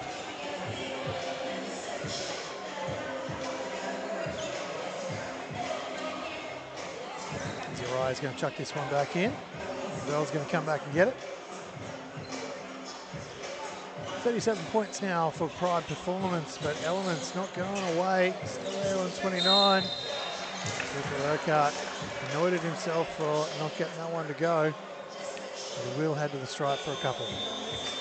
Well, if you're not going to make it, that's the next best thing, isn't it? Get to the free throw line. Certainly is.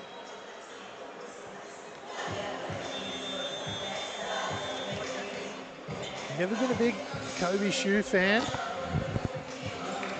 but there's 2 pairs that I've really wanted. The first one of have to be the girl dad ones, because I'm a girl dad, which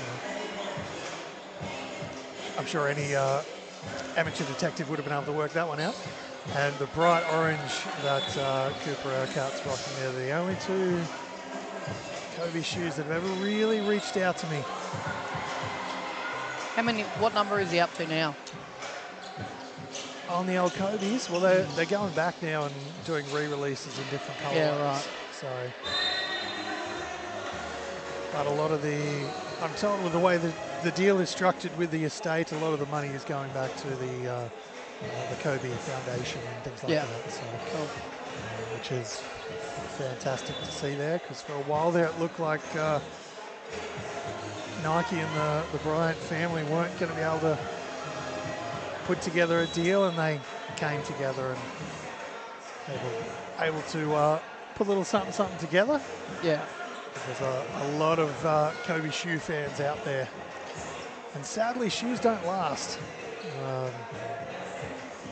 forever. Well, mine do, because I don't ever use but the running shoe lasts forever. Verl. There we go. Front rim that time. Paul comes down with it. Wolford missed. Oh, that's a nice dish. It is indeed, and Paul finishes it off with the right hand there. Just 80 seconds now left here in the third quarter.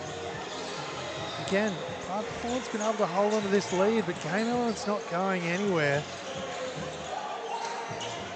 Kamu has that one swatted away. Well, 25 seconds on the shot clock. Needs to get it up quickly. Steps back, makes it even harder for himself. Well, can't get that one to go. Well, Elements was lucky then, because they knew there was only 3 seconds. Everyone was yelling it. But then you allowed him to have space to even get it off. Pride Performance going to end up with the ball back straight away. As Coach Walters is going to take a seat.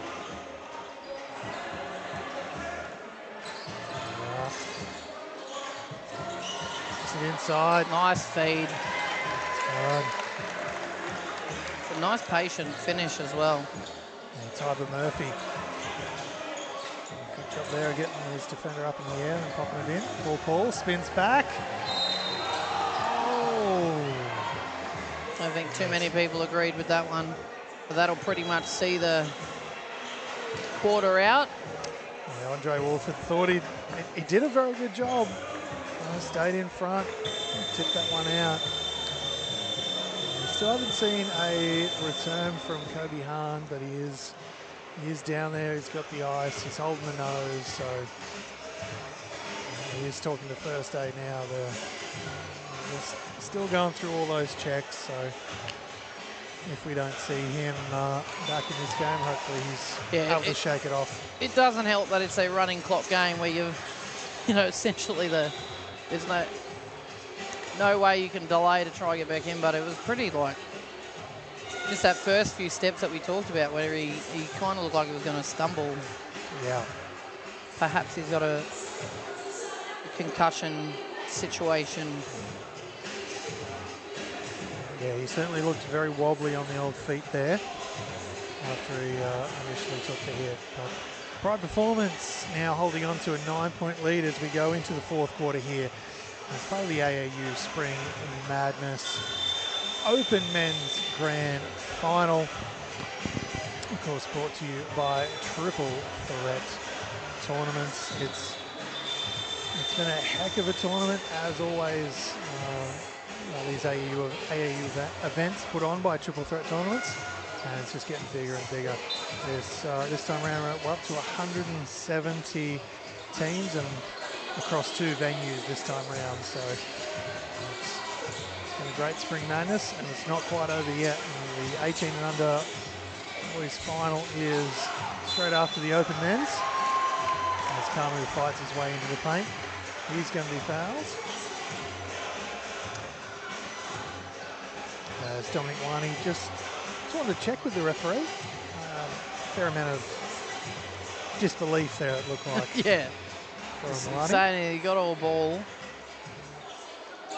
But I'd like to see a time that a ref would go, yeah, no worries.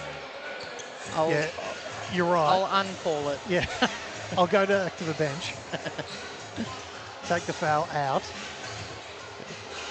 Oh, nice. They need that. 9 minutes to go in the game. Now with a 9-point lead on the back of that 3.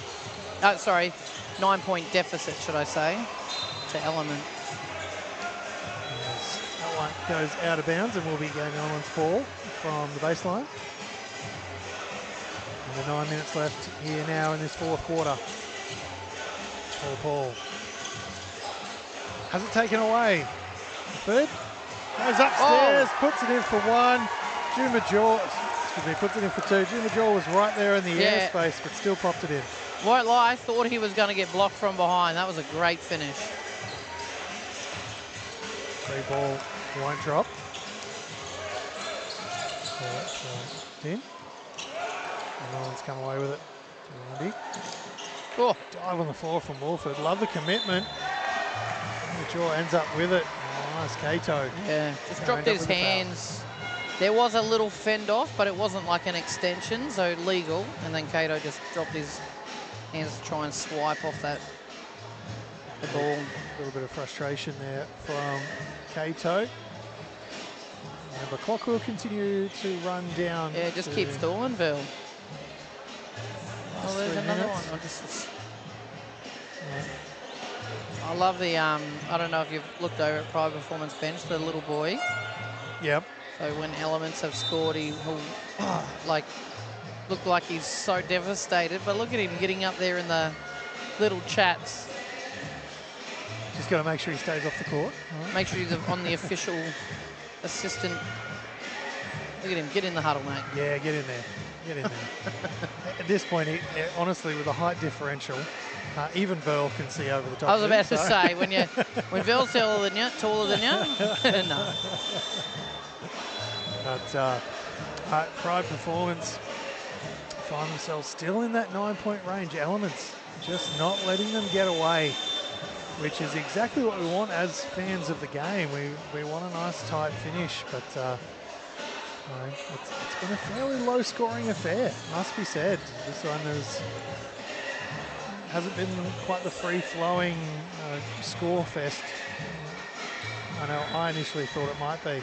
No, and I think that first quarter, what was it 10 to 14, and they've pretty much stayed on par with that.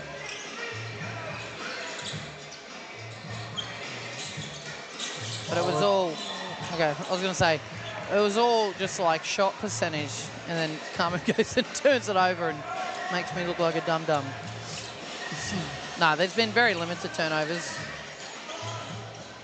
Shoot, goes left, goes baseline, hands off to Paul. Nice. Nice little slot in for two. It's miscommunication on who was helping on that one. Just over 7 minutes left now. And top we go. K2.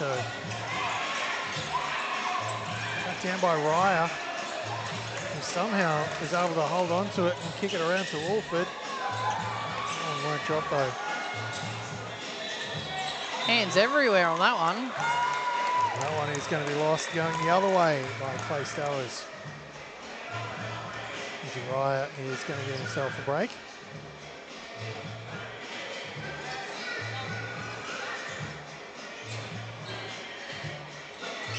Oh, Verl almost had it. Of course. I've gone and said limited turnovers, and it's been about 3 in a row. Oh, players excel at that, mate. Like, Yeah, come on, guys. Like, as soon as you say one thing, and heaven forbid you lump some praise on a player, that is a surefire way to bring on a couple of air balls, a turnover, and sit down next to the coach. Yeah. Wolford, it's into space, kicks it out to Verl. Won't drop. Cooper Urquhart inside. He pops it up. But he's actually going to be fouled, which is why he's talking to the referee right now. And she's saying, no, you gave him a shove first. He's saying no, but he had his hands back and was effectively hooking me. 5 minutes to go. I probably would have just said my piece and walked away. Like, you don't want this momentum going, or the ref being, when there's 50-50, going the other way. Yep. So it's 5 points now. Clay Stowers pops it in for two. Stanton gets around. Bell puts it up. Won't drop, and Paul hands it off to Stanton. And Stanton and Elements have a chance now to eat into this lead, to get the closest it's been in 2 quarters. 5 points. Stanton pops it in for two. It'll be one of the easiest putbacks you ever get. The rebound was hard, but the putback was easy. For a second there, the way Cooper Urquhart was continuing to talk, I thought there might have been a tee going up, but it was a tee, but it was a timeout for Elements. And they're just going to take a quick 30-second one. It might be from Pride Performance there, but look, very quick timeout.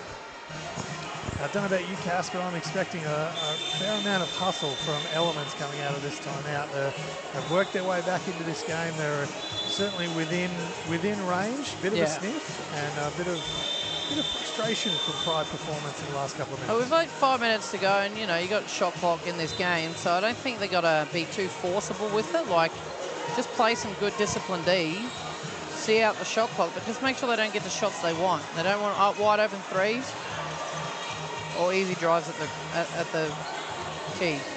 Nate Brown just kicks that one in. Oh, that's good. Don't reach though. Stay.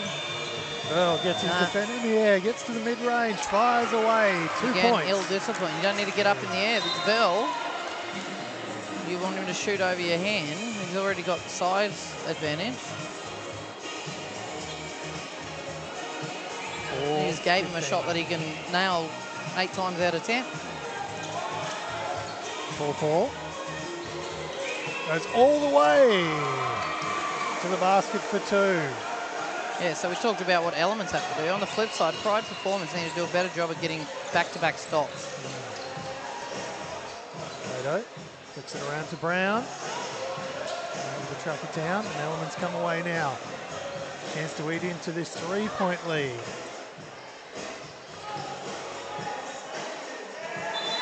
Hustle there for Brown. We've got some slow bodies back here on Elements. Maybe that fatigue factor has kicked in, or Kobe's coming back. Which is fantastic to see, because we weren't sure exactly how we're going to go there. But Kobe Hahn is going to check back in. I dare say he might have a couple of absolute shiners tomorrow. Back of that hit he took to the nose. Pride Performance in the huddle now. Floor being white. What a stoppage this game, isn't there? The game itself, yeah, just from the injury with the blood and then a few wet spots. Yeah, that pesky safety, you know? Yeah.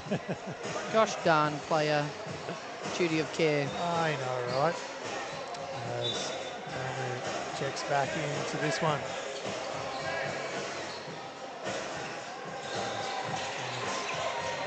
Man trying to slow down this Elements run that they've been on over the last couple of minutes. Paul trying to shake off Izzy Rye, is able to do so, get to the basket, but can't get the finish. Elements can't win this game. That little miss there from Paul might stick in the old memory banks for a little while. Well, into the paint, flips it up, can't get it up and over and in. Well, I said it earlier, it's going to come down to percentage, so who can pretty much hit shots down the stretch here is the problem. It's into the paint. That's going to be on Verl or Elias. That's going to be on Elias Cato. He's going to pick that one up. 2:27 now. We are in fully timed here ahead, so the clock will stop at every point. And that's Cato's 4th foul, and he's been pretty important for Pride Performance this game, so they're going to want to keep him out there. Indeed. And on the flip side of that, I believe Cooper Urquhart also has 3, so a couple of bigs for Pride Performance in a little bit of trouble, but it's down to a 1-point lead here. And Elements within closest striking distance they've been since that first quarter. And now they have a chance on the back of this Kobe Hahn steal. Well, this could be their first lead of the whole game. I don't think they led early on, did they? It was close, but I don't think they led. It was very tight. Flipped around. Draw now. Himself up in the air. Verl tracks it down. And that's going to go in the other way. Elements don't like it, but that's the call. Quick hands. He's just got really quick hands, doesn't he? He does it on rebounds. He just did it then. I don't know if he stood out. There was too much going on, but Elements thought he did. I thought he was all right. Wyatt kicks it to Kamu. Gets himself into the paint. Hands it off. Defense closes very quickly. Continues to be there. And we're going the other way. It's Elements ball with 1:36 left on the clock. Yeah, Kamu probably should have just put that up. Again, that's another like for like, isn't it? Put it up. We got 2 on the boards then, straight away. Here we go. Stanton now at the top. Kobe Hahn fires away. It flips back. Oh. It doesn't drop in the end, but Paul comes down with it. Too Jaw easy. fires away into his own 3. As Cato comes down. Pride Performance got lucky on that. That's too easy. Can't give up that O board. No one was even near him. Kicks it around. Who can hit a shot in the last minute? Yeah. You win the game. Well, it's going to come down to who can make buckets. Verl gets himself into the paint, gets up. There's a foul. It's a late call. Elements bench do not like it. It's a foul call nevertheless. And that is going to be on Clay Stowers. That's only his 2nd of the game. That is going to send Verl to the stripe. 57.6 seconds left. We've got some subs coming in.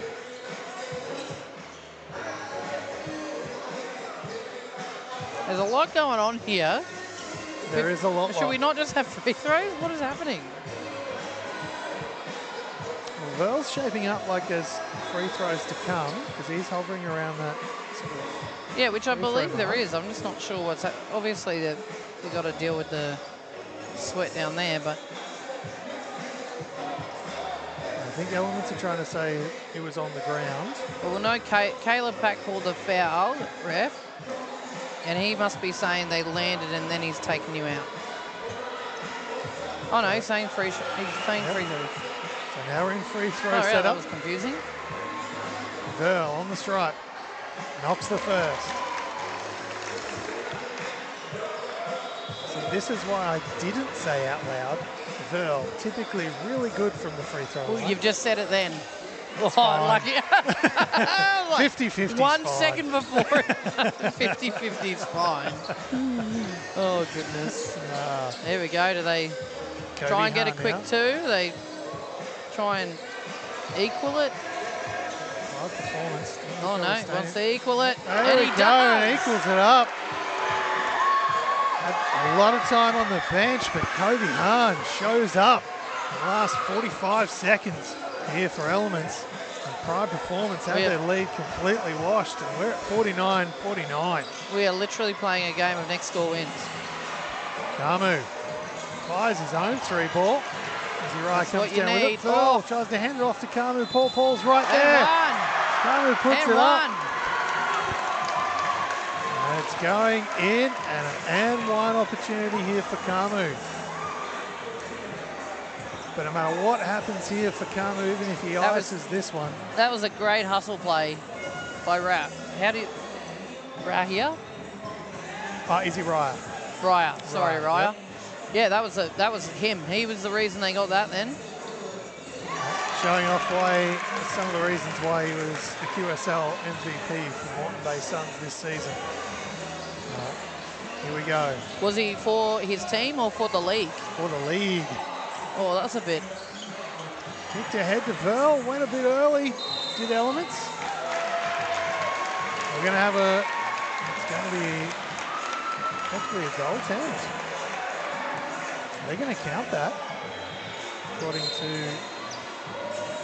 yep, and it's a 5-point margin. We're going to have a timeout. Oh,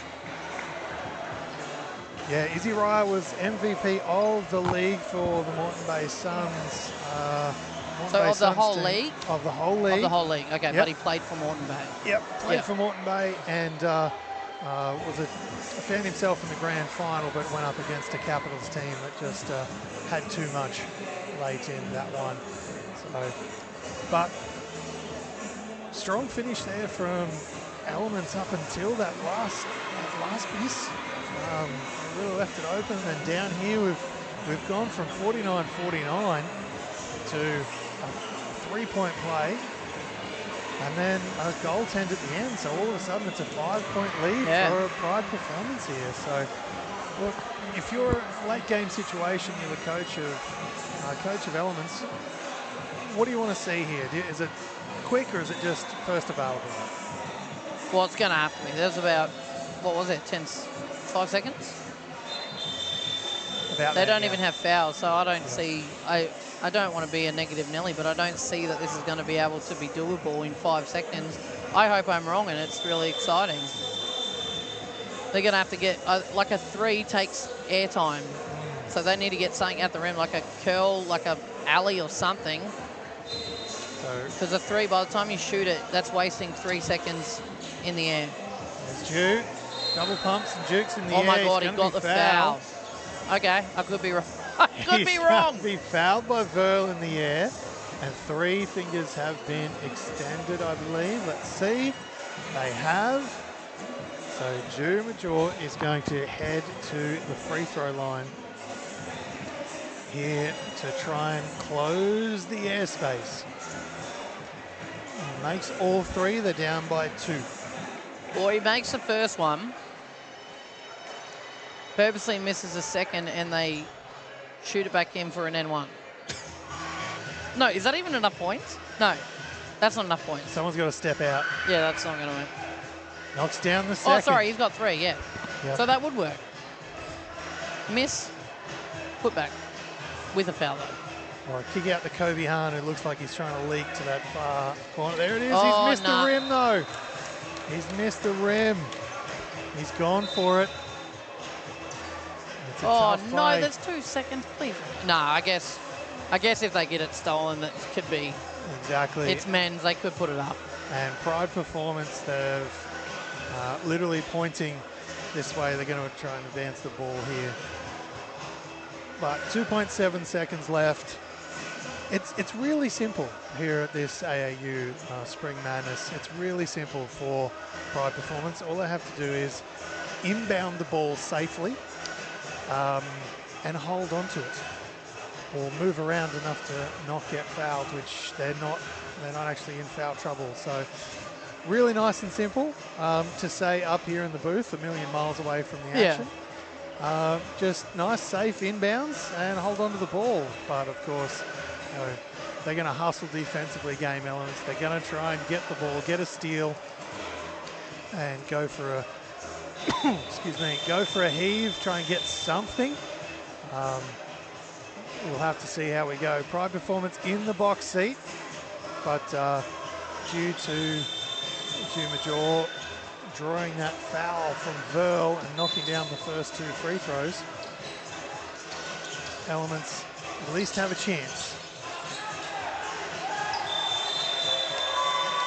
And no foul called late, despite Game Elements wanting one, and that is going to wrap it up. Game Elements are going to go down in the end by 3 points. Pride Performance 54 plays 51 in the AAU Men's Open Grand Final.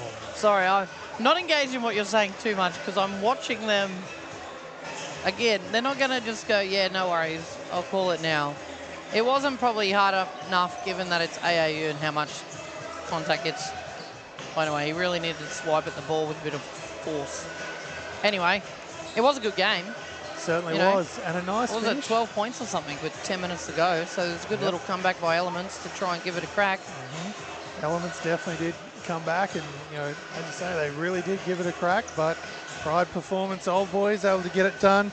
They've got, I believe it's 5 or 6 trainers from Pride Performance down there in the squad. They're all the current or former. So, and of course, Josh Walters, coach, and owner of Pride Performance down there in the mix. And the little man right in the middle of the action right now, getting some love, and which you love to see that. I'm sure that's the kind of memory that'll stick with that young fella for a while. But that's the Open Men's done.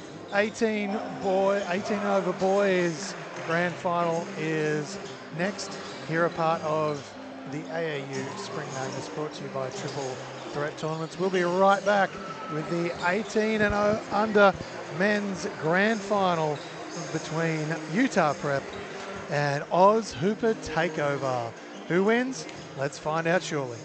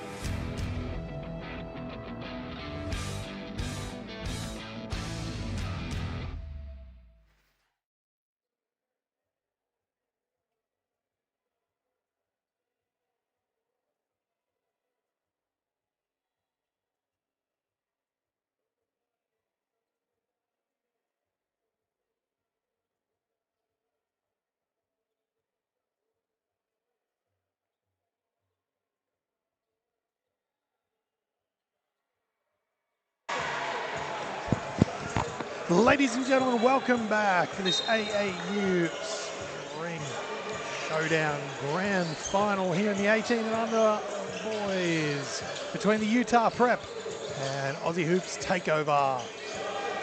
Nice block there to start from Logan Gibson. Fires away, that goes halfway down before Dunny rolling a little bit out. Jaden Cecil now. You'd see they've caught a 2 straight away, the takeovers. Try to disrupt Utah Prep offense straight away, but Cecil long with that one. I was about to say, but that didn't work. But it ended up popping out. I thought it was going in. Oh, that is lovely. Nice start to the game there by Cecil. Of course, in the earlier semi-final, fired away from 3 with a couple of misses, but nice find inside by his teammates and the finish as well. The 3 ball is up and in for Bailey MacArthur.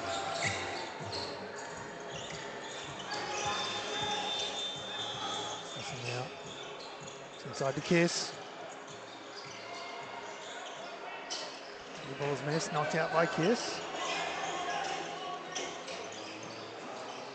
Find it. Oh, blocked inside.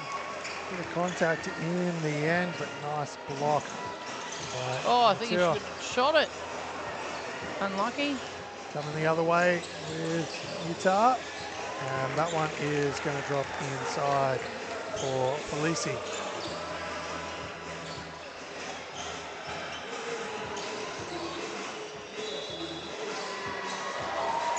So late. Swatted. That's going to be a foul in the end. Silmana got up there and swat that thing out. Jeremiah Innocent. Well, he did a good job to actually initiate the contact himself offensively, because until that, he didn't drop his shoulder, but until he leaned in, he was about to get swatted. It was good offensive, aggressive drive.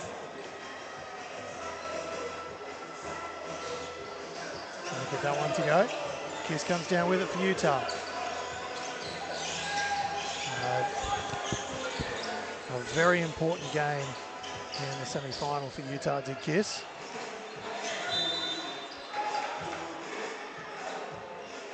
A little bit of chirp there and chest bumping. Yeah, a little. Jeremiah, so not really wanting to let that go. They're in a matchup now, man-to-man. It's out, Kiss. That's long, very long. Check down by Jeremiah Listen.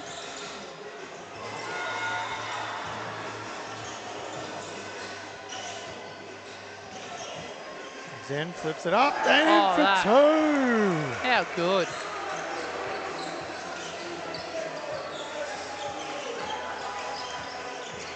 All right, they're in a 2 now. I'm going to say off the back of a score, they're in a zone. Anything else will be a man-to-man by the looks of it. Lisa can't get that one to go. Gibson has it knocked away. Back in the hands of Gibson. Knocked away once more, and Utah Prep come away with it. Lisa kicks it ahead. Goes in and pulls it back out. Kiss. Up, not in. That one won't drop for Silamana. Atua is doing a... Oh, okay. That one will. I was about to say, until that, Atua's done a phenomenal job protecting that paint. Only so much you can do though, right? Yeah, that's it. He had to step up, take the ball, but MacArthur. That's the downfall in a zone, is leaving those little dump passes. Great job. Back-to-back points for Atua.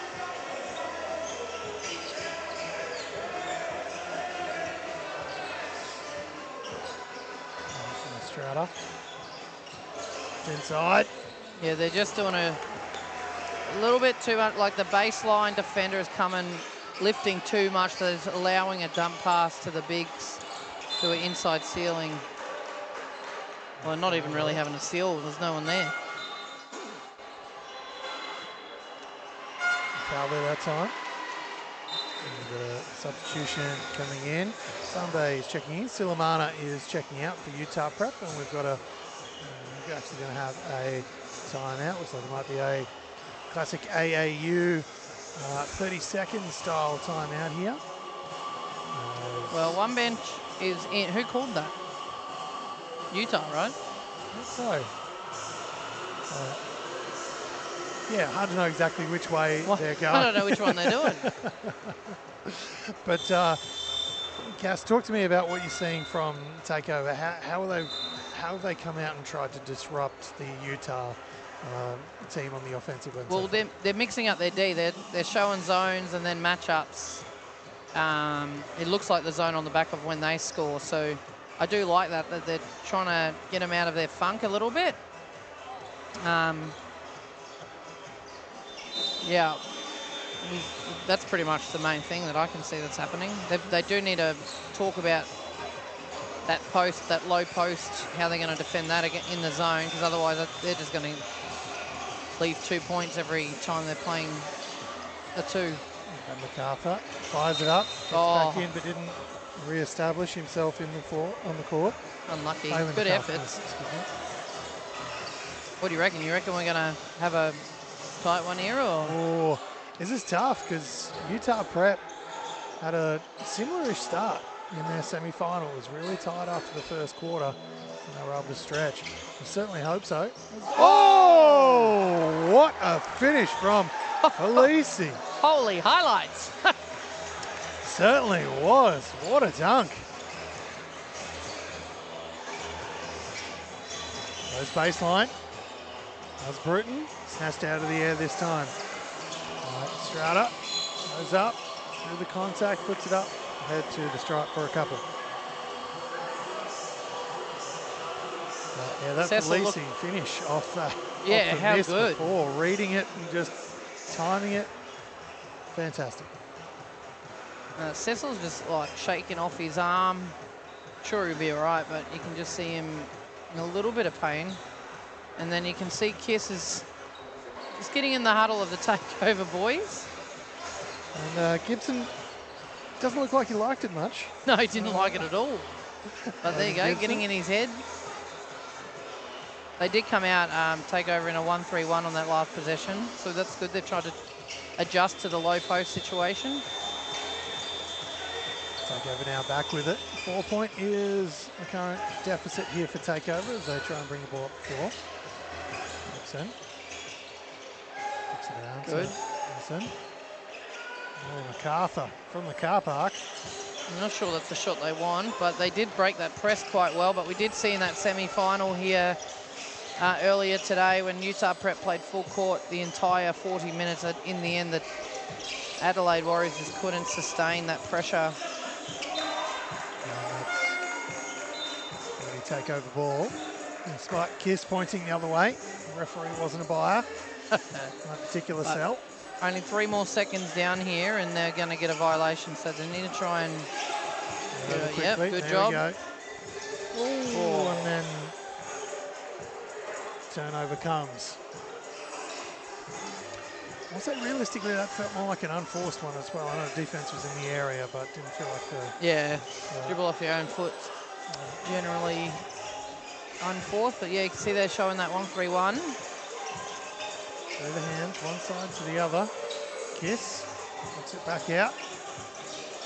Lacey goes up, puts it in through the contact. I won't lie, that last game, I didn't really notice Felici too much, but we definitely noticed him in here in this grand final. Gibson goes to work. Can't get it to go, tries to track down his own, unable to. And Utah Prep come away with it. Waiting Cecil. Yeah, I think that's a good call.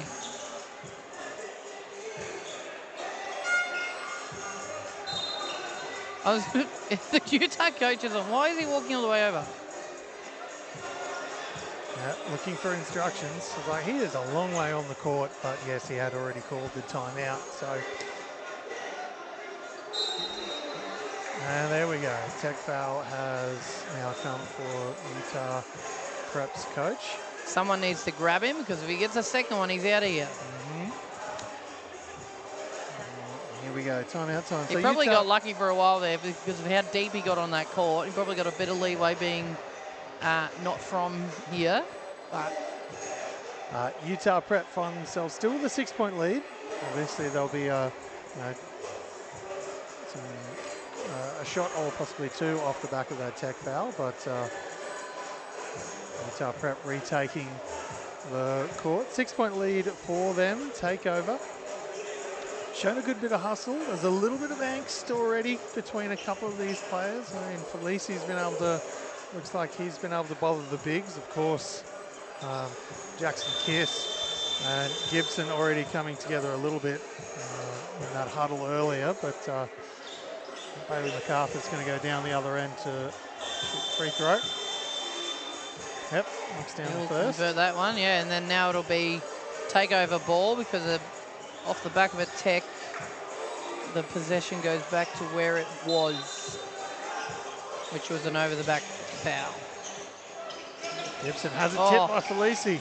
Cecil, the contact up there, but Felici, how's that for body control to go up there, defender right there, hold the ball in the air, deal with the defender, then put it straight back up, all in one motion. That's impressive. And we can see that pressure applied by Utah Prep. They've, that last semi-final game, they were a bit tentative with how aggressive they were in the traps. They kind of waited for it to get inbound and then go. They seem to be just, as soon as it's a catch, they're all in their grill, which the last two possessions have showed dividends of. Can Takeover actually handle that pressure the whole game? Indeed. Cecil fires away. We expect that kind of, those kind of three-point shots from the Brizzy boy. Seen them all through his junior career.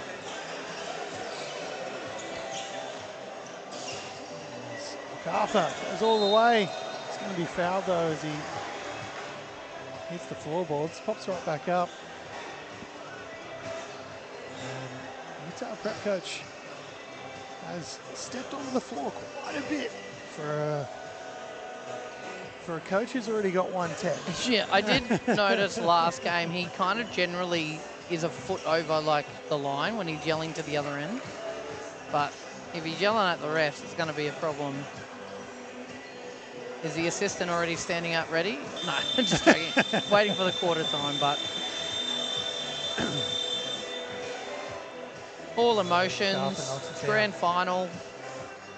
Exactly, and it's a long way to come for Utah Prep, and a bit of reputation on the line, I'm sure, from, or at the very least, seen to be in that respect from within the camp. But they've definitely shown up here. They've played absolutely monstrous basketball throughout this entire AAU spring. Well, so pretty much the reason the crowd has stuck around, I would assume, is the fact that Utah Prep is here. I know the boys I was coaching were, I'm not going to say the word frothing, but kind of that is what was happening day one when they were waiting for them to play. Waiting for Utah Prep to play, sorry. Not themselves, obviously. And look, they've played really well here on the show court. That's why they've gotten so many games. People not only want to show up and watch, but they've really turned up as a squad and played very well throughout this AAU spring tournament. So, of course, brought to you by Triple Threat Tournaments. We take care of all the AAU Brisbane tournaments that have happened. We have 3 throughout the year. Make sure if you are interested out there, do please get involved. MacArthur finds his way into the paint. Defender in front, pops it up. Can't get it to go and can't track in his own rebound either. Jaden Cecil. Lovely dump off. And that's going to be a foul. And that's going to send Silamana to the stripe as well. Great drop-off pass. Just a little behind the head flick by Cecil.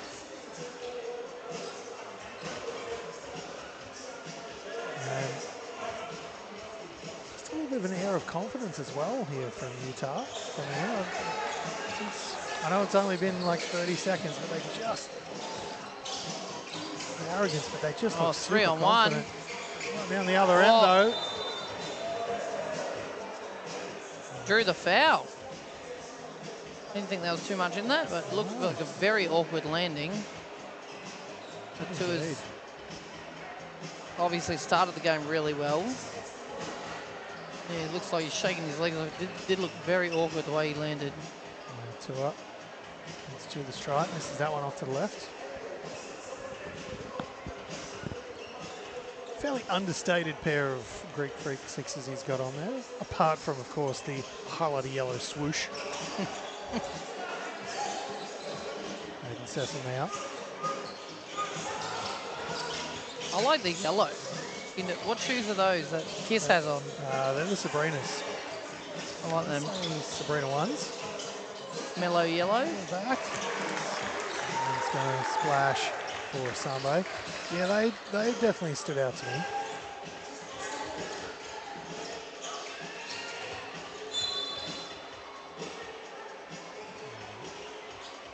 Block. Okay, over to the sideline. That is the great problem with the Sabrina shoes, though. They pretty much sell out all of it. I have not been able to get myself a pair because their drops have been completely selling out, which is great to see. Yeah, I love that it's a woman's shoe and they're selling out. And the fact they have men's shoes within it as well. And the fact that boys and men wear them. And aggressively across the NBA and, of course, every level down from there as well, which is fantastic. Kiss goes to work. Looks a little bit uncomfortable. That left foot just so comfy. He fell down afterwards, but he's hopped right back up. Seems unfazed, which is great.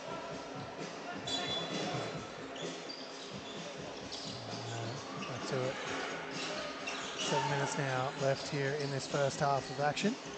The Spring Madness Grand Final, 18s and under. Boys, of course.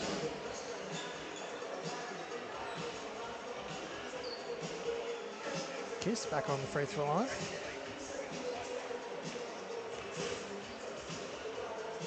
Like we talked about earlier, he was absolutely crucial in the semi-final.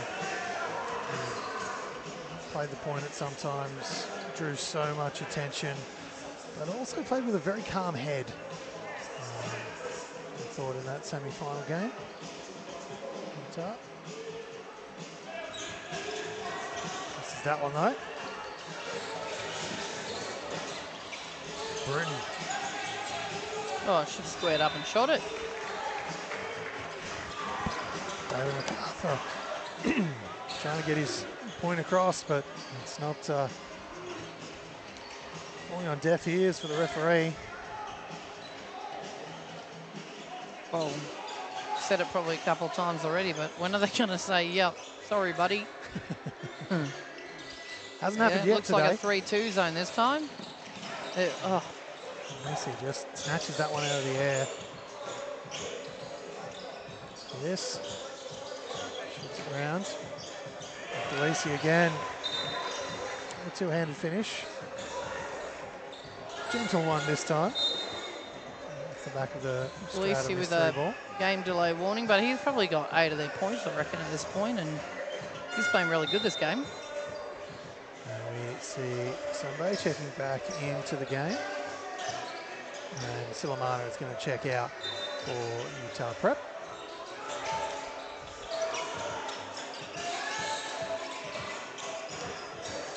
Gibson.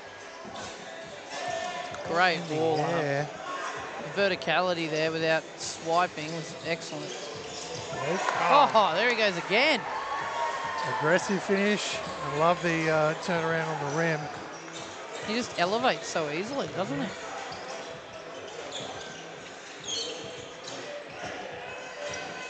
Flips it down to the baseline, to Atua. Gibson. Bruton gets into the paint, has it knocked away illegally according to the referee. Good drive though, nice and aggressive. They need a bit more of that. Been doing a lot of passing around about. Police is going to check out. I know after that last dunk, hang on a little bit. Circled back around. Our coach had to point out where he was supposed to be. Logan Gibson. Yeah, much needed points for takeover. They haven't found points this quarter, other than that first. Oh no, that was free throws the last quarter, wasn't it, from the Tech? And Cecil splashes back. 2 games he's had here today. He's missed his first 2 or 3 and then fired away after that. Gibson! Oh! Oh, a charge. Yeah. Wish we had replay. I want to see if he was inside that charge circle. Super producer, get on that. See if we can get a replay up. You tell me if there's a timeout called, so we've got a little bit of time to see it. I don't know. They both elevated well. Inside that chart circle cannot be. And here we go as replay now. Up on the screens. Take over, kicks the ball through.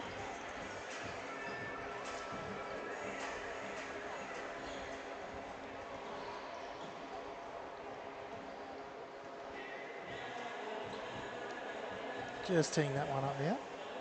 Here we go. Short rewind.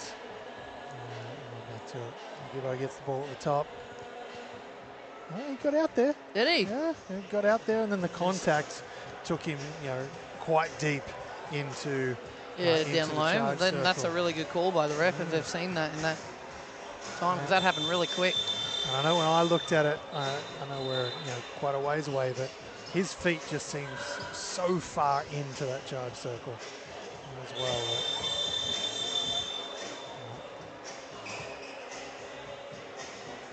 I thought they called a charge.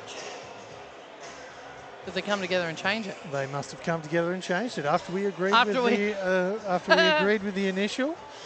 So the feet mustn't have been as set as they liked, even though they were out of the charge circle. So in the end, there must have been two different viewpoints.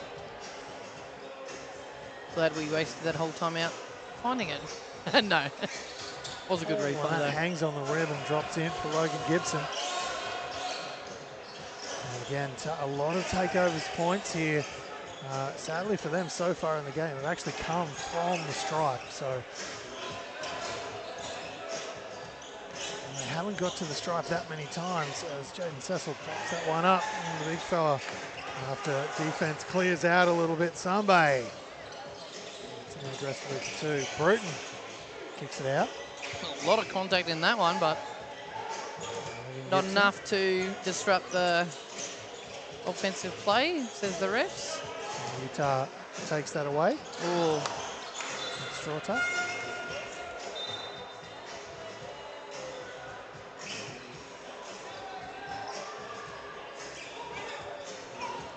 Baseline ball now for takeover. 2:26 left here in the second quarter. We will step away shortly at halftime.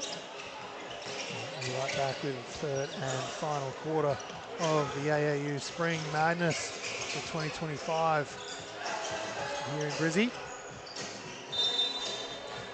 Foul across the hands on Solomana. On Sinfag. It did look a little bit like, yep, that's fine, I'll agree with that.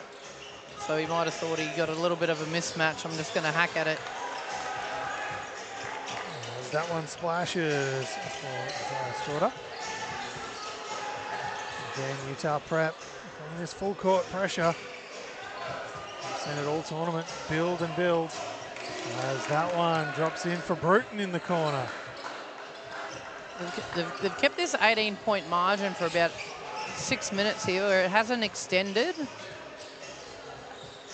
Ball is up, and now it has. No. Bruton flips it back. MacArthur can shoot. Oh, shoot from almost a logo. Heat check. Pass offense. Cecil. Cecil hitting his last 2 before that one. Last 2 threes, should I say. Defense clears out in front of him. Fires away, does Son.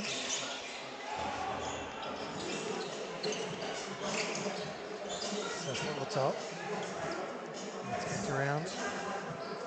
In the hands of Stoker.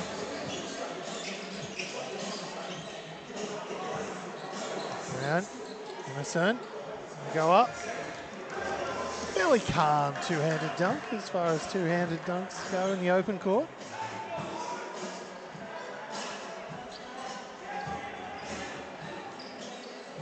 That's off right now. Brings it over halfway with Cecil. Shot clock is off. 10 seconds left. Lisi fires away the three ball. Can't get it to drop. 3 seconds. Can they get it up? MacArthur resettles, fires. Oh. That won't drop for him. That would have been nice to close out the half. Certainly would have taken some energy into the break for takeover, but as it stands, they find themselves on 18 points. 19 points further ahead, though, is Utah Prep here as part of the AAU grand final game here of 18 and unders. We're going to step away for halftime. We'll be right back with the second half in just a moment.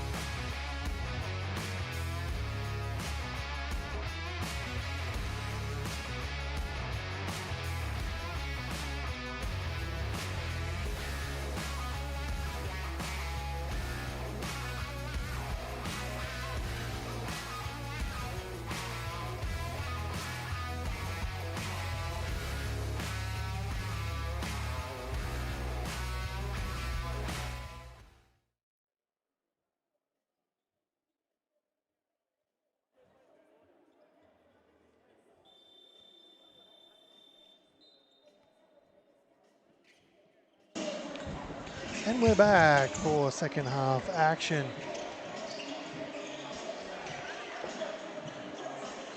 Here as part of the AAU Spring Madness Tournament. Of course, tournament brought to you by the Triple Threat Tournaments. There's Kiss. Goes reverse, pops it in for two.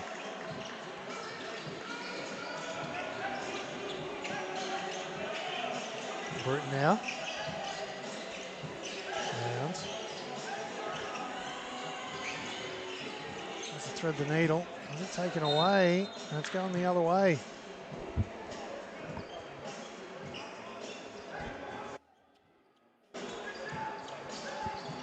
Utah Prep ball now. Oop.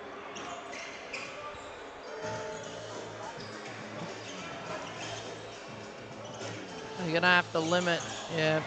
The inside presence this game has been really good for Utah Prep. The takeover just hasn't been able to find a consistent answer. Gibson with a hand back to MacArthur. Oh no. Able to track it down is insane. Three balls up. That one won't drop. Got to get back at the rim, takeover. Like they not dropping the three enough. Felice, he's going off this game. Just dropping the hammer. Yeah, Kiss is taking a little bit more of a back seat this game. As Felice stepped up. But that's how teams work. Oh, he ended up getting the call. That's I was going to say, that's probably what he's bringing this game. Kiss is that defensive energy, which he did last game too, but we haven't really noticed him on offense too much. But I think the big boys at the back have just been able to get little dump passes and been able to finish. Or Felice has just been flying through the middle doing whatever he wants to do.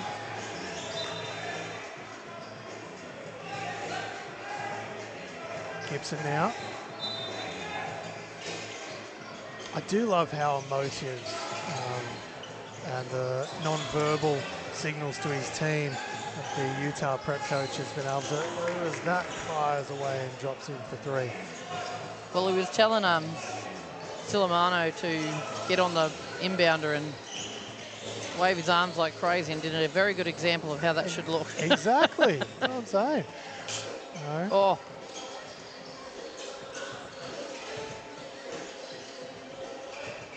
Rounds up and in for 2. I'm not taking away Silamano because obviously he's getting into really good positions, but his guards are doing a great job getting him the basketball. Like, he's obviously in his spots where he's meant to be. Yep, the ball's always landing in front, almost perfectly in the hands. You just see that pressure, just sustained pressure. Oh, there he is. And kiss. Oh, lands to try and. Oh, no, they got a quarter timeout, full timeout, but Kiss nearly landed and deflected that inbound then. Nearly did. If I'm not going to see a hanging dunk with a foot pass to themselves, a re-dunk, then that would have been a second. Wouldn't have been a bad, it would have been a bad prize. second place. Wouldn't have been a bad consolation prize. But look, Utah Prep really putting on a show here. And as you say, or as we've said throughout, Felici having himself a game. Silamana getting to some great spots and being fed really well by the guards. But that defensive pressure has just been ever so slowly building. It feels like a simmer to start with, but that relentless pressure of it slowly builds up and up and up. And we actually saw that in this building, not necessarily this season, but a couple of seasons before that, here with the Northside Wizards women. They were very good at that. And that full court pressure slowly building. Yeah, when they won that championship? You mean? Yeah. Yeah. And the following season when they made the grand final as well, it slowly build and build and build that full court pressure, and eventually just becomes uncomfortable and you get turnover after turnover after turnover. Kiss now in the paint, up and in for 2, and we'll head to the stripe for a couple. It's like he heard me say he's not really doing much this game offensively compared to last. Yeah, he's turned it on in the last couple of minutes, hasn't he?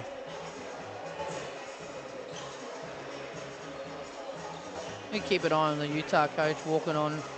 Imagine if we did that here at SQJBC over and over. I'd be thrown out. I'd definitely go all the way up to the bench, but I wouldn't say I step on the court like that. Kiss drops it in. Although I did get a warning one game, I think it was at Redlands, at the PCYC, where the space between the sideline and the bench is very minimal. Yes. And I had to tell him, I can't help it, I'm just too fat to fit behind the line. Thrown in. Here we go. No, that's all him. Oh, okay. Never mind. Yeah, that one won't drop good for play. Sunbay. Kicked ahead to Page. He fires it off and hands it to Emerson. And he drops it in for 3. They haven't really let it get away, Takeover. Like, we saw the semi-final where, Adelaide Warriors were in it for that whole first quarter and then it got away pretty quickly. I think they've done a pretty good job to hang on. It's like 2.5 quarters into it. They really have. Sticking around, but there is a little bit of airspace as well. So, MacArthur. Just things like that. It's too easy. You're feeding points back. Yes. Can't get it to go, but we'll head to the stripe. Off the Bruton foul. It's going to be only here Bruton's first foul of the game. Cecil and Stoker are going to check out. Estrada and Silamana are going to check back in. So we'll be able to see if Silamana can light up the paint for Utah Prep the way he has been over the last quarter for sure. And let's check back into the game. Kiss on the stripe.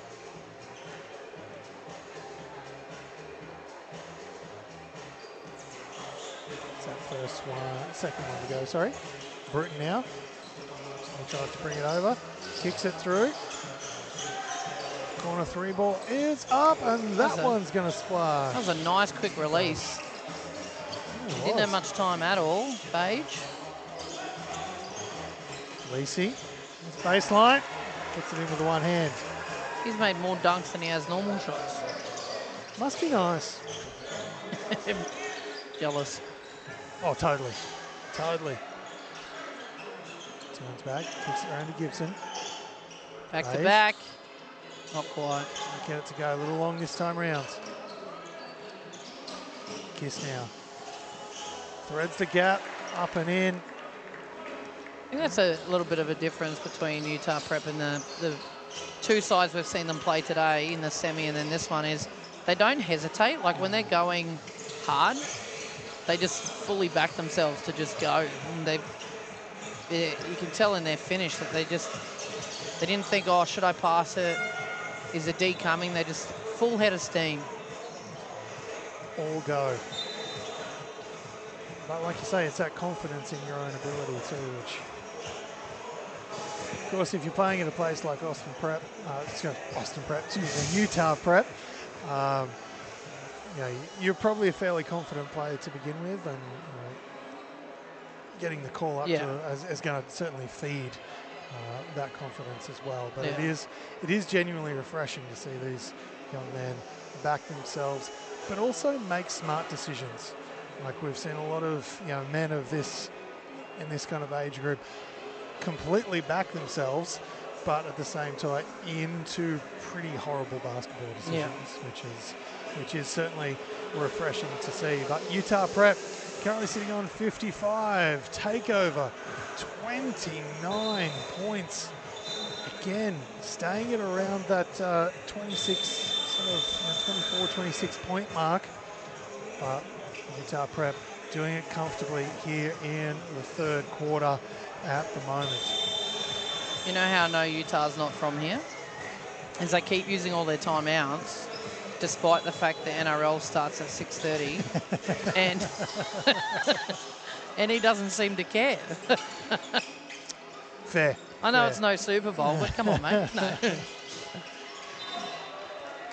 Oh, they obviously got stuff they want to tweak and get better. This is all preparation for them, for the year ahead for them. Exactly.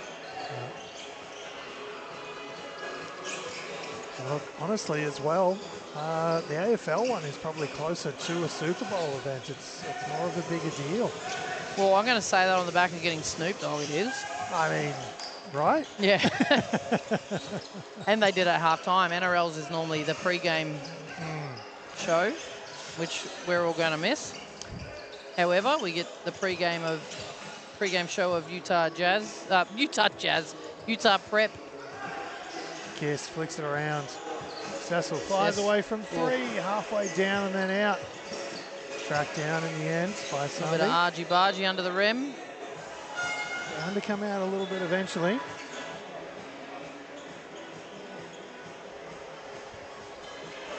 This now. Baseline.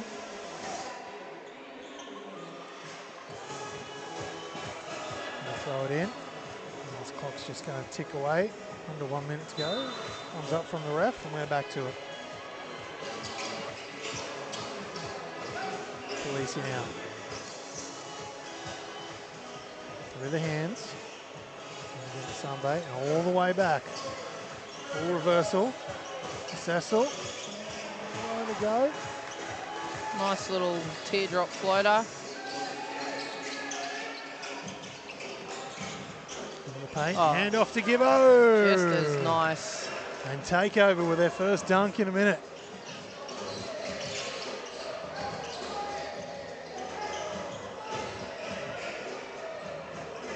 Were they 18 at the half? I think it was 18 or maybe 19. So they've sustained just 24 points here. I think they were trying to purposely foul then, not let them get a score. Lacey works the defense back. Oh, they did get the foul. And take over bench. Fair to say they've they've got some questions based on their body language. Yeah. About that that particular call. Right. Logan Gibson has to check in with Felici. Ref just explaining it over there. Well, look, maybe maybe ball don't lie. As Felici misses the first, can he knock the second? Is able to. Look, maybe it was the pressure from Rob Bibby down there. Maybe. Coming It was his in. first non-dunk conversion. He's today, a long though. way from No, the rim. yeah. There's a long way from the rim for that free throw. So, look, obviously Utah Prep find themselves in a great position to take this game out. But from a takeover point of view, what do you want to see here in this last quarter from them? Now, they're a bit back, but what do you want to see from them coming out of break? I mean, everyone's here to watch them. I mean, I think the fact that it's not close has been a little bit of depletion, but they've got another rim. Let's see a little bit of dunks and threes, a little bit of showtime, I think. A little bit of showtime? I like it. Yeah, I think they're in a pretty good position. 10 minutes to go. I don't see them losing a 25-point lead.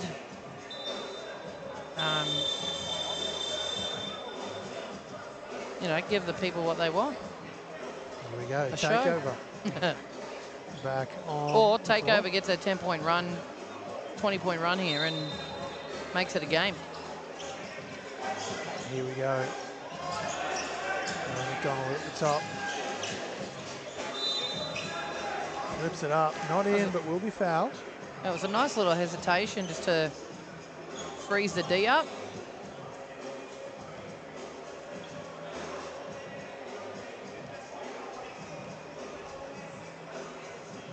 McDonald fires away. Misses that one to the right. Excuse me, MacArthur, not McDonald. Really MacArthur on the strike. Number 7. And it's the second one to go. And the clock will run down to the 3-minute mark, then we'll have fully timed all the way. Felici now at the top. It's back around. See that 1-3-1 again. Cecil has that one knocked Contest. away by Anderson. Bruton has it taken away. Sambe. Just That's it that in. pressure again. They're waiting for him to cross the half, but then going at it hard. They see a run and jump opportunity. MacArthur now. Cecil in front of him. Kiss. Up there, tried for the swat. Needed in the end. Felici goes baseline, flicks it all the way through. All the way back Look at that ball around. movement. Oh, About to say, good was the that, words though? were almost out of my mouth. That's great to, turnover.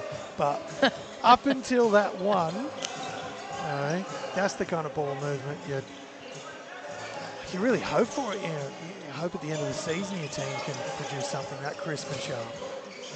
oh, what a find.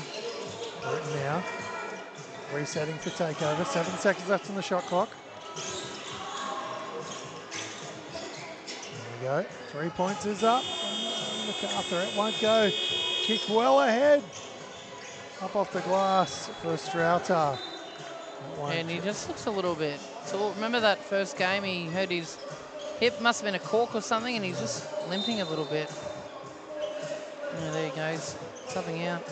Strauter. Looks a little bit uncomfortable again, so we'll see how he goes. Hopefully for his sake it's just a cork and it's got to bide its time. He's taking his little knee things off. That might be him done for the day. Have a look at that. Bruton fires away from 3. Won't drop for him. Felici now. Kicks it around. Jaden Sassel with the point back to the bench as well from takeover. They're having a giggle, but he's staying in game mode. So obviously they were yelling something at him. I believe that's is that Elijah Campbell down the bench there? In the middle, yeah. Yeah. Might have been a little banter between those two. Hence the very big smile from Camu afterwards. Felici, front rims it. Oh, nice little clean up there from Silamana. Not been able to contain him today. Like just, yeah, he's positioning, but then even then, that was his own ball that he got. Felici back up to Another dunk. throw it through. We really are a little bit spoiled for dunks today. Yeah, and that is from the 14 boys up, wasn't it? The 14 boys had 2 dunks. These guys have had 2 dunks every 3 possessions. Pretty much. Stoker hands it off. Felici eyes it in. Cecil pops it in for 2. So I was saying that first game, they just know when to cut, and they cut really hard with purpose when they do. Harper lost that initially. I wonder if they'll count that one. No. Answered that question nice and quickly for us, though. Yeah, it really did. I just thought it was borderline on a pickup. And Felicia's going to take a seat. Kiss is going to check back in.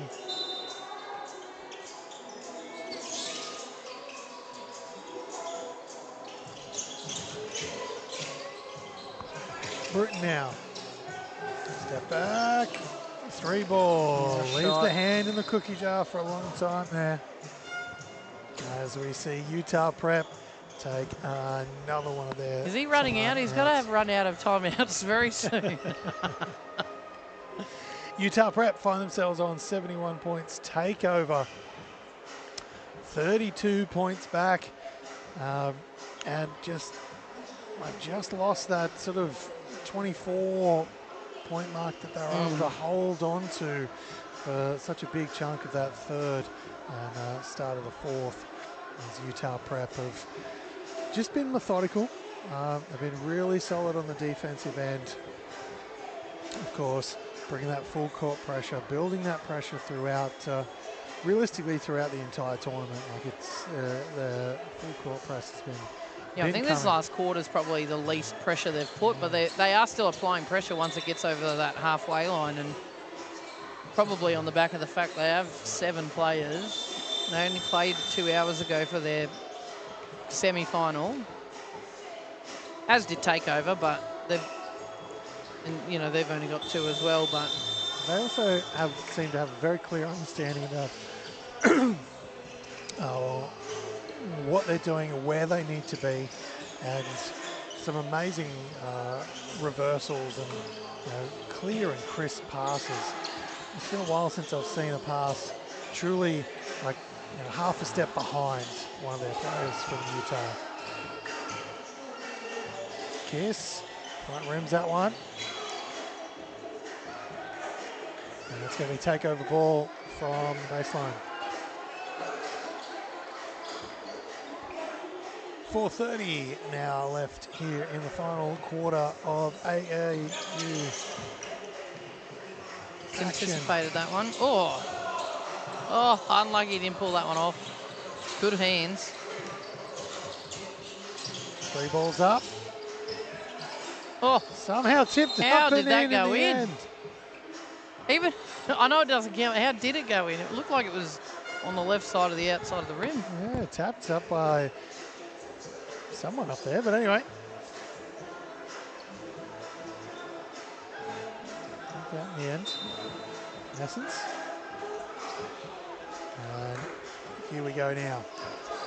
Jaden Cecil brings it over half. Anderson locked in and didn't get the call. The screen was coming. Switch.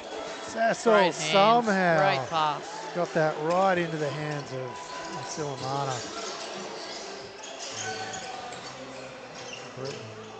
Back to Bruton again, fires away. I think that's his 3rd 3-point make here in either the 4th quarter or close to the 4th quarter. It's been a little bit too late here for takeover at the moment, but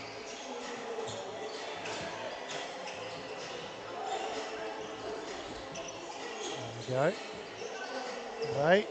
This is that one to the right. Cecil.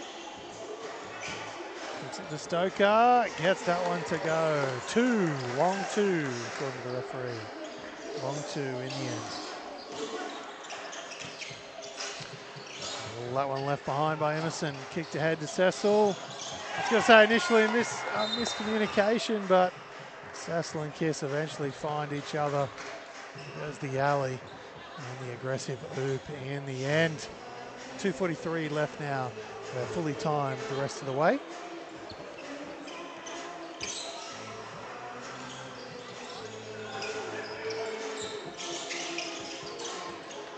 Just down and around. Logan Gibson now has it. He's doing a little bit of a spin move. Tracked it down after off the backboard.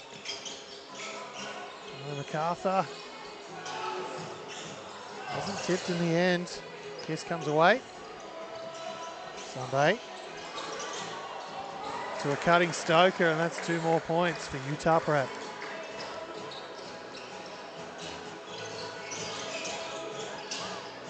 Attempted alley-and-oop there from MacArthur, but misconnection between him. Yeah, probably just a bit too high. Maybe that was our tour from earlier in the game. We haven't seen much of him actually around the rim. No, not so much. And that's a jumps great in for the big fella. Cecil's showing his ability to pass the basketball these last few minutes. Just maybe not leading into scores like that one, but the skip passes, cross-court hook passes. Oh, lovely. Threading the needle almost every time. Logan Gibson with a nice late finish here in the 4th.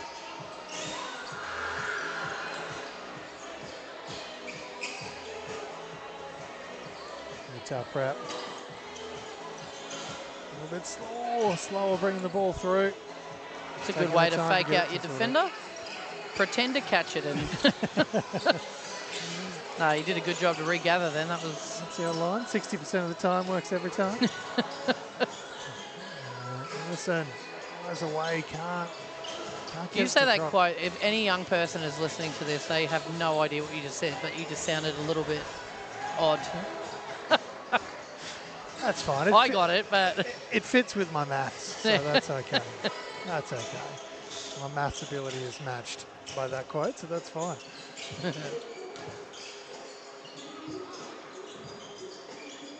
And that one will drop in the end for Austin Fage. In the last minute now. Nothing like a good TLC to finish the game off. Oh, another there one. He goes. Silamana. Just even just a dribble, like that was like a tap pass from Cecil. Been liking his passing prowess this quarter. And while some would recommend you don't chase waterfalls, here's Silamana just going after it. Emerson. Drop another one. What else you got, Mel? You got heaps going. There we go. Shot clock went out. This will be the last 13 seconds of the AAU Spring Madness tournament, let alone this 18 boys and under grand final. And they're just going to dribble out now. Shaking hands already. Utah Prep are going to take out their first AAU Spring Madness here in Brisbane. It's fantastic they could make the trip. They've put on a bit of a clinic at times, but they're going to take away gold medals here. They've done a great job throughout the week, presented themselves very well on the court. Truly methodical in a lot of the things they've done. They've played great defense, which has led to a whole heck of a lot of offense. And we've been treated with a smattering of dunks here as well, which has been great to see. But that is going to wrap up the broadcast of AAU Spring Madness, brought to you, of course, by Triple Threat Tournaments. and of course stream Team AU. But big thanks from obviously myself and Castover. And if you do want to get yourself involved, make sure you follow the socials of AAU Queensland and of course Triple Threat tournaments to get yourself either your entire team or to join a team and be a part of the next AAU tournament run by Triple Threat. But let's get out of here. Let's go home. You've got a grand final to go and watch. Big thanks to everybody here involved at AAU Spring Madness.